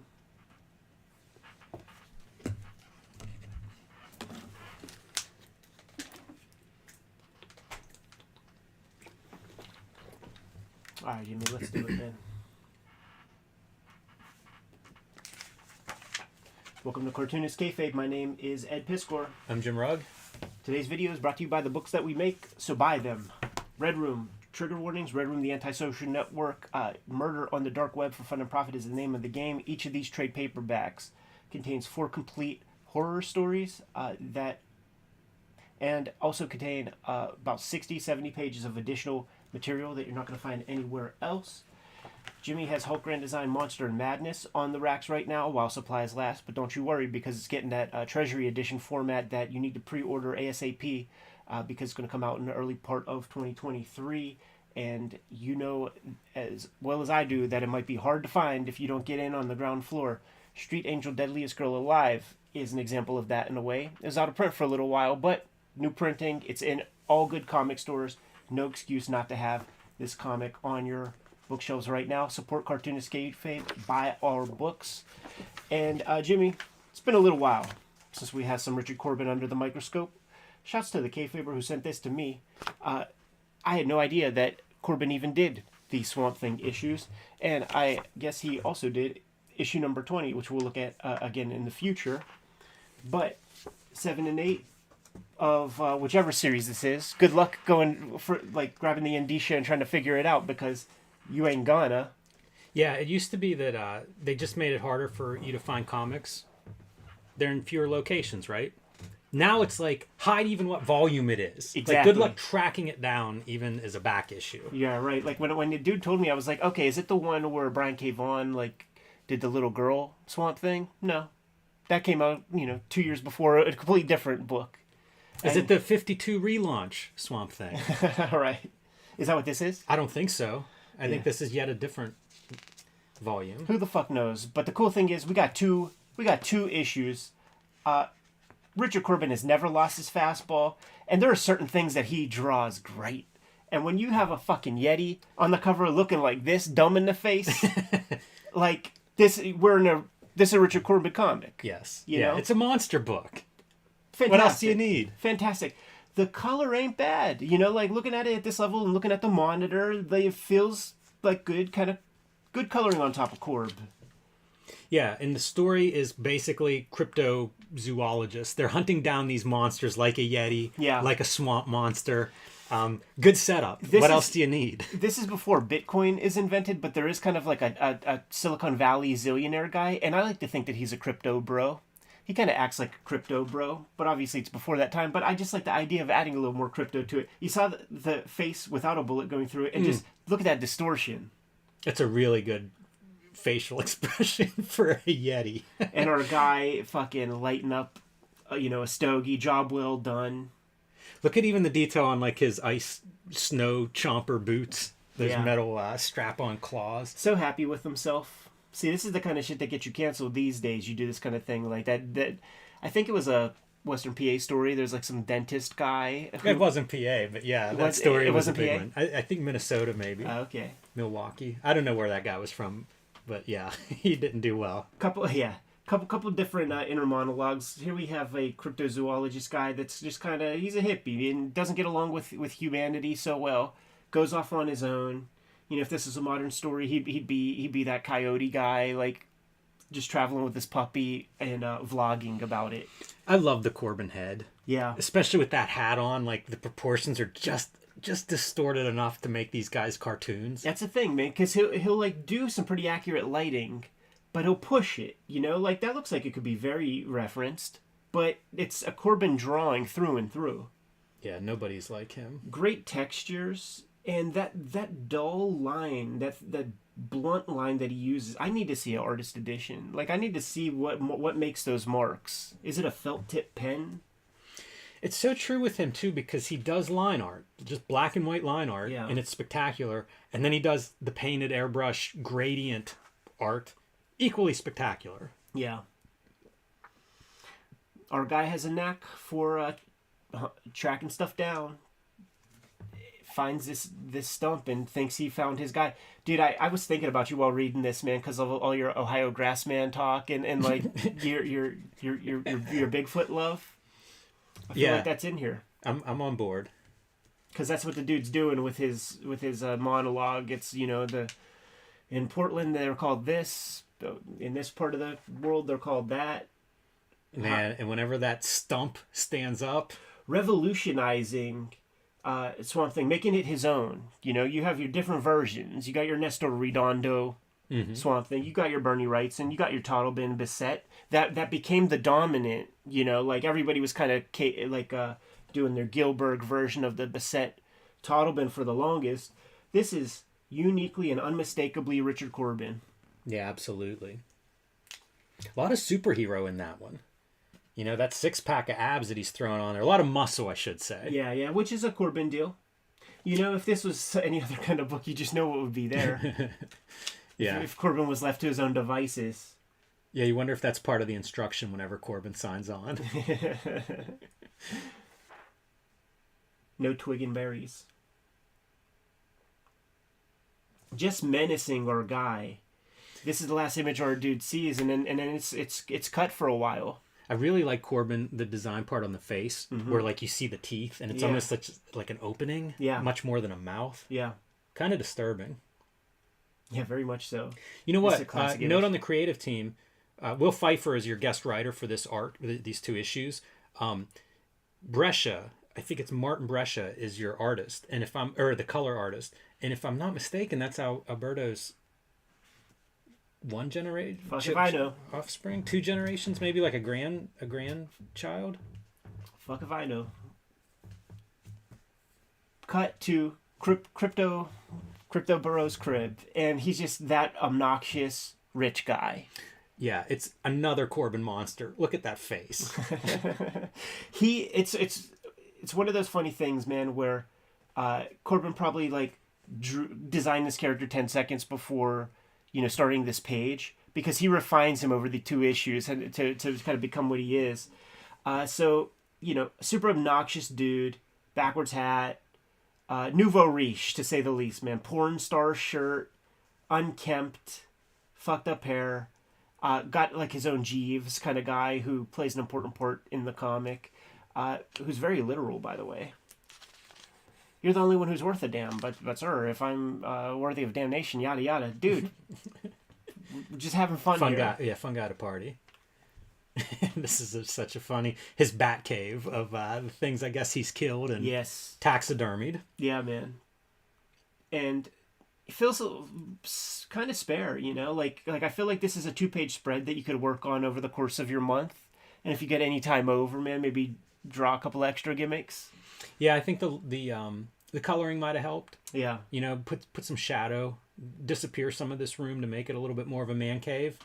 I like the stuff laying around on the floor. And you know what? Some of it reminds me of Ben Mara. And it's really weird to me whenever I'll see different artists. You'll see these little things where there are overlaps in different art styles. Not one that I would expect to see overlap with the Ben Mara, but the stuff laying on the floor really feels like it for some reason. Bra, handgun, pornography. Stuff is unkempt. This guy has a very big, beautiful home and disrespects it. That seems right. Totally. With the newly rich kind of thing. Yeah, for sure. We get in a deadline issue here. Yeah, man, these are a little fade in. Probably the same piece of art. This is this art. And this is this art. Okay. So it's 2 drawings. Still getting ad space. Are there ads in comics still? Who would pay for that? All right, man. Our cryptozoologist guy waking up. And it's the Portlandia Catch-22, man. The our guy's a vegan. Our guy eats swamp things for breakfast. I don't know what this is. He's getting fed. Yeah, I think so. Yeah, he's putting this caterpillar in his mouth. That's the vegan revelation. Whenever he rejects that, full moon zine. Have to say it because that's all we draw. I never saw Sky Captain. You ever see it? No, I think visually it looks of, amazing. Yeah, a lot of green screen, I believe. Oh yeah, I think 100% of it. Pretty fun, the swamp in rain, which I assume would be a lot of time in the swamp, but don't see it that often. So. It's true. Yeah, and our guy's trying to, find some common ground. Hey, I like being alone a lot, but Swamp Thing's like, no, I am alone. Yeah, and the guy freaks out because this thing talked. Yeah. And that's what should happen. Totally. So we cut to Abby Kane, or Abigail Cable, husband, and like Tefe. This would be the Brian K. Vaughan series. I will be honest, I've never read an issue of that. I was unaware of it. So I was a little bit confused as to who these characters were. Yeah, I don't remember if it's before or after. I think the girl Swamp Thing is like before, because I had it on my pull list. Like, why would I do that as a adult? Yeah, what do you remember about it? Was it a good artist on it or something? Nah, like I think it was like, you know what it was? It was we're turning a new leaf with Vertigo, no pun intended, and it was like, here are the new series: 100 Bullets, that Swamp Thing. I think I could be conflating some shit, but I was like my chance to like, let me get in on the ground floor of like a new Vertigo. I did maybe Transmetropolitan was Helix. I don't know. It's all blurring, but that was the deal, and I had it on there and just kept it on there for a little while. It was okay. Some weird kind of like dream sequence thing, right? The guy opens the door. Yeah, I don't understand. Again, this is like, it's part of the Abbey family group, whatever this is, and I don't really know their story, so I'm not sure what that page would have meant. It's a cool drawing, but I don't know exactly what the story part is. You see how our guy is slowly becoming more into who he is, and that's a recognizable figure. Like I know this guy in movies. I don't know his name. Bob Hoskins or something. They're almost having a back and forth through the TV in that sequence. Yeah, they are. It's a cool visual. It's a good scene. All right, man. Our crypto scientist guy still going back and forth. Swamp Thing is like, look at him. He like, Corben is figuring out his Swamp Thing, page after page, and it's always this monolith. Right. This giant 3-point perspective. Yeah, it's practically a tree. This is literally like that video of the Patterson Bigfoot. Yeah, that is the pose. And I think that in his Rob Zombie Sasquatch comic, he does the same bit. Kansas City guy, right? Like a lot of wilderness out there, a lot of possibility for imagination. But just look at it. It's almost a Wicker Man also. Yeah, it is. I really think he does good with the swamp stuff. Mm-hmm. That feels wet and like muddy, murky. Yeah, look at that, man. Using circle templates for the raindrops. Yeah, it doesn't seem like it should work, but I think it works well. Man, I would hate to have to draw that too. Yeah. This guy's amazing. I really like that character face. Just getting muckier and muckier. And as we get closer to Swamp Thing's face, like equally, that Corben design shines. Yeah. All right, Swamp Thing sending him on his way. Swamp Thing smells a rat. There's some shit coming, man. And if you want to live, get the hell out of here. I would like to see the original of this panel. Yeah. Very strange. I feel like I've seen Corben do those kind of odd things with like a shape on top of something. Yeah. Very unusual. And everybody we established coming together. That's how it goes, right? If it's good. All right, man. Now we know that this is the big game hunter that's here to add to his trophy room. And then like, what? What is all this? It's our Jeeves guy, and we're establishing. I feel like one of the tropes in Vertigo comics is that like, everybody's a heel. Like when you establish somebody, they all have some weird goth background. And also Arcane gets disposed of pretty early in the Len Wein, Bernie Wrights and stuff, but they just consistently bring him back. It's the one arch villain. Because, you know, some of those other arch villains were real lousy. There was that weird alien thing with, like, the little suction fingers. It had, like, a Wally Wood space suit on. Pretty weird. I need to go through those again. Yeah, I got them pulled for future episode fodder for sure. The Roots of Swamp Thing reprints. That's what I have. I got a couple, but whatever. Right, I don't have the full run of them, is why I haven't read them all at once, but I should probably fill in that gap and then read them all. Yeah. He's so good with these kinds of... the grotesques. This too, really nice panel. I love that you just get a little peek of like the skyline through the trees. Yeah. Really illustrates nighttime and the thickness of like what you're stuck in. I'm assuming, you know, he's hitting these with circle templates and then the colors is doing a bit, but then does the colors just add those as grace notes for the camera highlights? Yeah, I don't know. That's something I'm curious about. But we have a classmate of Tefe, I guess is her name, and she's you know, Tefe is a weird chick, man. I mean, she's the product of plant and human. Yes. So she ain't gonna. She's nearly carrier white, but this girl, she believes her, and decides. See, the motivations are weird because like, she just decides to go out into the swamp at night. Why not look for her dad maybe in like the broad daylight? But she's going to investigate the swamp for the potentiality that she finds something truthful to Tefe's story. That's a great image to me because we've kind of seen it's how do you keep showing cool Corben swamp things? Yes. And this is such a good one because you get that monolithic shadow of his shape and then hit the face with the light. You do, and like let's try to break that down because we're here for the Corben, not for the computer color.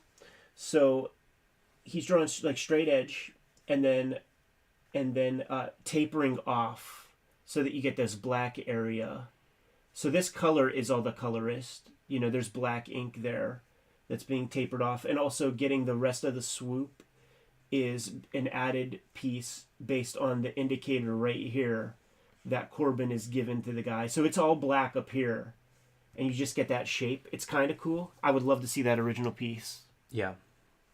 Yeah, that's tough lifting for a colorist because what are you supposed to do? Well, I think you just, I think this works. Yeah. But I think as a black and white image, I think it's much stronger.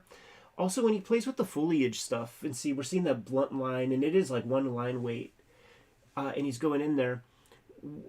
As a remnant of the Bissett Toddlebin, you get a lot of spatter, you get a lot of weird sponges and weird shit. He's drawing everything. Yep. Which is different than what a lot of those guys would do. Wonder what he drew with, if that is a rapidograph or if it's markers or something. That's what I'm saying. I think it's like a weird felt tip because the blunt of it doesn't, the way the end of it doesn't, I don't think it's a rapidograph. It feels like there's like a bleed.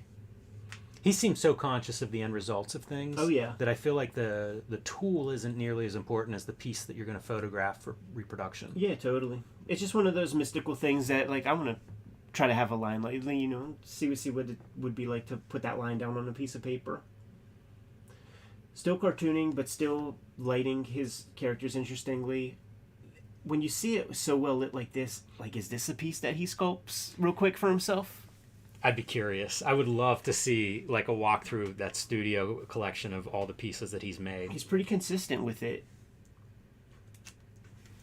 Yeah, that's one of those, I think, secret tricks. Mm-hmm. If you're making comics and you're admiring this guy's lighting, and then you realize like, oh yeah, he would build 3D models and really light them, have something to reference. You see, that's what Alex Ross does with that Fantastic Four thing.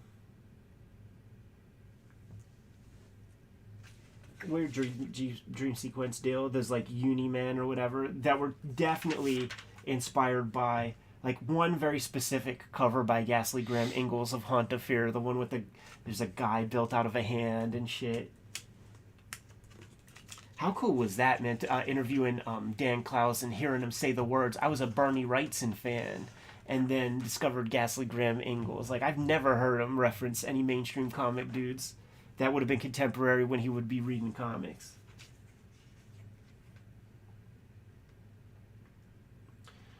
It's almost the same arc as the cryptozoologist from before, happen upon the Swamp Thing, who is like the least kept secret of the Louisiana Bayou. Yes. And our guy kind of doing his bit to kind of protect. Little circle eyes are perfect, dude, with a blaring light coming towards them. The circle eyes are really good, and they're also kind of far apart. Yeah. Which gives it that not human quality. Yeah, for sure. Like, look It's how far apart unsettling. they are there. Yeah. Yeah, completely doing his own thing. It feels alien that way. Corben always sticks to his convictions. I mean, this looks like any Corben comic, you Even know? a pig nose on that guy. And he would use computer, you know, he'd use typography even on his oldest shit.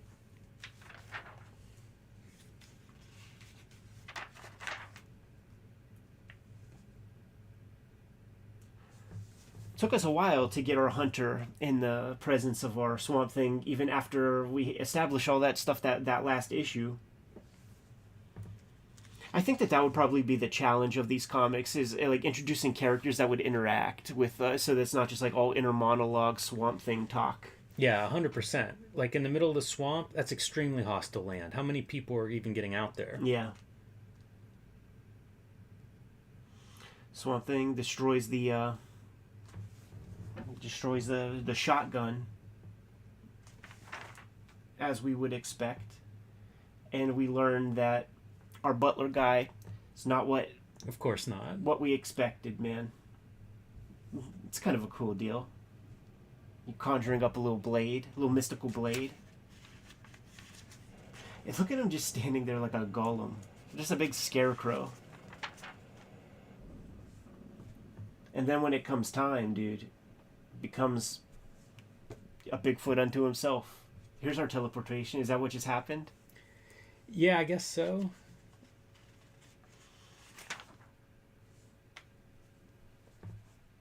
Look at the rotting dude, you know, like the rotting cryptozoologist guy, bugs in the eyes, every orifice, centipedes and shit crawling on the shirt. Man, I bet it takes no time at all for a body to disappear in that swamp. No, sir. To be reclaimed. No, sir. And then this is another one of those pieces where it comes to motivation and just like not believing anything. I don't believe it. A couple of schoolgirls happen upon a dead body and are just kind of chill about it. And investigating his body and notes and like not scared at all. There's some goth ass chicks, man. These are Vertigo readers. It's Karen Berger and Shelley Bond. That's right. They've seen it all, man. This root branch, almost a tentacle. Yeah. That's a cool piece if you're doing a book like a Swamp Thing or a monster book in general, trying to make these other shapes resemble that kind of monster tone. He would always do this thing where he would give you some drawn texture up front, some in the back, and then he would go ham with the color in that in-between stage. Now our girl's just frolicking. As our Swamp Thing is dreaming, remembering the days of Alec Holland.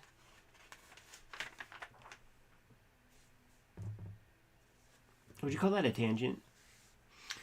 No, I'm all right with it. I feel like coloring probably doesn't help that. You have the dark going into that hat, that bandana thing. I think the value creates more of a tangent than it would if it were. If you saw that in black and white, I think it'd be fine. Yeah. Our girls leave the bayou totally nonplussed at happening upon a dead carcass. And then our Swamp Thing doing what he does. Just kind of chilling there. Yeah, being alone. It's a cool Swamp Thing characterization. I love the swamp there at the end. Yeah. I wish that it was this whole book was more this color palette. Because I don't know that we see that like brown, muddy water, sick pea soup, good color. That is a gross color. Bracia does not do a bad job on the computer color to try to kind of approximate. There's not one moment really where I got anything but a Corben vibe. Yeah. You know, and he's so established himself with color. You know, one of the best color comic guys in like the 70s. Yeah, for sure. And something that could be like you could go wrong. You could go really badly wrong with Corben. coloring it. So I wonder if Brescia if does some research, tries to make sure that it flatters Corben's stuff, because you do have a lot you could reference. Absolutely. And I mean, I think we even looked at on this channel like the Lovecraft issue of Heavy Metal that has Alberto Brescia work and Richard Corben work in there, man. So I never even thought about that. If he's related, like, there it is, man. You must have reference on hand. Yeah. 2 issues of Richard Corben's Swamp Thing. There's all these weird odds and ends towards the late period of his career that we can look at. And you know what? I got a couple complete miniseries. Shouts to Hans Rickheit, man, who sent us a half box a while back with that was years ago. Yeah, it was, man. With 5 issues of Den. What's the dinosaur joint? Is there one called Children of Fire or something? Son of Mutant World. Children of Fire's That's one of them. We need to look at all that stuff, because that's the self-published stuff. Yes, the Fantagor joints. Yeah, that stuff is really pretty impressive. But yeah, it's so weird that this stuff exists, because I don't remember this coming out. This was years later when I'm looking at Richard Corben and like, what? He did Swamp? So bizarre. And it's still Corben. Like, whenever he did the Brian Azzarello Constantine stuff, I think that was the first time that he like dipped in. He did a Batman Black and White. Last part of his career is all that kind of shit, and it's an interesting new leaf to turn from a guy who was doing pretty much his own thing for 30 years. Do we have a Corben playlist yet? We will. Yeah, because we've covered a few Corbens, so I was going to say, people watching this at home, like, go seek out our Corben stuff, because we've looked at some really good Corben things, including the Angoulême catalog, which is probably as close as we're going to get to an artist edition, sadly. Yeah. But it's quite a book, and it's quite a showcase of Corben, a good survey. Let's give them the opportunity to go check that stuff out, Jimmy. Kayfabers, like, follow, subscribe to the YouTube channel, hit the bell. We'll notify you when new vids are available. Jimmy, tell the people what's out there, man. Hulk Grand Design, Monster Madness, the comic books are in stores now. And in early 2023, the oversized Treasury edition with the fluorescent green cover will be available. I recommend pre-ordering that, just because we've had issues getting it to print. So you don't want to miss your copy on that. Best book I've designed. Street Angel Deadliest Squirrel Alive is back in print from Image Comics. You can get that wherever you buy books. 8 complete stories of the homeless ninja on a skateboarder, perfect for any action or superhero fan in your life. And join me on patreon.com/JimRugg, where you can download a bunch of my comics and art and out-of-print stuff, including a collection of my freelance covers, along with notes on how I made those. Red Room, the Antisocial Network, Red Room Trigger Warnings, Murder on the Dark Web for Fun and Profit is the name of the game in the Red Room universe. Each of these books contains 4 complete horror stories that are self-contained, and 70 pages or so of additional material in each that you're not going to find anywhere else. If you go to my Patreon, patreon.com/EdPiskor, I'm serializing new comics that won't see the light of day for quite some time, and $3 for the archive that's less than a penny a page. Hit my link tree up in the description below this video. You can get to all those destinations. Jimmy, tell the people what else we have out there. Subscribe to the Cartoonist Kayfabe newsletter at the links below this video. You can also find Cartoonist Kayfabe t-shirts, merchandise, mugs, stickers, all kinds of good stuff at our spread shop, also in the links below this video. Another great way to support the Cartoonist Kayfabe channel. Given those marching orders, Jimmy, will be on our way. Read more comics.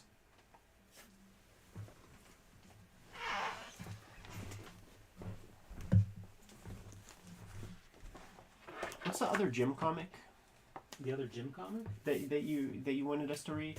I brought a Guy Davis sketchbook. Yeah. I'll have you run through that one. Like, I have it too. It's the one that guy gave us, right? Yeah. Yeah. Like, I couldn't find my copy. I have it here. I remember seeing it, but I had it in my stuff whenever I was getting ready for Baltimore Comic Con, and I just put all that stuff in like a pile.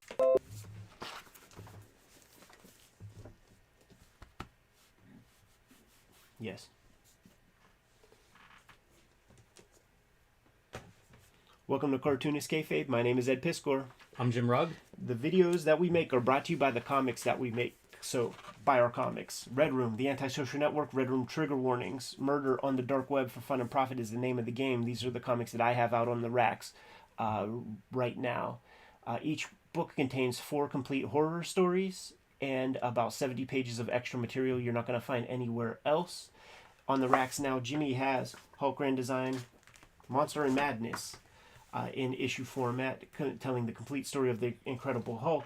It's going to be getting that Treasury Edition format in early 2023, so put a pre-order in for that. And Street Angel Deadliest Girl Alive trade paperback is back in stores as we speak. It's got a new print run, 8 complete Street Angel stories. All of the Image Street Angel comics are inside these covers, and you have no excuse not to have it on your shelves. Buy our books, keep the channel rocking. Today, Jimmy, we're going to look at some Bat Doujinshi by Patrick Keck, Josh Simmons. We looked at Twilight of the Bat on the channel some time back. Did real well for the channel. And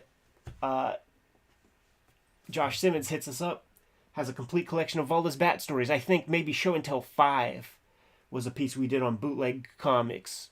We had our men, Slim and Iceman, I think, That's right, were the guys Special guest host. who were the hosts of that, making everybody aware that no money exchange hands on any of that stuff, man. But I think we might have shown the original Batman comic that Josh Simmons did, which I feel like came out around when we first started kicking, early 2000s. Yeah, it's been a while. I mean, flip that thing up on its side. Like, this is a substantial collection of comics here, 150 pages or so.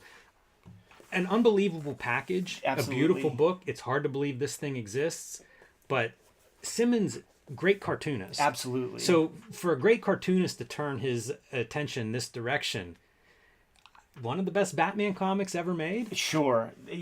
Comfortable with that, because they talk about that Frank Miller shit as like revisionist superhero dissection, whatever. Like, he's taking it further. This is psychological breakdown of Batman's entire thing, and maybe the entire superhero mythology. We talk about doujinshi and realize that it does exist in America.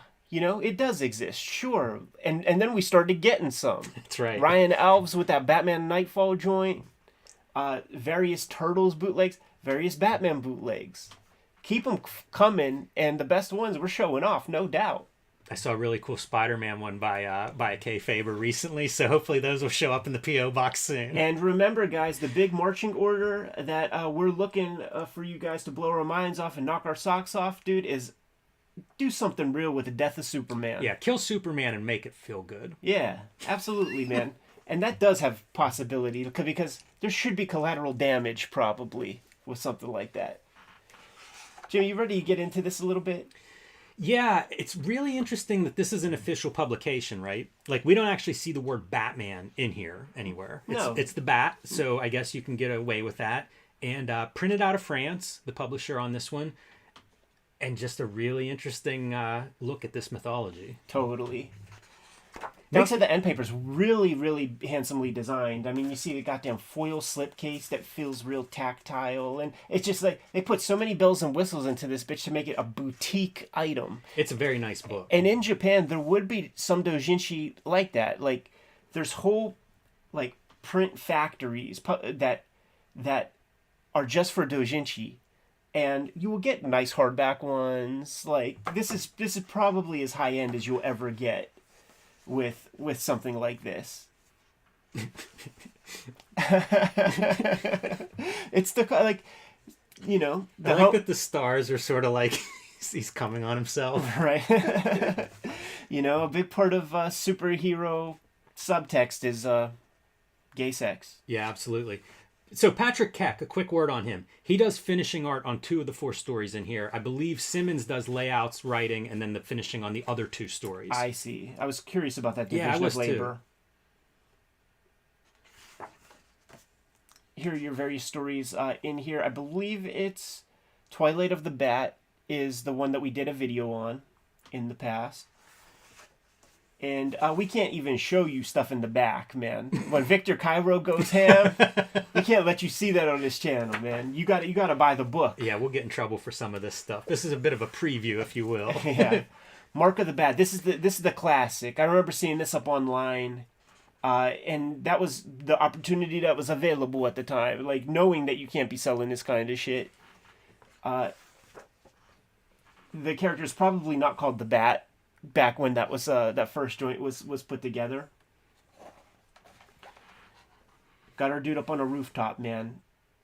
It's a soupy sky. A lot of industrialization in the town of Gotham here. You can barely see the moon through all of that.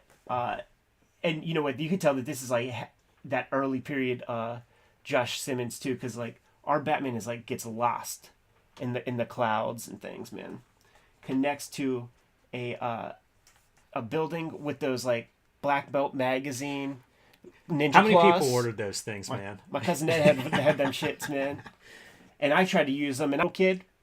Could not get up a tree with them. You couldn't climb up a skyscraper with those things? Could not get up a tree.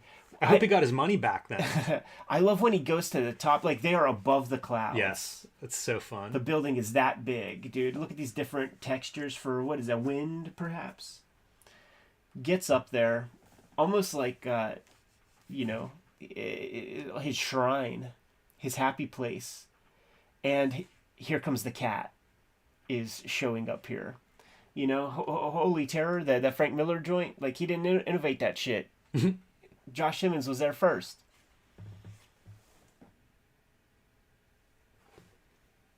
There, that feels better.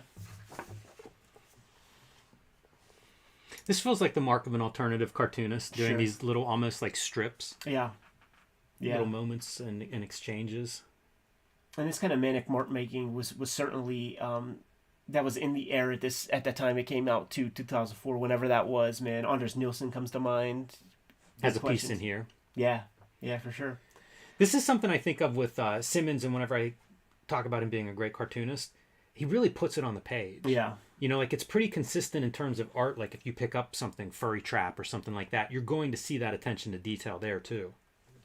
He does these little storytelling flourishes, too, like where he's got Batman just monologuing, and you see, plane enter cloud, exit cloud. They're high up. And Catwoman, she's a little nervous about where his head's been. Yeah. He's going on about how he won't kill, so he needs an advantage. Right. Now, yeah, and he came up with a new tool that he can't wait to try out. And she's talking like, I used to have a crush on you. You were super sexy, but not so much anymore. She does her half gainer, poofs down through the clouds. Fun cartooning. Yeah, and he's up there still just... This is his refrain. I've been a bat for a long, long time. His obsession is being a bat, right? Yeah. Which is this superhero thing, this just obsessive nature of both making superhero comics and reading them. Yes. And the characters inside. Like, obsession is really the underlying piece of this whole book. Yeah, there are parts of this, too, where Simmons, he's calling out fans of superhero comics. Almost specifically. Absolutely.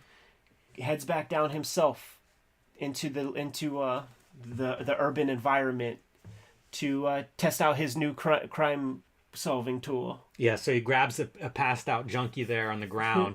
Wakes him up. Wakes him up so he can just beat the shit out of him. Fucking slug. And now he's got this new device that I think I saw this on an infomercial for chopping up salad. Yeah, it's called a slap chop. That's right. Puts a slap chop on a dude's face. And you know what? The slap chop was probably brand new. Whenever Josh Simmons made this shit, it's probably very topical at the time. And if you ever wondered what a slap chop does to a face, there you go right here. And Batman is like, he's like, you're such a pussy, dude. Is taunting the guy. Yeah. Using his own lips. Holding it up over his mouth. And it stick his tongue through there. there. It reads so well, right? It's so disgusting. The whole time that guy's just screaming. So, cut to another day. You only have to hold the trophy to know that it's hollow on the inside. It didn't solve what Batman needed to feel nice. And let's talk obsession. Let's talk obsessive compulsiveness. Like by looking at him do this, it implies that he made all of those little holes with his fingernails. Mm. And here's the criminal element.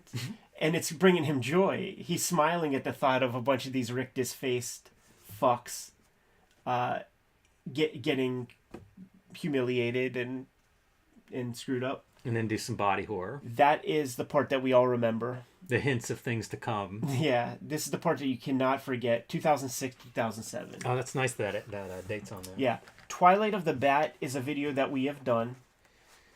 No, we did not do this one. This is the one with Joker. Or Joke Man, as he's called in this comic. G-City. Going through the wasteland because our Bat figure just picked up one of his arch villains, has to transport him back to Gotham City Jail, Arkham Asylum, whatever you want to call it. I love the Batmobile. Yeah, it's a good Batmobile.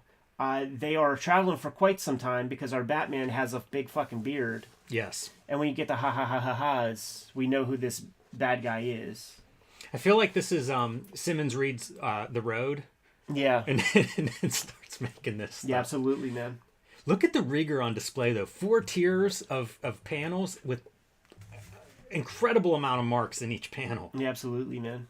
It's funny to do this for, like a bootleg comic. I mean, I guess at this point he's got a system down for these and distro them and stuff. But it still is a lot of work he's putting on each page. That first one that he did was such a hit amongst, like, other pros and like, something that we always talked about. All of this other stuff is like cherry on top comics. Like, you never thought that you would get another one. And he's made 4 or 5, and they're collected in a super beautiful book. I mean, 2006 is the first one. It's 2022 right now. These long time in the making. It's weird to think of it that way. It looks like that world is just covered in ash. Totally. Like, this is just full on wasteland. I get the sense that the Joker is the cause of that. We get a lot of their relationship. Like, everything that Alan Moore wanted to communicate between the relationship between Joker and Batman is done far more successfully here in a lot of ways. And Moore admits that. He admits that killing Joker was a trifle to him. No big deal. So it's going to be quite some time to get our bad guy back to Arkham Asylum. They're going to have to do some traveling. So in order for Batman to get any sleep, you got to tie Joker up. You cannot let him be. And when they wake up, there are 2 cupcakes waiting for them. Yeah. How nice. And more than the cupcakes, it's a symbol that there's more life out there. Right. Somebody else is alive. And it's almost like the reverse of like trying to feed the stray cat and earn its trust. Yeah. The idea here is we gotta be cool, and the person that brought us those cupcakes, they'll come out. They'll come out when they're ready. Yeah, they may be traumatized after the events of like, what the heck happened here, man? This is Neo Tokyo type shit. So continuing their travels. And this is the part about why the world's this way, and I know you had something to do with it, Joke Man. Right. This makes so much sense too, right? Like get both of these guys together with no one else around and really get them to explore, their psychology. Batman bites his finger off. And Joker loves it, uses it as lipstick. And it's just showing it, like, once you get there, it's like, you know what's coming. Yeah, they have a really good back and forth. Going G.G. Allen. Full G.G. Allen.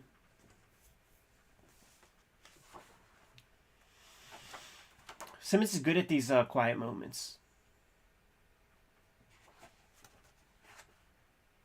This is a pretty big story. It is. But we get the, is this a repeat now of the cupcakes? I think we're getting there. Because that has to send our Batman completely over the bend, man.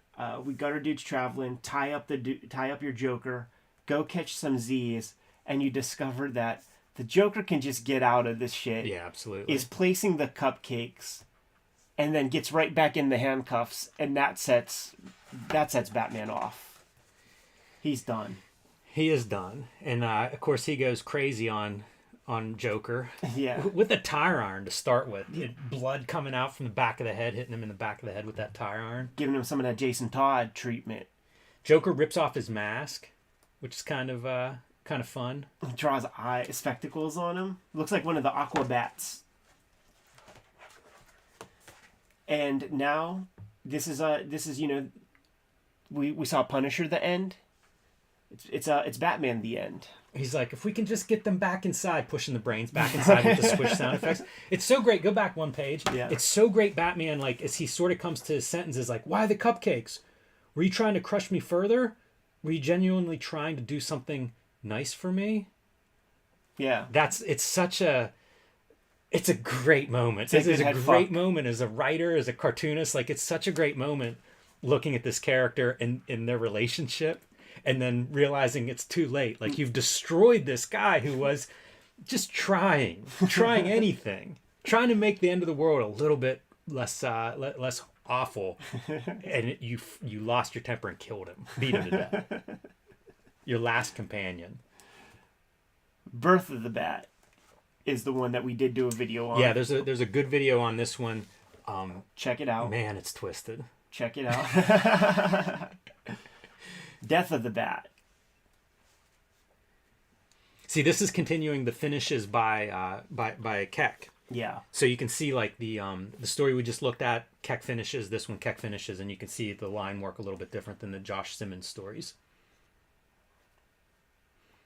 But this is like end of the world once again, and I don't know, mutants, you know, the people that are still alive. Yeah, the nuclear wasteland people that are still making it. And Batman is from the Birth of the Batman, like with the fingers cut off and tattooed bat symbol on his chest. Yeah. But just a destroyed, you know, husk. Look at this little Boy Scout. You see a family of 4. And then when Batman shows up. Yeah, here it is. You see there are only 3. There's our Boy Scout. And he shoots a fucking hole Absolutely. in the dude. He's screaming, "I'm a bat." That's the cutting promos on the superhero genre, is it not? Absolutely. Destroys our guy, like scoops out the brains, cooks him up, tosses the head, and now we get Fever Dream, Batman in Heaven, getting reacquainted with his old sidekick, getting philosophical. Yes. And getting to question, well, what do you want to do with eternity now? Right. That life was a trial, you know? Yep. What did you learn? And you can have whatever you want, man. You can go be with your parents, live in utopia. Yeah, it's too much for him. Listen, all he wants is to be a bat. Fun drawing here. Like yeah. some of this stuff, like we're going cosmic and everything. Yeah, man. Really wild, inventive stuff, especially when you consider what the rest of the book has been. It's a really impressive book from almost any angle. Totally. Yeah. This is not a trifle by Patrick Keck and Josh Simmons. Like, it's very earnest comic making that fits right next to any book in his Josh Simmons bibliography. I hope some superhero critics review this book.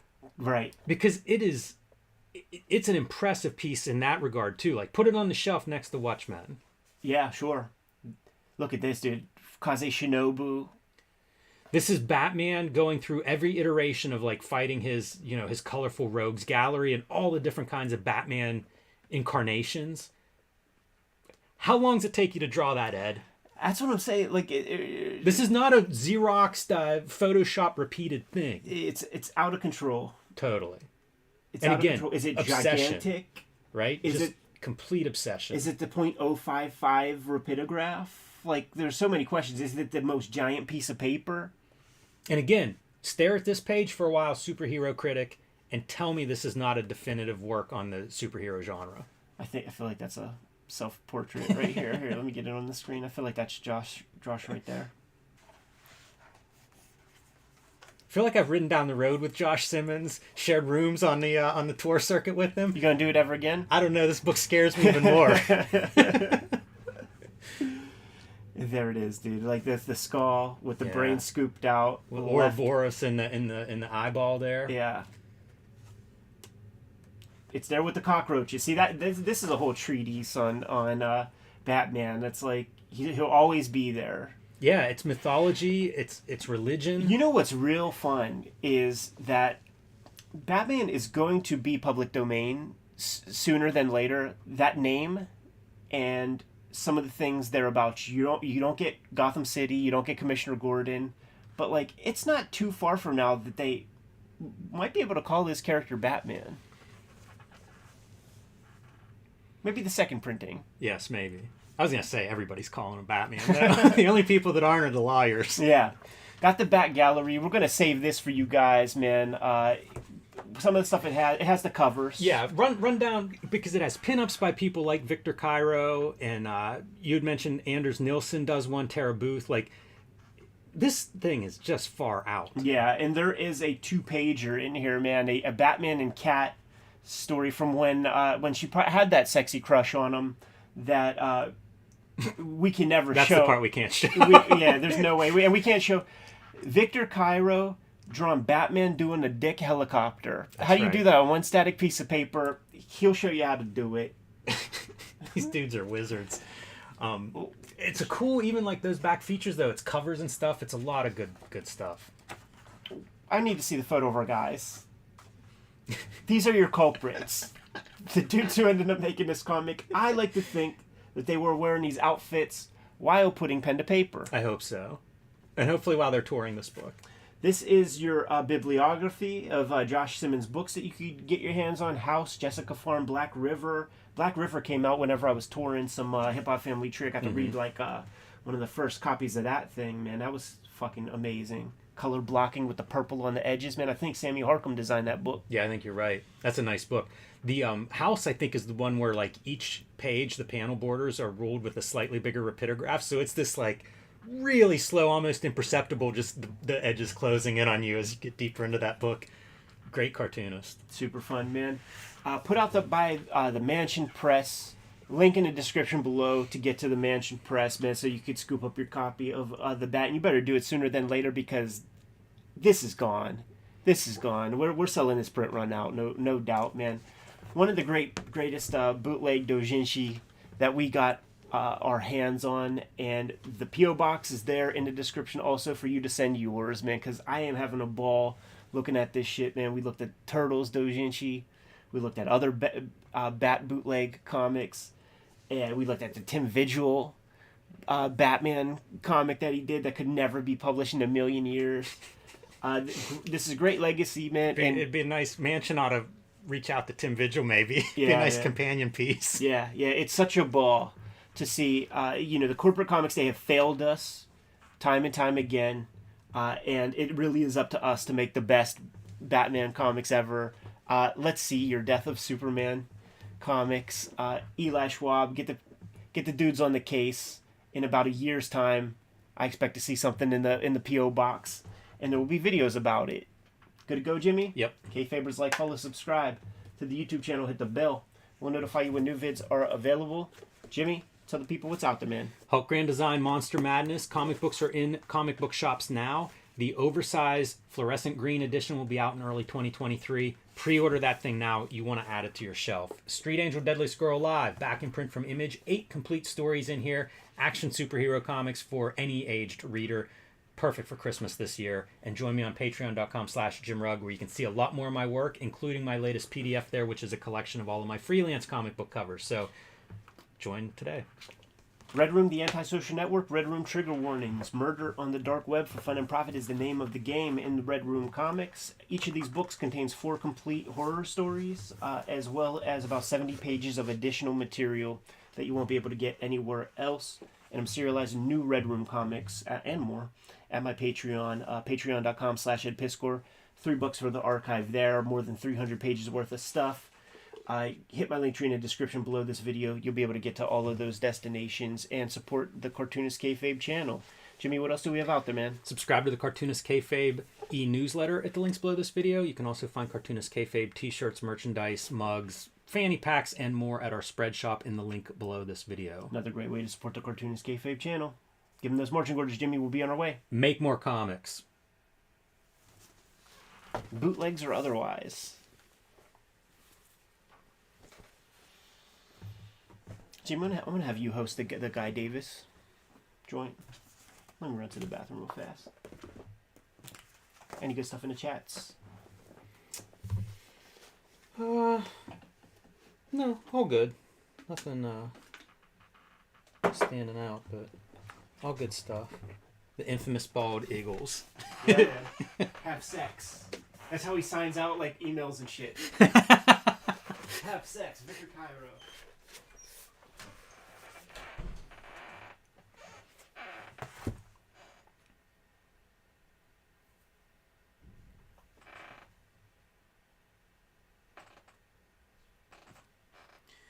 Hey Simon, our PO box is under most of our videos. I think it's just these live streams that we don't have our usual write-up, but any other video, we have all our contact information underneath the video, so you can find our PO box there.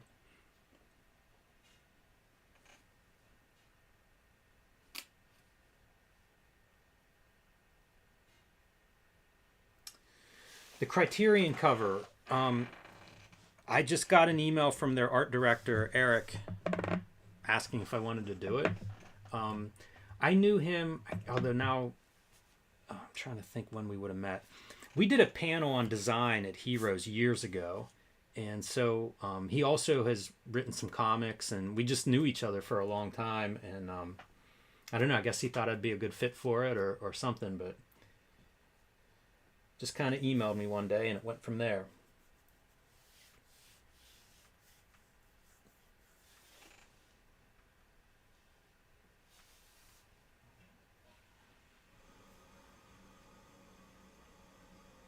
One of the things Josh Simmons, I think some of the first comics I remember of his was he did this series called Happy. And it was where like everybody had these maniacal smiles. It was one of the most deranged things I'd ever seen. I think Top Shelf may have published that in the early 2000s.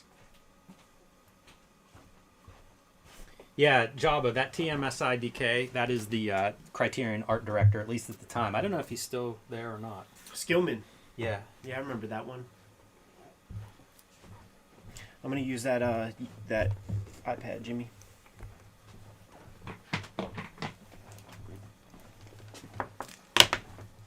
I figured just go through the first one.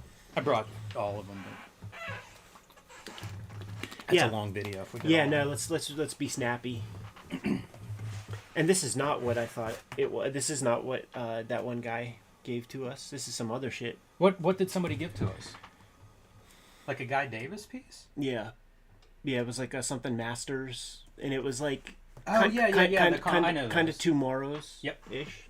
I think it is Tomorrow's. It feels like Tomorrows. Yeah, there's a bunch of those Modern Masters, maybe. Each one features one artist. Like I have Kevin Nolan, and there's a bunch. There's everybody you can think of. Yeah, I forgot about that. That's a good book. But these are sketchbooks that he had at, I'm gonna say Space. Yeah, I see. I've been meaning to do a video on this thing, man. Did I ever show you that? Like, it's a book I talk about where it has like the bibliography of like 150 different guys, and like the assortment is so odd because Barry Blair is in there, and it's the first time that I'm like, oh, so that elf dude, that's this dude. Like I had a name to go with it, and in my old copy, like I just picked this up off of eBay. In my old copy, I had highlighter like to show like for the books that I had, you know. I had one with the Frank Miller, Rob Liefeld. It's really impressive. Yeah, Dick Briefer, right? Yeah, you see, it's pretty cool. And it's totally incomplete. Yeah, of course. Like, it's so incomplete. And Eastman and Laird, like, why would that fucking matter? Like, I get it, but it's like, what, 15 comics? Yeah, it's real strange. Huh. Interesting. I mean, this book was a Bible for me. Whenever I was digging and shit, as a kid, I would just carry it with, like, Wendy Peeney. Like, of course, it's just ElfQuest everything. 93. It's that period, man. Like, I was in 6th grade. Crazy. It's really strange to me to find stuff like that, or like magazines where it's like there were multiple issues of this magazine published. Right. Never heard of it, Totally. never seen it until, it just shows up one day.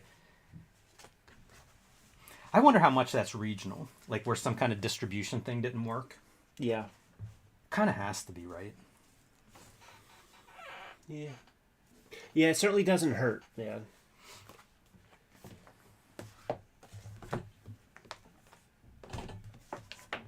All right, man. This is one of those eyeball videos. Yes, sir. Good to go? Yep. Hello and welcome to Cartoonist Kayfabe. My name is Jim Rugg. I'm Ed Piscor. Cartoonist Kayfabe is brought to you by the comics that we make. Ed Piscor's Red Room Trigger Warnings and Red Room The Antisocial Network are available now These collect 4 horror stories each. They can be read in any order. They are self-contained short stories. So whichever one you see first is the perfect place to try out Red Room. Pick it up as soon as you see it. Street Angel, Deadliest Girl Alive, back in print from Image Comics. 8 complete stories, perfect for the action or superhero comics fan in your life. And Hulk, Grand Design Monster Madness. The comic books are in shops now, and the collected Treasury edition will be in stores in early 2023. Highly recommend that you pre-order that one. So we are going to look at Guy Davis's Sketch Macabre Volume 1 today. I believe I picked these up from Guy Davis at Space one year, and I believe it was around 2010, because I think that's the debut of Rambo 3.5 at that show. I remember that one. It was sitting next to Paul Hornschmeyer, and Yep. and whenever we would get hold of comics that we weren't going to bring back home, and we just put in Paul Hornschmeyer's box. That's true. Yes, that was that was a fun show, because I did a panel with Guy Davis, so it was awesome. He's super cool, fun to talk comics with him a little bit. But I sold 1 copy of Rambo 3.5 on day 1. It was a 2-day show. Sold the rest of them the next day. Like, I think it just went around the hotel that night when people were looking at their comics. But Guy Davis had made these sketchbooks, and you can see, I assume he made them himself, maybe a local print shop. You know, may have done Kinko's them. would do this exact binding. Yes, exactly. So this was popular. You know, a lot of cartoonists were making these kinds of sketchbook stuff. And Guy Davis, man, his sketches, I look at them all day. This was very fun pulling out this week and revisiting them. Heck of a drawer, man. One of the guys that, to me, established that Detroit Motor City, Outlaw Comics, Caliber Press vibe. Absolutely. Knew him from Baker Street was the first thing. And, of course, BPRD, probably the thing that he's best known for in comics these days. It's cool, signed and numbered, 500 of these. Designed the monsters in Pacific Rim. Yeah. He's lost. I don't think we'll ever get him back in comics. No, I think... Yeah, Guillermo del Toro is not letting him leave. And why not? Like, what a master. So, we'll just go through and kind of... You see it here. Like, there's super cool designs and shit. This Nevermen series I have, it was from Dark Horse.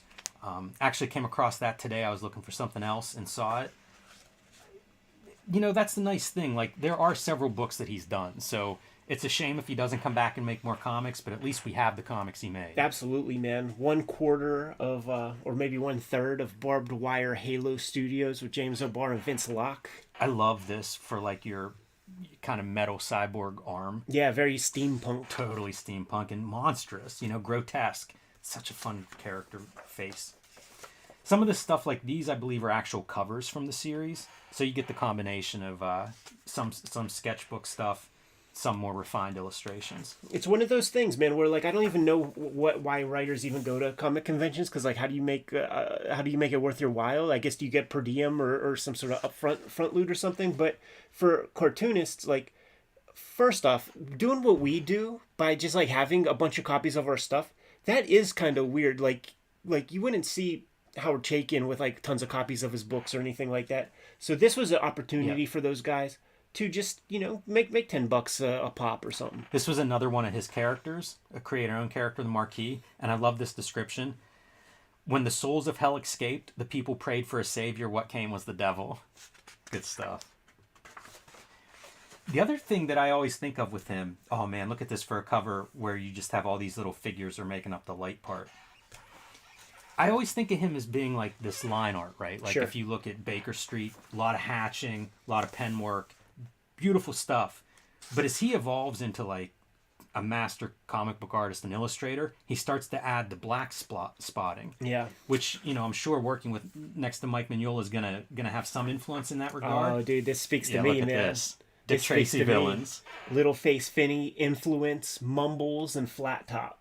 Pretty cool, right? Fucking amazing, man. But as this sketchbook unfolds, I think what you start to see is that Alex Toth, that black and white, kind of influencing how he spots blacks. Yeah, these Dick Tracy character designs are real fun. And I think about, I think it was IDW that had that Dick Tracy license. Yeah. Back up a money truck to Guy Davis and have him do some Dick Tracy comics. They right? don't spend nothing, man. Nah, they don't of course spend not. shit. That's the visionary part. That's how you get a Dark Knight Returns from a Frank Miller. You take a chance and you go find a talent that might do something interesting. Yeah. So you see a lot of the BPRD stuff too, as well as we go through here. Yeah, and there's some hamstringing going on because like there's some pressure to add Mignola marks and proportions. Like we saw how Guy Davis draws, but these are, Mignola shoulders. They are, but it is still unmistakably Guy Davis. Like this kind of thing. Mike Mignola is never going to do that piece. Yeah. I also think he's different enough that he really made those characters his own, Sure. which seems impossible against a stylist like a Mignola. The BPRD was great. I used to look at original art pages of that online, and it would just be like those dudes in their break room getting coffee, and it would be these fantastic characters but doing mundane things. I always loved this character too. Such a fun. Yeah, I don't know BPRD at all. Yeah, it's a good collection, but it really, I think, is successful based on Guy Davis. He had such a long run with that. Look at that for a monster design. Yeah, yes, it's steeped in Lovecraft for sure. Yes. Usagi. These must be commissions too. So you're seeing kind of like sketchbooks, commissions, covers. And this stuff, whenever you read his bio in the back, did a bunch of this. This was for humanoids. So it was like this European zombie story. I think it. Do you remember there was an English Meadow Hurlant, an American Meadow Hurlant? Yeah. I think that's where that came from. Oh man. Marker drawings. He says he'd do these sometimes as warm-ups, like to start the day off. But this is where I think you start to see that Toth composition stuff coming alive, because it really is like black, white, gray. Yeah. Very simple planes that you have to work with. And it's fun to see his own characters, but also to see him doing, whatever the character is that either he's commissioned for or feels like, drawing that day. I see something very cool coming up. See this arm? Fantastic. Yeah, Let's just throw off the proportion a little bit and you get this grotesquerie. It looks like it works too, which is the fucked up thing. Yeah, the it's little very well thought fingers. out. Yeah. Very good fingers. Death, obviously a popular commission choice. And dude, that art style, that's nearly his Baker Street I was going to say. kind of energy. Death through the Baker Street filter. Pretty good fit. This is what I was talking about. Look at that lone wolf and cub, baby. How about that? That's sick as fuck. So much great line work in there too. It's it's fun when dudes commission people to just do oddball shit that they've never done. You know what I mean? I always wanted to see what Tom's Fabulous Furry Freak Brothers would look like. Yeah, that'd be good. The Sandman Mystery Theater was another one that he had a long run on. Yeah. And going to Vertigo, I think that was his series that he did right after Baker Street. Yeah. So, depending on where you come up, I think a lot of fans probably see him for the first time on that Sandman Mystery Theater. This is something that I think artists figure this out, how to do like textures.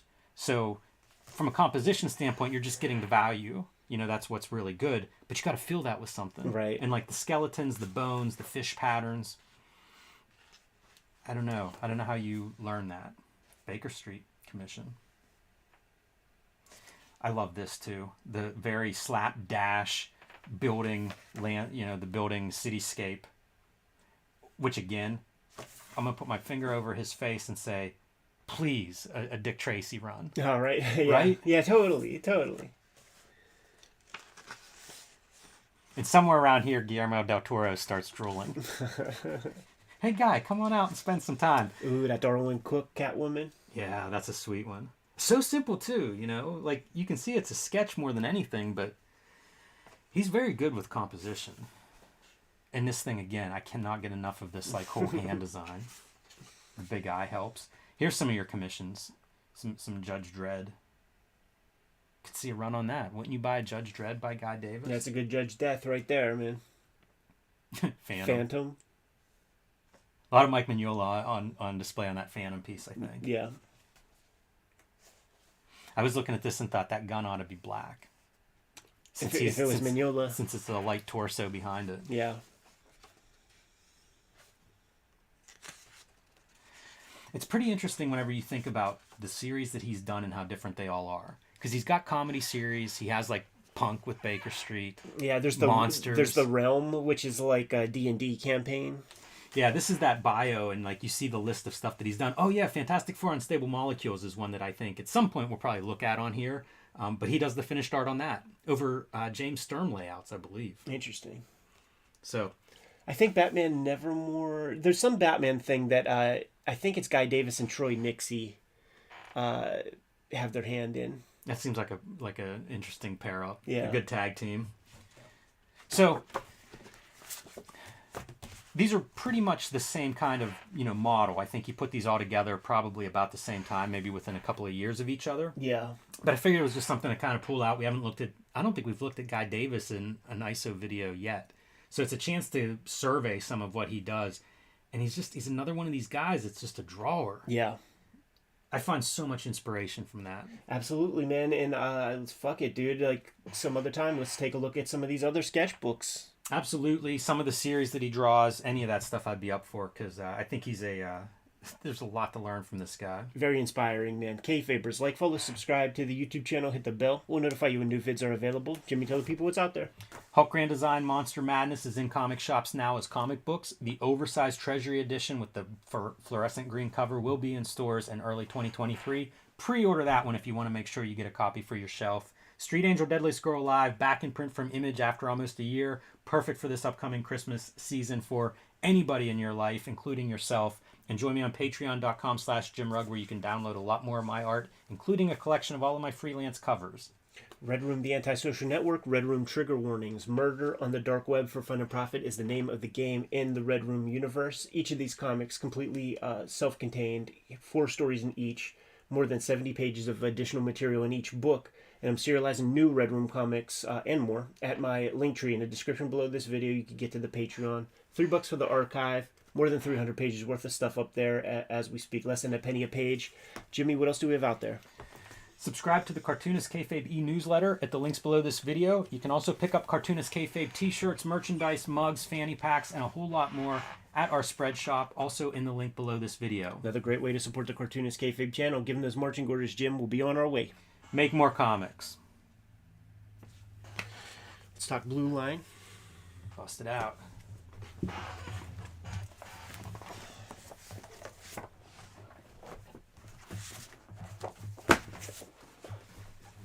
One of the things I remember about this panel, we were talking about, I can't remember the subject, how it came up, but the takeaway was, I was like, dude, just make your own Batman comics. And Guy Davis was like, nope, I want no part of that conversation.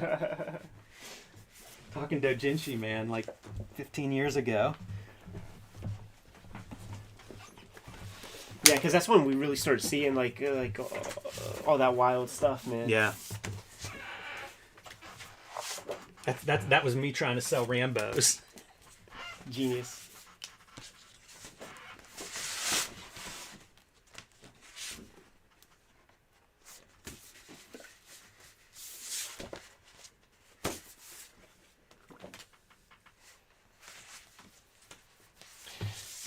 Here's this, man. Just between us, I started inking this with like proper tools, pen, like dip pens and stuff, and I'm just not feeling this shit. Like, it just feels too much like normal or something for me. Like, my boilerplate. So then I just did fine liner,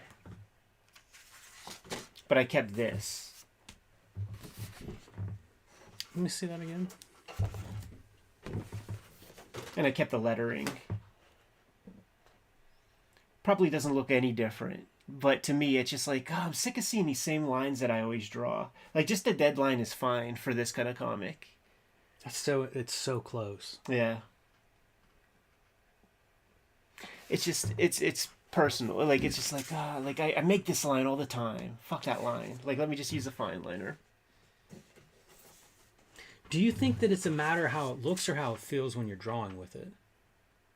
That's a good question. Because the similarity, like visually, it's really similar. But I can see the tool part, like the actual feeling of it's different. Right. All right, hold up. Boom, boom, boom. I mean, I assume you go faster with a fine liner. You're not dipping and... Yeah, for sure. And I just use one line weight, really. Like, sometimes I have a little shadow, but not all the time. Yeah, I've been drawing a lot with the with like microns and stuff, and I don't know. You get into it, and it's like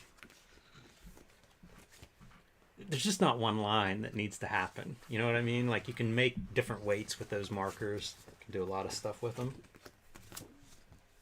Look at that shit, dude. Just doesn't look like nothing, but then when you see the page, it makes all the sense. Actually, for the purposes of This will make sense.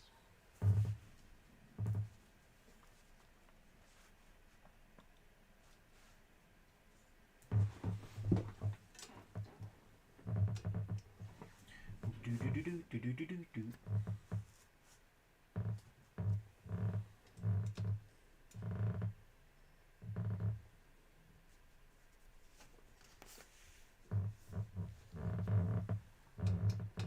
Victor Cairo in the out there. You speak the man's name, he manifests. Speak the man's name, he manifests. That's the shit. Shouts to Uncle Vic. Have sex. That's right. Samuel mentions Corben doing some cool Hellboy. We've looked at some of that stuff. So Yeah, we got if you some like episodes. Hellboy and Corben, definitely check out our episodes on it. Yes. All right, so let me put my best foot forward here. We're going to get this background off.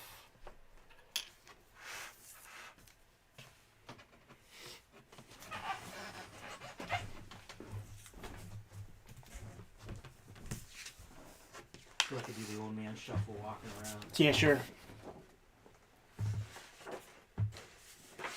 Your pants are too high, though. All right. Got to have your ass coming out. To be proper old man. Or add the suspenders. I have a friend, and that's the dad wears the suspenders, so... And he ain't being a fucking SPX hipster? Not at all.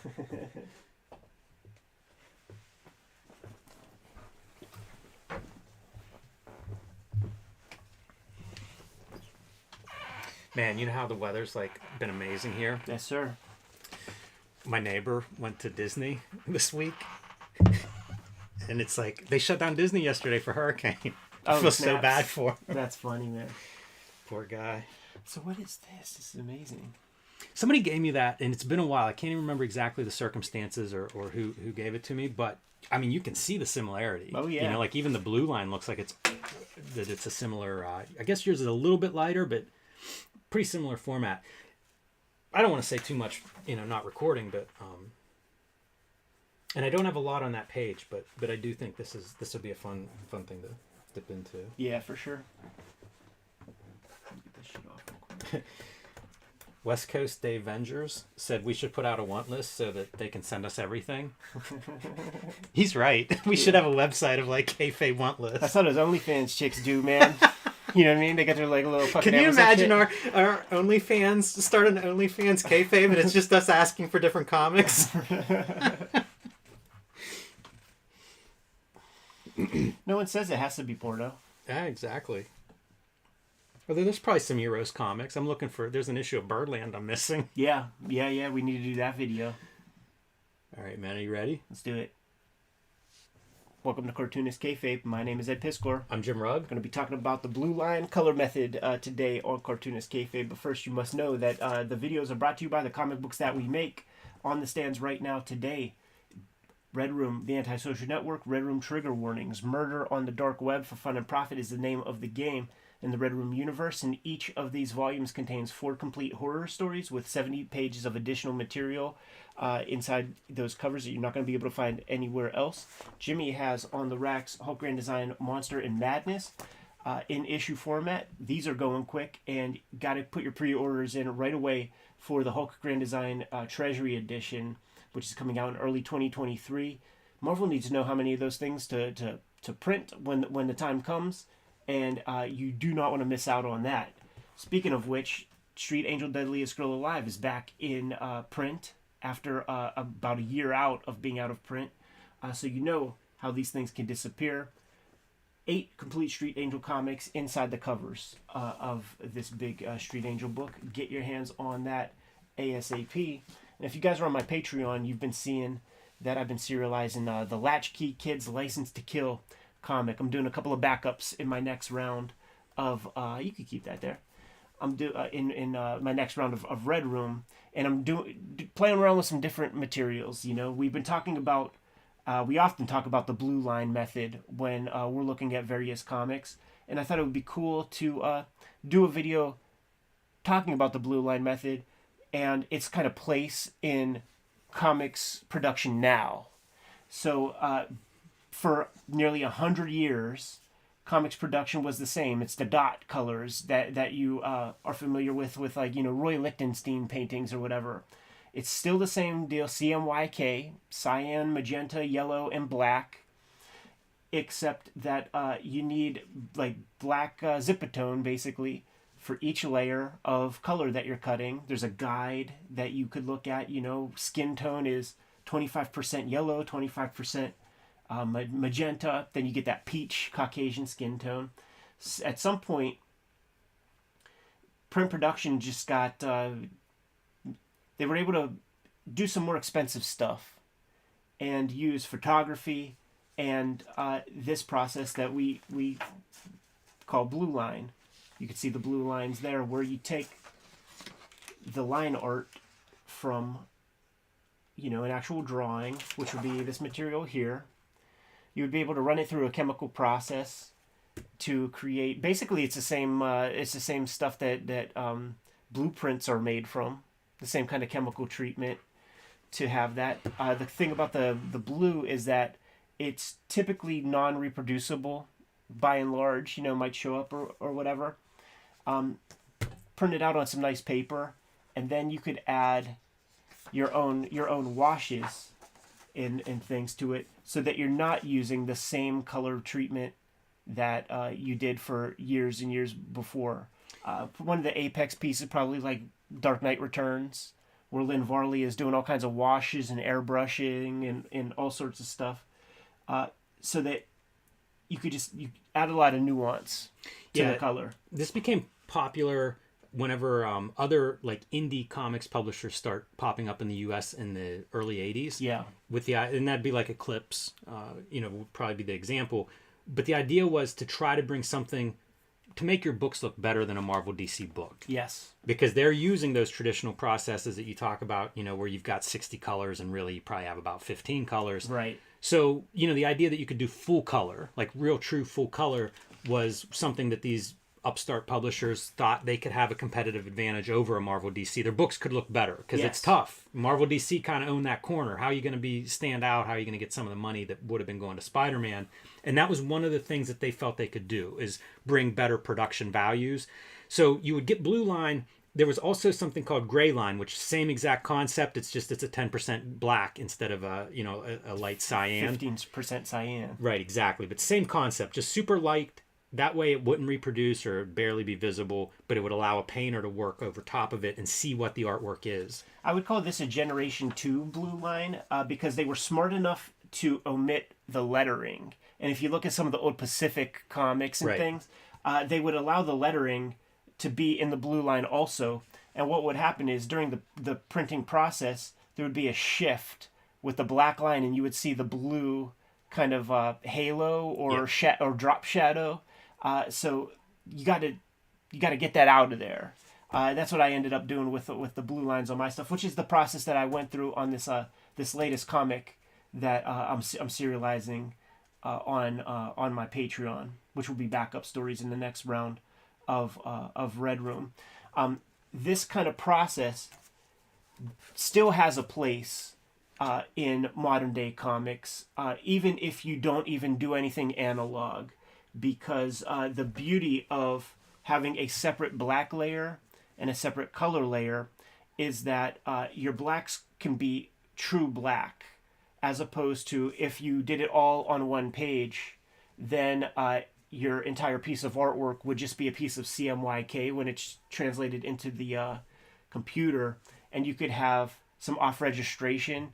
Your lettering won't be as clear potentially, and the cool thing about doing it separately is you could have like a 1200 DPI bitmap black layer, which would be crucial for somebody who has very precise, sharp lines. It's a very crisp read, and color is almost never more than 300 DPI, even though I scan at 4. Yeah.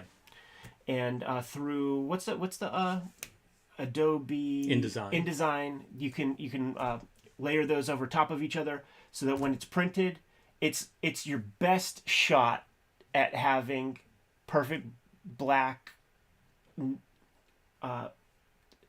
It's your best shot having perfect black artwork with black lettering that isn't fuzzy, Yeah, crisp, very crisp lines. super crisp. Yeah, and I would say people interested in this. I interviewed Sean Michael Robinson, and he kind of talks about some of these pieces. Yeah. And how to get the best color scan, how to get the best line art scan.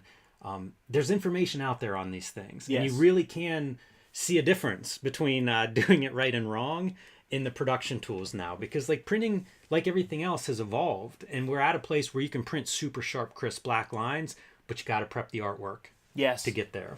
One of the things that I'm super happy about looking at this Mobius piece, or a Mignola piece, man, is that they color in the dialogue bubbles for just like that, like a little added piece. Yeah, slightly off-white. Yeah, and there is a Copic marker called Eggshell to just separate that paper texture from the background. Latchkey Kids from the last millennium is this new gang of characters that I'm playing around with. I'm going to do a couple of backups in Red Room, and then I'm going to focus on these characters for some time, do a bigger book. But one of the things that I wanted to do, and this is a Kayfabe page because it was my first attempt, but I wanted to show the lettering so that you see this piece.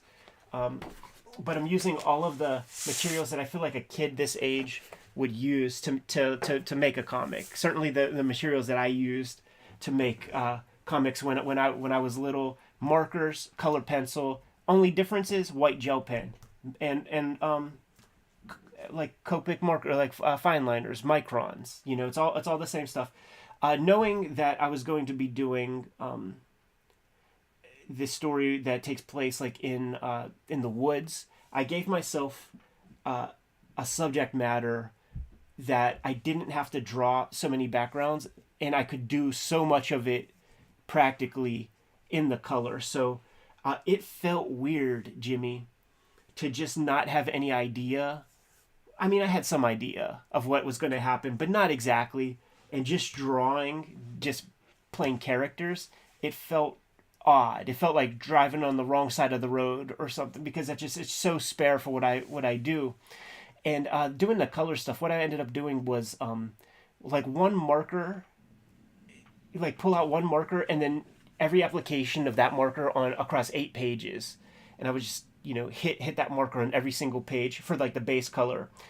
This green, this like very like kind of light green, yellowish green, would be the base of all of the forest panels, so that I can then go in with color pencil and pull out different shapes in terms of bushes, go in there with brown color pencil for a tree bark, and then even hit some white gel pen even on the color pencil, and it seemed to work out. And then I'll cut in different panels and things where I merge the two, so that you could see how these pieces look over top of one another. But like, look at how spare this is, Right. and then you see just so much more stuff added. It's a nice effect for making a character pop, because the character gets the black line. Yes. And then your background looks good, but it doesn't have the contrast Yes. to compete with foreground background. Absolutely, man. And that was total conscious decision to just kind of fuzz out the background, let it be soft focus. Also, the characters get very vibrant marker color, and there's just base level color that's being done with marker for the backgrounds and things. This is a story about lanternflies. Like, what happens if you give a bunch of like 90s kids the go ahead to kill bugs for the environment, and how that can go off the rails. I love that it's a cartoon bug. Yeah, totally. I feel like in wrestling terms, it's like a working bug. Yeah. It even kind of talks. Been looking at that Teriyama artwork. Been reading that stuff and trying to figure out ways to make comics faster. And this kind of subject matter kind of lends to just whimsy, where you can do shit like that, man. In my universe, you could do that sort of thing. What you looking at, Jimmy? I'm thinking about all of it. Whenever you talk about going faster, and it's kind of like the background's not drawn but colored. Yeah. That's a speed move, probably, I would imagine. Yeah. But I feel like it's a good move in terms of the final piece. I think so. So it's for interesting, like storytelling. the stuff that works both ways, where it's like, this is better end result, but it's also faster. Yeah. It I had no sense of if I was making good time while I was putting these pages together. How would you tell on a first time, though? You know? And it was also using that same marker across all the pages, so like all the yellow. Yeah. And there's never like, this page did not get done in a day. The next page did not get done in... It's little bits across 8 pieces of paper, and I'm like, I have no clue. It took me a week. From like the end of one Kayfabe session to the next, I had it done, so I think that worked out. But one of the important pieces definitely is that white gel pen to kind of add these little pops and things. Yeah, that's a huge piece. Anytime you see marker art, I feel like, even painting, I feel like that highlight is a really big piece. You know what's great about this stuff, though, is you want to show people something they haven't seen before. For sure. And so much of comics production is sort of the same across, all of our practices. This is legit different. Yeah. Like, the end result is going to be that these printed pages look different than 99% of what you see on a rack. Yes. There's a lot of value in that, at least to me. Me too, totally. It engages me in a fun way personally to just, like, get the hands dirty. I used to color, like, in my sketchbooks and stuff, I would have Copic markers or Prismacolor markers and color pencils, and I was looking through some of that shit, and it's like, you can do that in comics, and it doesn't look hacky or schlocky or anything like that. I'm glad you're doing this and talking about it too, because it also gives people permission to do this. Yeah. Like, when I started doing the ballpoint pen stuff, part of it was that it feels good to just draw on paper. Totally. That's my deal, So, everybody watching, like, that's a thing. You can do that. If you get tired of staring at screens, like, pull out your markers. Totally. Colored pencils, whatever you've got. Like, you can make that work. And, if you look at this on a screen, like if you look at a regular comic book page on a screen, this is kind of what it looks like. You turn off your ink layer and this is the same pieces, like you said at the beginning, in terms of like, this is the analog piece, but it's the same process. It just allows you to look at a piece of paper instead of looking at your screen. And there's little bits of texture that come through. Very hard to do digitally. Yeah, it's like don't bother. No, don't bother. If you're going to go digital, work with the tools that you get there. Don't try to make it look like this. If you want it to look like this, work on paper. Right. This is one of those panels that man, if I did a couple dozen more of these pages, I just know that this end piece will look so much different, because I wanted to have the characters lit by the fire. Mm-hmm. And what I ended up doing, I thought the Prismacolor pencils would lay over top of the more opaque. And so I did a test where like I colored them with their natural like flesh tones, and then I put like maybe green over top, and it just did not work. Yeah. It was too translucent. So I just know that if I did this again later, after more confidence and things, like this panel would look so much different because they would be lit by the fires and stuff. Well, of course, the other thing you can do is digital. At some point this does become digital. Yeah, it's true. It's true. Like, just for my own edification, like I really want to figure this all out on the practical level. And doing stuff like this, whenever you scan it, you're shooting light at the page, so it makes things pop. These reds show up so much clearer. Mm-hmm. On the final page, and that was a revelation, because there are some colors and nuance here that actually don't show up. They're almost close to that non-repro blue sort of thing. Like maybe that is very, very light. Yeah.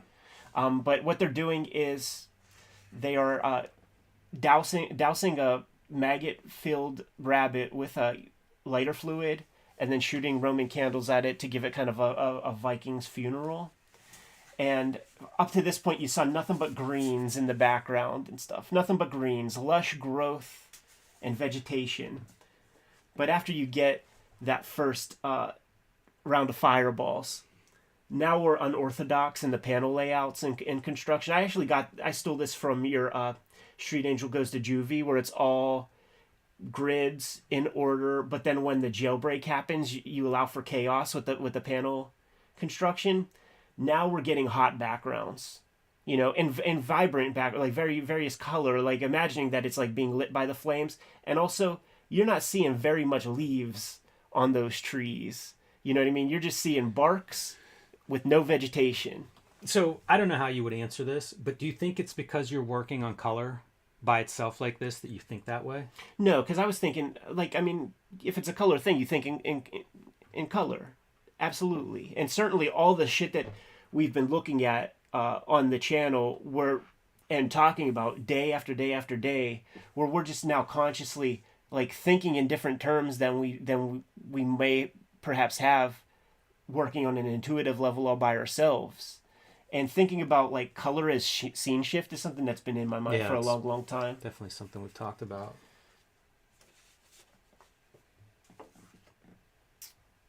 Still an Eddie P comic, man.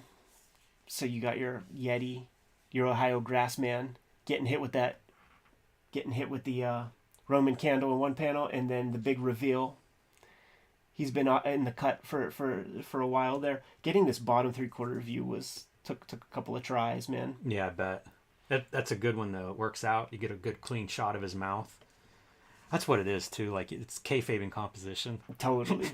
Move that arm around to get a reveal that you like in the face. Yeah, gotta sell it, man. But he was fun to play with. I started coloring this page first because I wanted to see the Bigfoot, and then I'm like, man, maybe I should have colored that one last because I would have had just more confidence in the tools. Fire is hard. Hitting the white gel pen, and maybe even this is chunky. I probably use one of those what's the company that makes that little blue whiteout pen? You know what I'm talking about? The little, it begins with a P. But just to add some environment, some movement, some air, some flow. You know what it is? It's temperature of flame. Like as it gets further away, I think it moves to red. Yeah. And so then, you have like your tops like this. right. You know what I mean? Yeah. And then this is the last page of this particular strip where the little girl who got hold of her dad's gun dispatches of our guy, our Yeti, our Ohio Grassman, at the very end, peels his cap, takes a good chunk out. The girls are just like whistling while cops show up and are like, a goddamn Yeti burnt down the forest. And because the pink-haired girl's dad is the mayor, they get a key to the city. That's really funny. So just showing off some blue line is the first time that I ever used this method. I'm very excited to do it again. I'm so happy to see this. I didn't know you even had this, Jimmy, because it would have answered some questions that I had, because I was wondering if guys color like big blue line. I can make an argument for coloring big blue line because the precision with the markers, and it's a pretty fat tip, you are clutching a bit, and I did cause my wrist and elbow discomfort. And certainly with the colored pencil, I'm pushing a little harder. And I don't think I would if I would color on a bigger blue line. I think Lynn Varley colored Electra big. I think That would those make pages sense. were bigger. Yeah, that would make sense. But I am going to do another set of blue line strips to just fuck with it. Make comics in a little bit of a different way. Will you do those big, like the other set? Maybe. There's more expense involved because you're going to probably kill some markers and have to go buy that refill ink. It's like $20 a pop or whatever.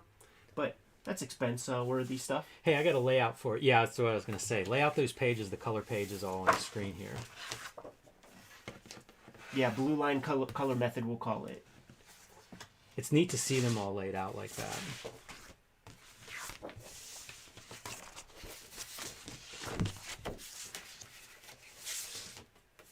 And of course, we'll be cutting this part. Thanks, Jimmy. All right.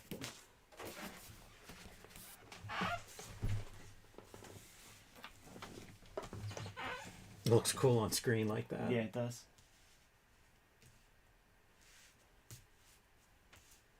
It's really great too. You can see, you mentioned like the green backgrounds in the early pages compared to the orange warms Right. of the chaotic when the shit hits the fan. So there it is, man. Just a quick glimpse at the blue line color process and the applications and where it would come into context nowadays by having crisp black ink line, you know, your fuzzy color that has less dots per inch in your final print files. You know, you mentioned like experimenting with more of these. Yeah. Will you try one where you color on black line? Like you could still have your lettering as a separate layer to get that crispness. But like we've looked at comics where you can see their painting and the color is on the black line. I did it with the Hulk cover that Jeff Darrow drew. I printed that out and colored it on the page, and it was, like, it worked because the black didn't smear or anything. So, Yeah. I ended up with that black line on the artwork itself. Yeah, breaking kayfabe, I would have preferred to do the black line because I was looking at your brigade page and I liked the way that turned out. And I did some experiments like with this guy, and it was real cool having the illumination, like the green over top of the line a little bit. Like you Yeah. could see the black line, but it has a green tint to it, which is not something that you can do with this method where you're layering on the black line over top. So maybe what I'm going to have to do in prep is go to Kinko's and have them laser print me the copies, which is one extra step in the process that I have to see how I'm feeling at that time if I want to fucking go out and get the shit. You know what I mean? Because that's hour out of your day. But It's one of those things, like, it'll also be fun to me to see, like, the color stuff you start looking at yeah, as you're working this way. Because I always think of Jamie Hewlett doing some really cool marker stuff. I was And I thinking think about him. sometimes he did that on top of line work. yeah, I was thinking about him with these parts, man. I was Yeah. thinking of Fireball, where you just have these like weird patterns and then you kick that white over top and it makes it sing, man. You kick that white over top, it's sexy. And I'm glad you mentioned Kinko's, because that's one of the things, I keep thinking it was when we talked to Dan Clowes, but I think it's actually a note in the back of the Complete 8-Ball, where he talks about going to Kinko's and getting the transparency made that goes on top, and then Yeah. having the blue line created there is when you talk about like architectural drawings and stuff. You used to do that at Kinko's. I don't know if they still do it or not, probably. I don't know why they wouldn't. But it was cool, like that's a real thing that pros did. Maybe 10 years ago, the printer has become a very important part of my process for a lot of things, scaling things and light boxing, printing out blue lines, printing out my own blue line grids. It's become a very important part of my process, and this is yet another application. These blue lines are just printed out on marker paper on my actual, Workforce 2340 or whatever the fuck I have. Amen.